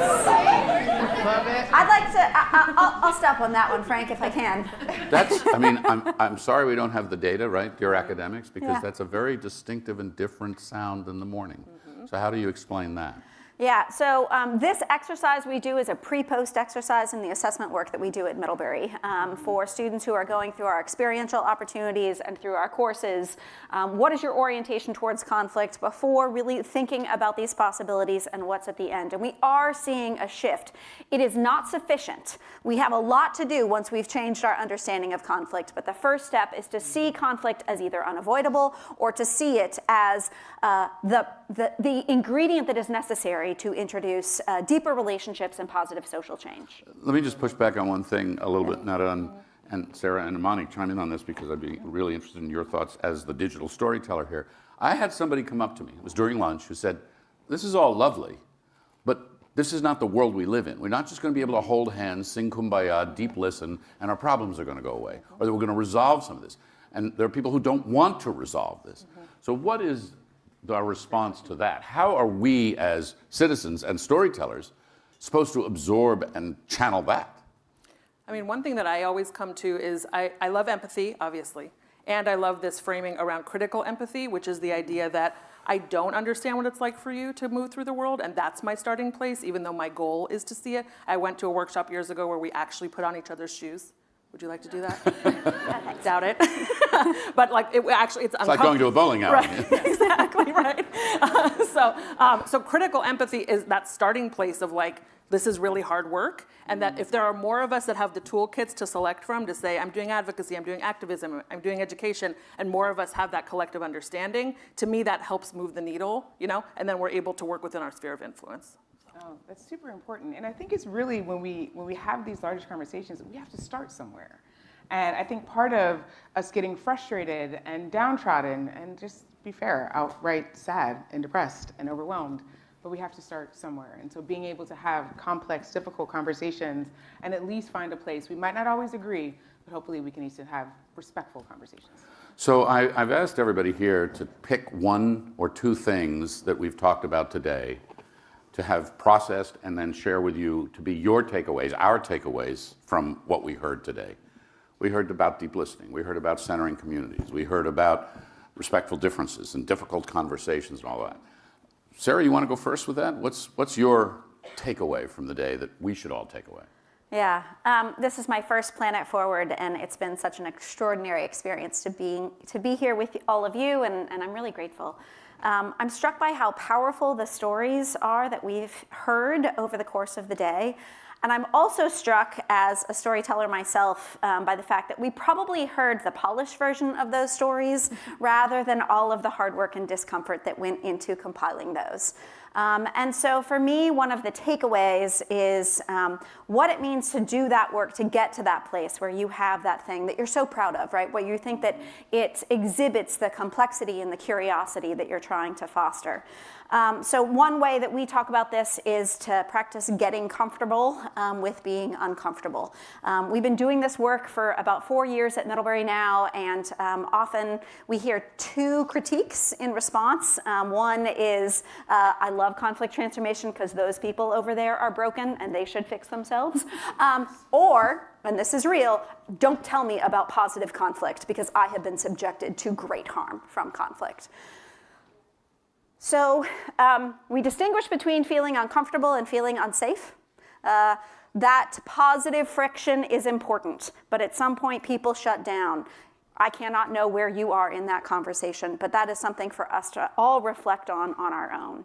But if we're in that place where we're saying this has to work because they have to fix themselves, we are interdependent with them, right? It is not them and us, it is we. And how do we think about how we don't yet know their full stories? And it is by practicing listening, being uncomfortable with, or being comfortable with that discomfort, that we can be more curious and learn where they're coming from. I love that. I think for me, the biggest thing is respecting traditions. I do a lot of work in communities that I'm not indigenously a part of. And I think it's so important to be able to have complex conversations with people that don't look like you, that do not come from the same background as you, and respecting those traditions. I love our Indigenous correspondence group. I love the previous panel that we had this afternoon. I think of Sajan's work, and I had the opportunity to have more complex conversations with her in Rome. And I think it's just really, really important because the way in which we connect is through respecting and understanding our deep traditions and our passions and our language, and that's just really important. Yeah, as you all know by now, I love talking about tension. So one of the tensions that I think a lot about is, I heard a lot about inquiry, but also a lot about change, and how do we have kind of that balancing act. And I heard a lot of amazing toolkits that people and strategies were offering around how to balance those. And I also, given what all of you have said so far, reciprocity, I feel like that building of the relationship so that you can collectively create aspirations together. To me, I heard a lot of amazing inspirational insights around that issue of reciprocity, not like human, environment, human, all of the reciprocity that we can imagine together. So, and my takeaways would be two. One is on the whole notion of deep listening. This is so important, and we're actually pretty terrible listeners much of the time. And social media doesn't help, and texting doesn't help, because we talk out rather than taking in. And sitting down and really being a deep listener, as an exercise I do with my students, interview somebody, ask them questions, 20 minutes, 2 words you're not allowed to utter, I or me. It's all about that other person. And how do we really center on what we're hearing from their experience? The other is a word that's come up a lot, authenticity. Authenticity in who you are and how you project and how you tell a story. Authenticity in who you're listening to and how you're conveying their story. And authenticity as a storyteller, because the audience will see right through you if you're not. And that it doesn't matter whether you're like Bilal, a filmmaker, or a journalist like Teek doing a quick turn on a story, or you're at a company and you're telling a story to your boss or to your team, authenticity is what makes you real and relatable. And that, too, I think can help, bridge, if not transform, conflict. So those are our takeaways. I want to do a special, deep thanks to Sarah and Netta, who've been working on this with us for a year.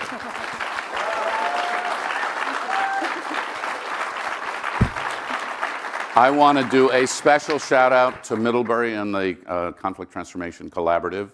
And we have two special guests with us from Middlebury, Michelle McCauley, who is the provost and with us, and Ian Balcom, who is the incoming president of Middlebury, traveled up from UVA, where he was the provost. Ian, welcome to an amazing community, and we're so thrilled you're here. Thank you all very much, and we are now going to turn to some opportunities with Planet Forward. So we'll have a chance to follow up with you, and you're doing a workshop tomorrow, right? Workshop tomorrow. Okay, exactly. so there's more to come. Thank you. This is the part of the fun part. Part of the fun part. Okay. Lots of fun parts. All right, so we are going to be talking about some opportunities going forward. I've had a lot of folks say, what can I do with Planet Forward? So How can I get involved? here are a few things. Correspondence program for next year. We are currently accepting applications, so please, planetforward.org. Also, if you see Aaron Dye, Kim Ossie, myself, anyone in a Planet Forward shirt, talk to them, apply. One of the things we do, we offer workshops, and so to our schools who are here, we can do this virtually, or we can do it in person. Certainly our correspondence, and that is we work very closely with Adobe.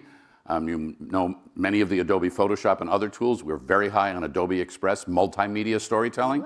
So those are opportunities too. We do. And then we have the SELF, otherwise known as the Student Experiential Learning Fund. So that was one of the opportunities that Devin, who just was on our panel, talked about. He was able to go do some really interesting things in his home country of Bali. And so that will primarily provide support for our pillar school students. So pay attention. We're launching an environmental media lab. Planet Forward is. Aaron Dye is taking the lead on that. It's going to be very exciting, taking students to the wilderness and water. I may have something on that in a moment.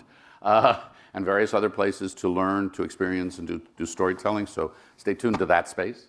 We also have a GW Sustainability Masters program. So those tables are outside, but we're especially excited about the new Climate and Sustainability track in our Media and Strategic Communications Masters program. Feel free to go to smpa.gwu.edu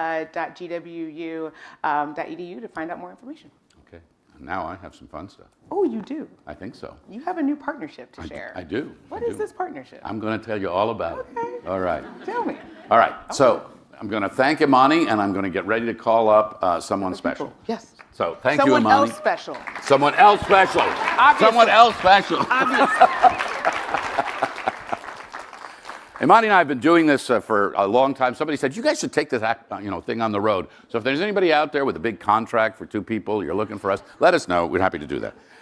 I am really, really excited about this. One of the things, as you can tell, that we value the most is exposing students to new places, new experiences, to learn, to absorb, and then to tell those stories. That process of telling stories is a great way to take in information, data, science, synthesize it, turn it into a narrative, and then share it with a wider audience. I would like to bring up to stage Allison Tuttle. I'm going to introduce Allison. All right, Allison, tell people where you're from. Hi, everybody. I'm from Mystic Aquarium in Mystic, Connecticut. Mystic, Connecticut. Tell them what you do there. At Mystic, I'm the Chief Zoological Officer, which means I oversee all of the animal programs and also our interpretation. Tell them the kinds of animals you have there. We have 5,000 kinds of animals, so that could take a while. But some of our centerpiece animals include beluga whales, the African penguin, which was recently uplisted to critically endangered, and we have a robust and busy animal rescue program that responds to marine mammals and sea turtles in need of help all across the coast. Tell them who you've been talking to for the last little bit. Ta-da! Tell them what we're doing. So we're really excited to be kicking off a fellowship in partnership with Frank and Planet Forward. We are going to be bringing 2 amazing fellows from GW to Mystic Aquarium this summer. They're going to have access to all of our mission elements, front of house, back of house. We're going to show them everything from how we inspire our guests, how we educate and engage the public, our citizen science, our world-class animal care, and our conservation research. So it'll be a smorgasbord of elements for them to be exposed to think about, to pick from, and then they'll be creating a piece to tell the story of their choosing. And there's a particular focus on beluga whales and these African penguins you mentioned, because you're in the lead on these activities. That's correct. I think we have some of these stories here. So by the way, I visited, you see that guy there up at the top? What was going on there? Special moment with a sea lion. Yes, yes. He was very kind and thoughtful. But there's your belugas and the African penguins. But talk about your beluga whale and African penguin projects. Yeah, at Mystic Aquarium, we really engage in integrated conservation work, which is everything from inspiring our guests with the animals as ambassadors at our campus to bringing the education to schools, education of all levels, actually, starting at preschool level all the way up through adults who are well out of college. And we work there with our world-class animal care, developing new techniques. Our animals are there in a living laboratory where we can do conservation research on them, and then we build tools which we can take to the wild environment. So our scientists and our staff are on the ground in South Africa, are up there in Point Lay, Alaska, for example, working on penguins and belugas, respectively. Okay, so our two fellows are here, so if we can have house lights, I'd like to introduce you to Cecilia Secola. Ceci, where are you? Where? Stand up. Wave to everybody. So Ceci is pursuing her BS in Environmental and Sustainability Sciences. She wants to become a marine veterinarian. Is that what you do? That's what I do. Okay. So she's hanging out with good people. She's from Puerto Rico. Spent last summer as an intern at the Caribbean Manatee Conservation Center, rescuing and caring for manatees. So this is going to be an amazing opportunity for her. And our other fellow is Dre Pedamonte. Dre, you've seen, she's been hanging out with Planet Forward. She's an English major with a focus on journalism that supports her passion for storytelling. She works with us, as I mentioned, in across mediums, text, video, music, digital media, and other things. So, Allison, how are they going to be working together, and what do we expect from them by the end of the summer? Well, we're really excited for them to work hand in hand with our team and be exposed to all of the elements that we do. So, with Ceci representing science and Dre representing storytelling, we're hoping that they're going to be each other's best partners as they go through this experience, identifying something that's really meaningful for them, and then choosing whatever media suits them in order to tell this story. And we're really excited. One of the things at Mystic Aquarium that we're passionate about is taking the work that we do and bringing it forward so more people can be inspired by it and more people can be affected by it. I want to thank Mike Leck, who was with us earlier today but has had to leave. He is a GW parent. He's on your board, and he has been incredibly helpful at setting up our conversations and helping to make this possible. So thank you very much. And are we excited for these guys or what? Huh? Thank you. Hang on. I'm gonna alter the flow a little bit because I was going to thank you. You were going to go back down, and then I was going to have the great pleasure and privilege of introducing President Ellen Granberg, the president of George Washington University. But if she's there, I might ask her to come out now and to thank you, Allison, too, because of this incredible thing we're going to do. So President Granberg, you there? I am. Hi, everybody. I just thought spontaneously that it would be kind of a nice thing for us together to say thank you to Mystic. I am so excited about this partnership. And I had the opportunity to have lunch with your board member who made it possible, or dinner, actually it was dinner, and you could see the excitement on his face, and we're completely thrilled, and I'm so excited for the students. We are too. We hope it's the start of a long partnership. We do too. Okay, thank you so much, Allison. We're Thank looking you. forward to it. I may just visit. So I am so thrilled that you're here. Thank you so much. We have had an amazing day talking about storytelling and conflict and how we can maybe make the world a better place through our narratives. Fantastic. I've been hearing really good things, so glad to be here for part one. Well, we're glad you're here. One of the reasons that you're here is because we spent some very serious time together last year. Because last year, our Storyfest winners went to the Galapagos, and President Granberg and her wife Sonia came with us. There's Sonia. Say hi, Sonia, to everybody. And we have a couple pictures from our time there. You know, this was kind of a special time. There you are in front of them. I look like I was having fun. Yeah, well, you know. And you took your own time because you wanted to come on this trip to see students. Maybe you could share why that was, why you wanted to be there. So I remember the first time I met you. Uh-oh. And you were in my office to tell me about your work with the Sustainability Alliance. And then you told me about this program in Planet Forward.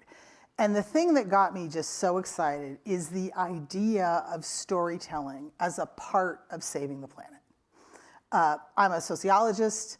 I believe in stories. I believe in the power of stories. And I just love that idea. And so then when I heard there was a chance to actually spend some time with students who had gone through that whole program and get to go to the Galapagos, it sounded good to me. And so I convinced Sonia to put off a trip to Portugal by 1 year, but we're going in June. And it was an absolutely amazing time. And you had some very interesting conversations with students while we were there that I remember about their experience and what this climate crisis means for them. Oh yeah, it was, I was really honored to get a chance to have some really deep and personal conversations with the group of students that were with us. And part of what really struck me about their experience is the degree to which the climate crisis looms so large in their sense of safety, their sense of security. And what was inspiring is that they talked about the way in which engaging with Planet Forward, learning through Planet Forward and then doing the stories, gave them a sense of hope and empowerment where they realized that they weren't going to wake up the next morning and see the planet gone, that things are very serious, that work needs to be done, but that they had an opportunity to be a part of it. And I found that incredibly moving. One of the things that President Granberg and the provost here have asked me to do is to lead our new Alliance for Sustainable Future, which we call a dynamic hub that brings together across disciplines our research, our teaching, our convening, and our communication. Sustainability matters to you, and you've made it an institutional priority. Why? A couple of reasons. One reason is the importance of it. GW is a place that wants to turn research and education into impact. And if you want to do that, what you want to do is tackle the biggest and most important challenges. And certainly sustainability is one of those. It's also an incredible opportunity to make use of all the many disciplines across GW. Right. We can pull things together in a way that very few places can. And because of where we're located, because of our networks, we can also help turn that into policy and law in a way that others cannot do. And so it was both the importance of the issue and the opportunity it presented. We talk about, with this alliance now, collaborate, right? We collaborate to go beyond conflict, to research, to do, communicate so that we can explain it and bring people in, and navigate so we can actually get someplace and get something done. Want to move to Storyfest in a minute. This is really cool. This is what we've been waiting for, and President Granberg's going to stay here, and we're going to have the envelope, please. But before we do it, I just want to, just very quickly, how you doing? Oh, you know what? Actually, I'm doing great. I'm doing great. You know it's a crazy time, right? Everybody knows it's a crazy time. I couldn't leave the 800-pound gorilla, right? Absolutely, I mean, what kind of a nutty place are we in now? We are truly in a nutty place. But I'll tell you all what I tell other people, which is there's kind of two worlds right now.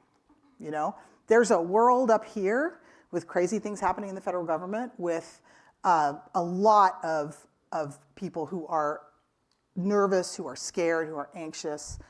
Also a lot of people who are working hard to prepare for whatever might come and to protect our students and our faculty and staff.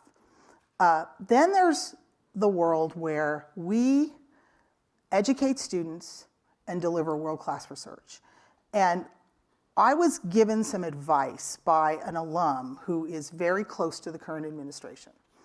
And this was right before the inauguration. And he said, know who you are as an institution, know your values and your mission, execute those at the highest level possible, and focus on that. I had a chance last week to ask him if that would still be his advice. And he said yes. This is and good. So it's kind of two worlds. And I think we are managing to prepare and be cognizant, but to keep our eye on our fundamental mission. Well, that's great, and I'm very glad to hear that, and that is what we're doing. And our commitment is to you and to our students and to our faculty and to our staff and our mission to educate. So, All right, it's Storyfest time. Excellent. I want to invite Imani, Dr. Cheers, and Amy Bergquist up to the stage. All right, lights up in the house, please. Okay. Hi, how are you? Amy, It's good to see you. President Granberg. Finalists, could you all rise? Stand up, finalists, Storyfest finalists.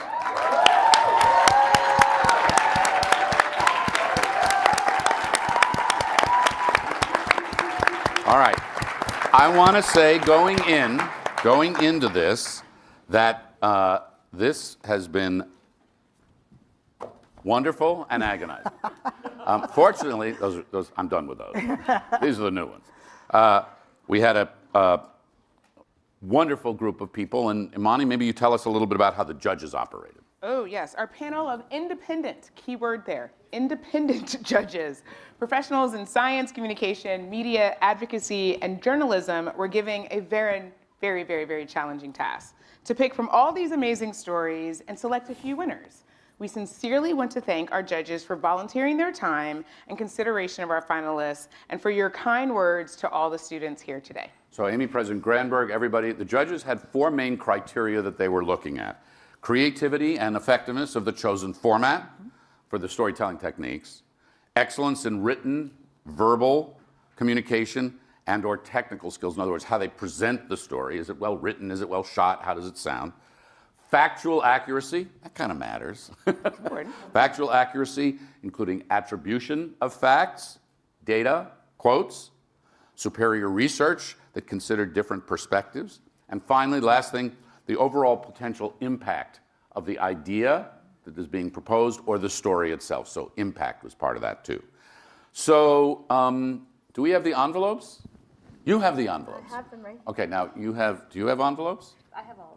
You have all of them. So We're sharing on. Okay. Like yours? I'd love mine. Thank you. Okay, so we're going to start with. Well, we have first up. Wait. No, don't do this. This is going to confuse things. They have the numbers on them. They have the numbers yeah. on them? Oh, yeah. Okay, see? It's okay. It's going to be fun. We got it. So our first category is? Oh, we have the finalists for Best Written Story. Okay, now let's come to the side so people can see the screen. Finalists for Best Written Story. These are finalists and the video.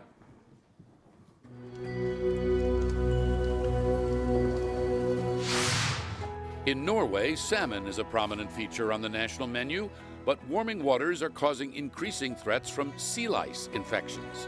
In this story, Kunjal Bastola of Northwestern University explores the organizations researching new methods of lice control in the country. Sabrina Cunningham of Loyola University, Chicago, takes us on an immersive journey through the cranberry bogs of Massachusetts, where family-run farms are a way of life. But warming winters and a lack of rainfall are forcing farmers to adapt and throwing the future of their life's work into question. These seawalls are alive. On Massachusetts' rocky shoreline, a group of researchers are using nature-inspired solutions to combat sea level rise by working with water rather than against it. In this story by Maeve Lawler of Emerson College. Tainted lands on the way to rejuvenation. On the island of Vieques in Puerto Rico, see how residents are staying resilient and determined. In this story by Abby Liebert of SUNY ESM. The Reverend Dr. Martin Luther King Jr. asked citizens, "What are you doing for others?" Volunteers of the annual Anacostia River cleanup answered that question by turning environmental action into a fight for civil rights. In this story by Morgan Manuel of Howard University. For generations, indigenous communities have practiced controlled burns to manage the land. But facing worsening wildfires, Joshua Massey of Arizona State University explores how indigenous leaders are calling for collaboration to protect and preserve their land for future generations. Is hemp the future of textiles? Carly Moore of Stanford University discusses how her family is teaming up with a group of researchers at North Carolina State University to grow a product that's surprisingly resilient in the face of extreme weather conditions. Who you gonna call if you find a snake in your backyard? The Python Hunters. In this story by the University of Tampa's Kylie Petrusek, a group of volunteers brave the brush in an effort to control South Florida's biggest ecological threat, the Burmese python. America's national parks should be open to everyone, In this story by Kayla Smirnoff of Howard University, we learn how organizations are charting new paths forward to engage communities of color in the national parks and the great outdoors. For some, coffee's more than just a morning pick-me-up. On her family farm under the Costa Rican sun, Maria Jose Vargas of Middlebury's Institute of International Studies interviews her dad, a coffee grower, about cultural heritage, preserving traditions, the environment, along with the coffee.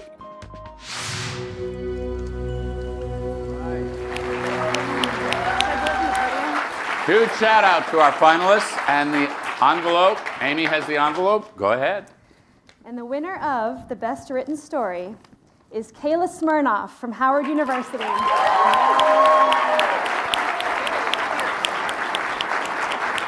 on up. Here she comes. Kayla here? Oh, there she is. The judges said this story explores the historical legacy of bias that deters people from visiting national park sites.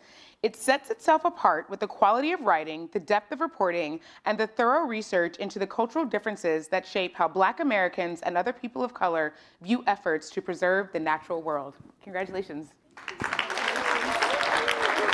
Here's your bag, and you can just come stand over here. Thank you so much. Did you want? And you can hang out with us if you'd like, and Congratulations. hang over here. We'll. Do you want a photo now? No. What they want? Alex wants a photo later. She said later. What? You're videoing? Alex said We're good? later. Yeah, Alex said we're good. Okay. All right. We'll get it here. Our next category is Best Podcast. Here's the video.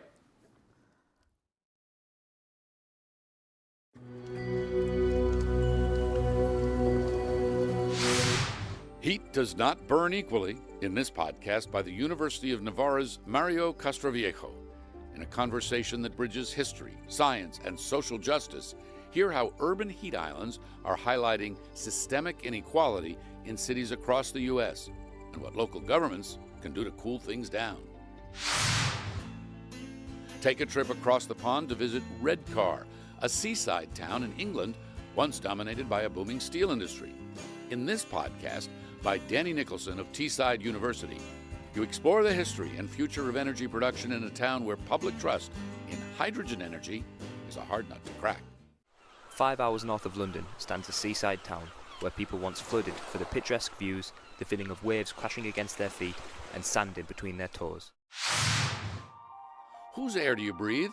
In this podcast by Guinevere McLowry of the George Washington University, a health researcher clears the air on the disproportionate impact of pollution in communities across Washington, D.C., and how we can work together for clearer skies. Ever wonder what's in your water? Avril Silva of the George Washington University visits a school in Maryland with water so contaminated it was shut off entirely. In this podcast, students react and experts weigh in on the solutions to this local, regional, and national epidemic. People didn't really they either didn't seem to care or they didn't know that there was a larger issue at play, and there really is. So I think it's something people should be aware of. Wondering about whales? This podcast by Emily Valenti of the SUNY College of Environmental Science and Forestry takes a deep dive into the taxonomy and definition of orca whales as a species. All right, we'll come back to the middle. And President Granberg, the winner is? The winner is Avril Silva from the George Washington University.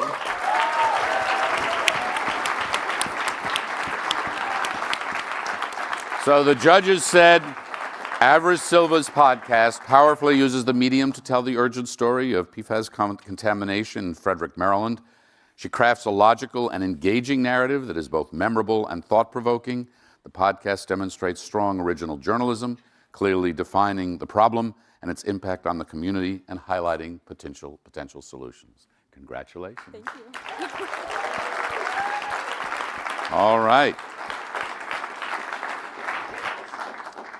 And now we have the finalists for Best Social Media Video.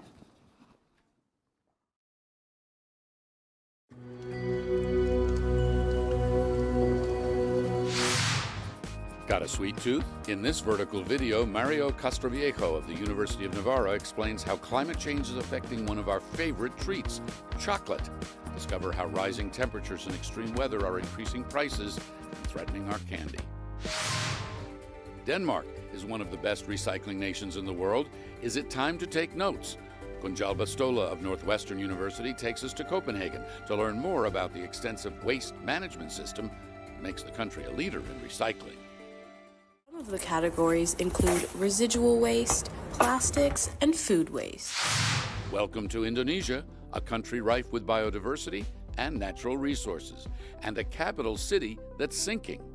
Devin Santikarma of Middlebury College visits a community where Catholic organizers are working diligently toward climate action after a visit from the Pope. Angel Stickman of the University of Oklahoma College of Law takes us to Alaska, where salmon fishing has been central to livelihoods of native villages for thousands of years. But a lack of fishing restrictions and declining numbers has led to a salmon crisis among these communities. In the net, caught in the net. The bycatch are then thrown back into the water as waste. Trawlers bycaught more than 300,000 chum salmon each year. University of Guam student Farron Tyron gets all fired up as he takes us behind the scenes of fighting fires on Guam and explores the island's response to a warming climate.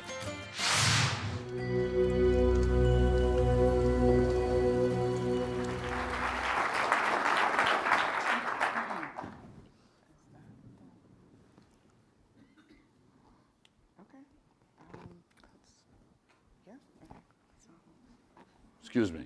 I have number 3. No, he's twice. No, you're in the Excuse us. We don't want to have that Oscar moment. That Oscar moment, yeah. Right? We're going to have to do that one. So what happened? Best short video. What did you No, just this roll? one. It's just out of order. You just rolled social media, so you're doing social media. All right. We're So going that to solve this problem. Done. Boom. Problem solved. Okay. And the winner of the best social video is awarded to Mario Castroviejo from University of Navarra for how climate change impacts one of our favorite sweets, chocolate. That's social media video, right? I can read. Amazing. Okay, Yes. next category here. And sorry, Mario is not here Oh, joining Mario's us. not here. Right. He's not University of here. Navarra is in Spain. Yes. I informed him. He was thrilled. He didn't know what to say. Beyond thank you. So Yeah, thank you. And next up. Okay, next up is Here we our go. best multimedia story. Okay, I was like, And the video, please.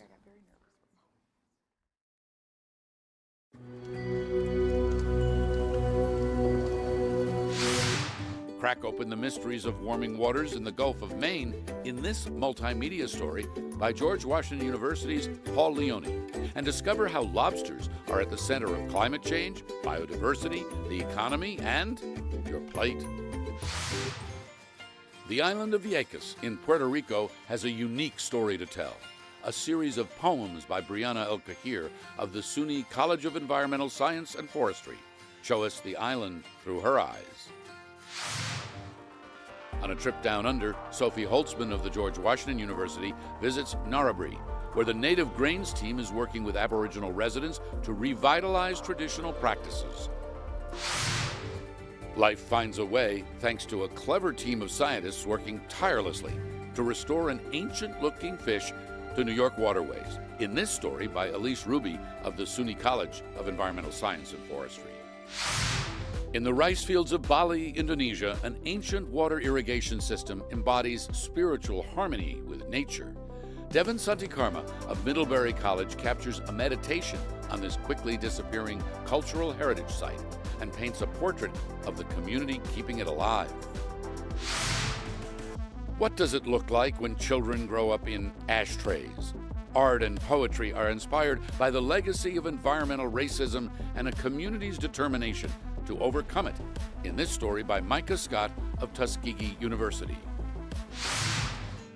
Across the Penghu Archipelago in Taiwan, 3 ocean currents converge to create a blossoming of marine biodiversity. Jeff Tsai of the University of Richmond immerses us in the underwater ecosystem and the organisms it supports as a group of volunteers work to restore the coral reefs. Can the climate affect the way we act? Back on Puerto Rico's Vieques Island, Daniel Vera of SUNY ESF reflects on how cultural norms interact with environmental conservation, balancing ecological efforts and community.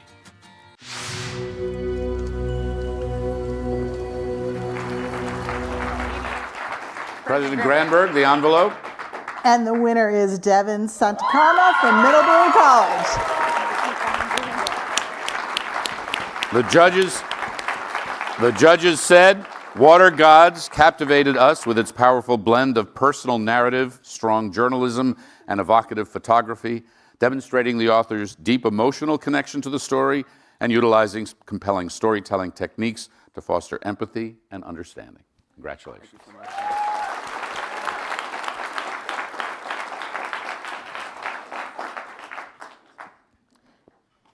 And last but not least, in the judged categories, our finalists for Best Short Video.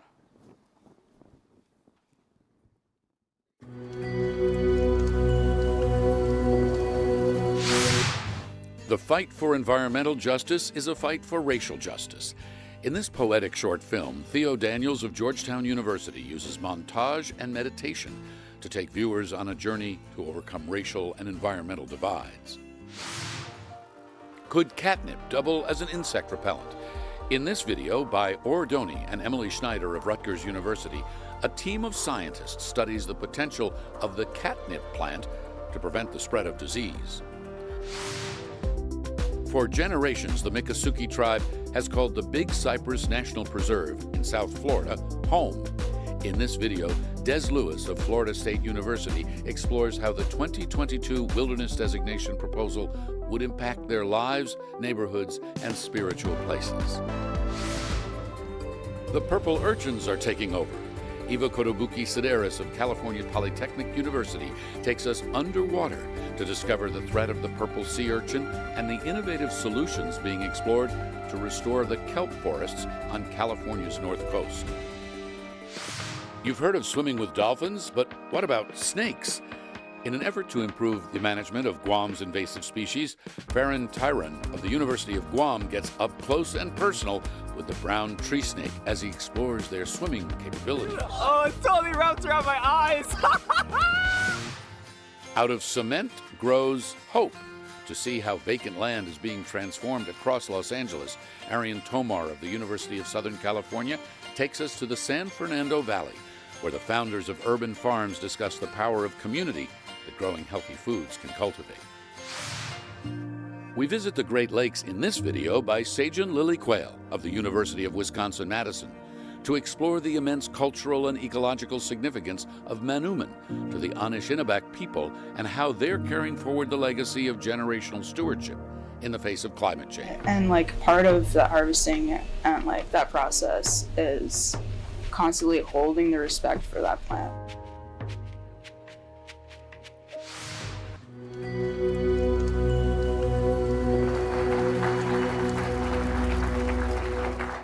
And the winner of Best Short Video is Farron Tyron from University of Guam for Swimming with Snakes.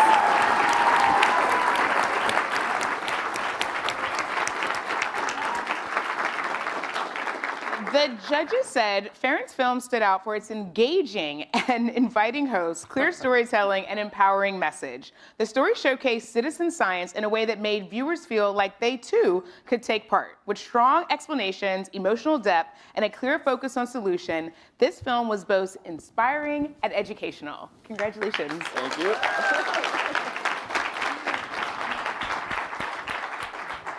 Congratulations. Congratulations. Thank you very much. Oh, excuse me. So, let me pull this up here. So, these are the judged awards. We have 2 awards that we carve out each year to look for particular things. One is the George Washington University Award that goes for an entrance whose submission most clearly demonstrates the storytelling and academic excellence that George Washington University stands for. And President Granberg, would you like to hand this one out? I'd be delighted. The winner is Paul Leone from GW. The story is Cutting Through the Fog, the future of lobsters in the warming Gulf of Maine. Team found this multimedia project incorporated stunning pictures, strong journalism, and vibrant sounds, painting a portrait of a way of life under threat, lobster fishing, and bringing into focus the economic impacts of climate change. So, Paul, congratulations. Congratulations.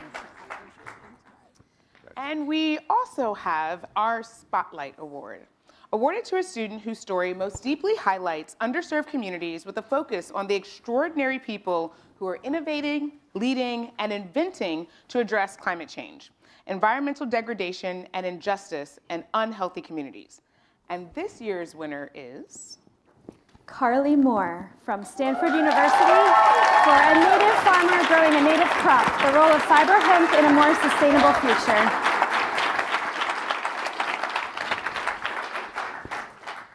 The Planet Forward team said Carly's story best embodied the spirit of the Spotlight Award, highlighting the work of a family of indigenous farmers who collaborate with researchers at North Carolina State University to cultivate a particular hemp variety that has fibers to make textiles.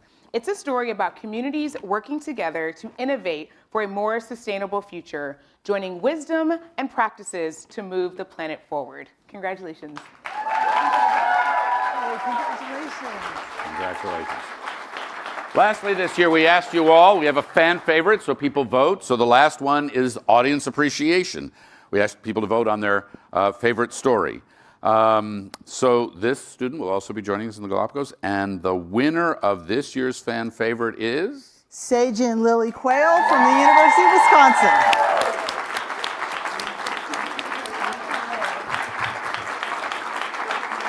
So I want to say that this year's fan favorite was super close. 1,600 people voted, and Sajin got the most votes. So Sajin, congratulations.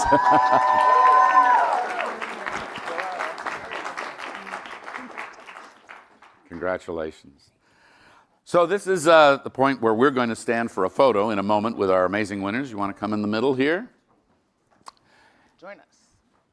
And Amy, I want to, while everybody's gathering, turn to you and thank you and Lindblad again. And maybe you want to offer a word or two about why Lindblad is engaged with us in this project and the George Washington University and all our other schools and people as you are. Are we taking the photo first? We're taking the photo while you talk. We're getting in place here. Okay. So yeah, we are so thrilled to be involved with Planet Forward. Lindblad Expeditions is a company that was founded back when the only way to get to certain remote places like Antarctica and Galapagos, if you were not a scientist, was with the Lindblad family. So our current co-chair of the board, our founder, Sven Lindblad, his father is considered the father of ecotourism, and we love getting people out to see and appreciate the wonders of the world, all with the foundation of responsible exploration, sustainability, and so much of what we heard about today. Okay, is this picture going to work, folks? Do we need more scrunching?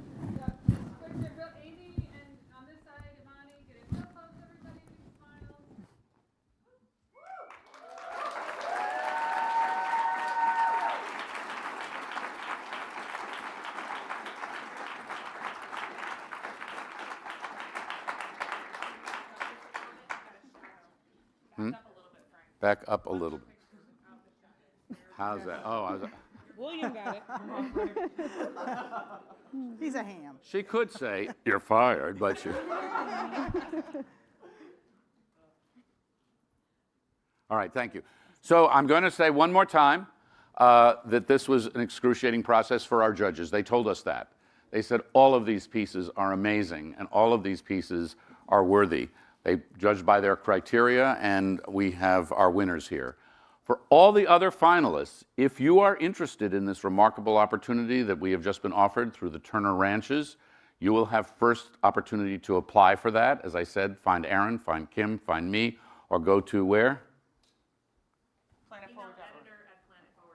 Email editor@planetforward.org, or just come talk to us, as I said. So I want to invite all of you. We have a poster session now on the second floor. Students who've done amazing work, some mix and mingle time. Tomorrow we've got Bill McKibben, the very famous, very outspoken Bill McKibben in the morning. Starts at 9:30, right here, right on time. We'll have some breakfast before that. Start at 8:30, so please come back. President Grenberg, I'm going to, since you're the president of this joint, let you say the closing words as we wrap for the day. Tomorrow, workshops and all the rest. But I'm so grateful for your time. We're so grateful for your tenacity. And I'm going to let you close us out. Well, first of all, it's an honor to be here with all of you. I mean, congratulations. These stories are amazing. Having spent time with students last year, I know how much work and time and heart goes into them. So congratulations to all of you, to all of the finalists. And thank you so much to Lindblad. That was the first cruise I'd ever taken in my life. I didn't know if I was going to like it or not. You guys do amazing work, and you are contributing to the health of the Galapagos by the way you handle tourism there, and it's just an honor to be partnered with you. And Amani, it's always wonderful to be on the stage with you. Thank you very, very much. All right, thanks to you all. Say again to our winners and to all of our finalists. Huge round of applause. Please mix, mingle. We'll see you back here later. Please check out the poster session on the second floor and have a great afternoon. Thank you. I appreciate it being here.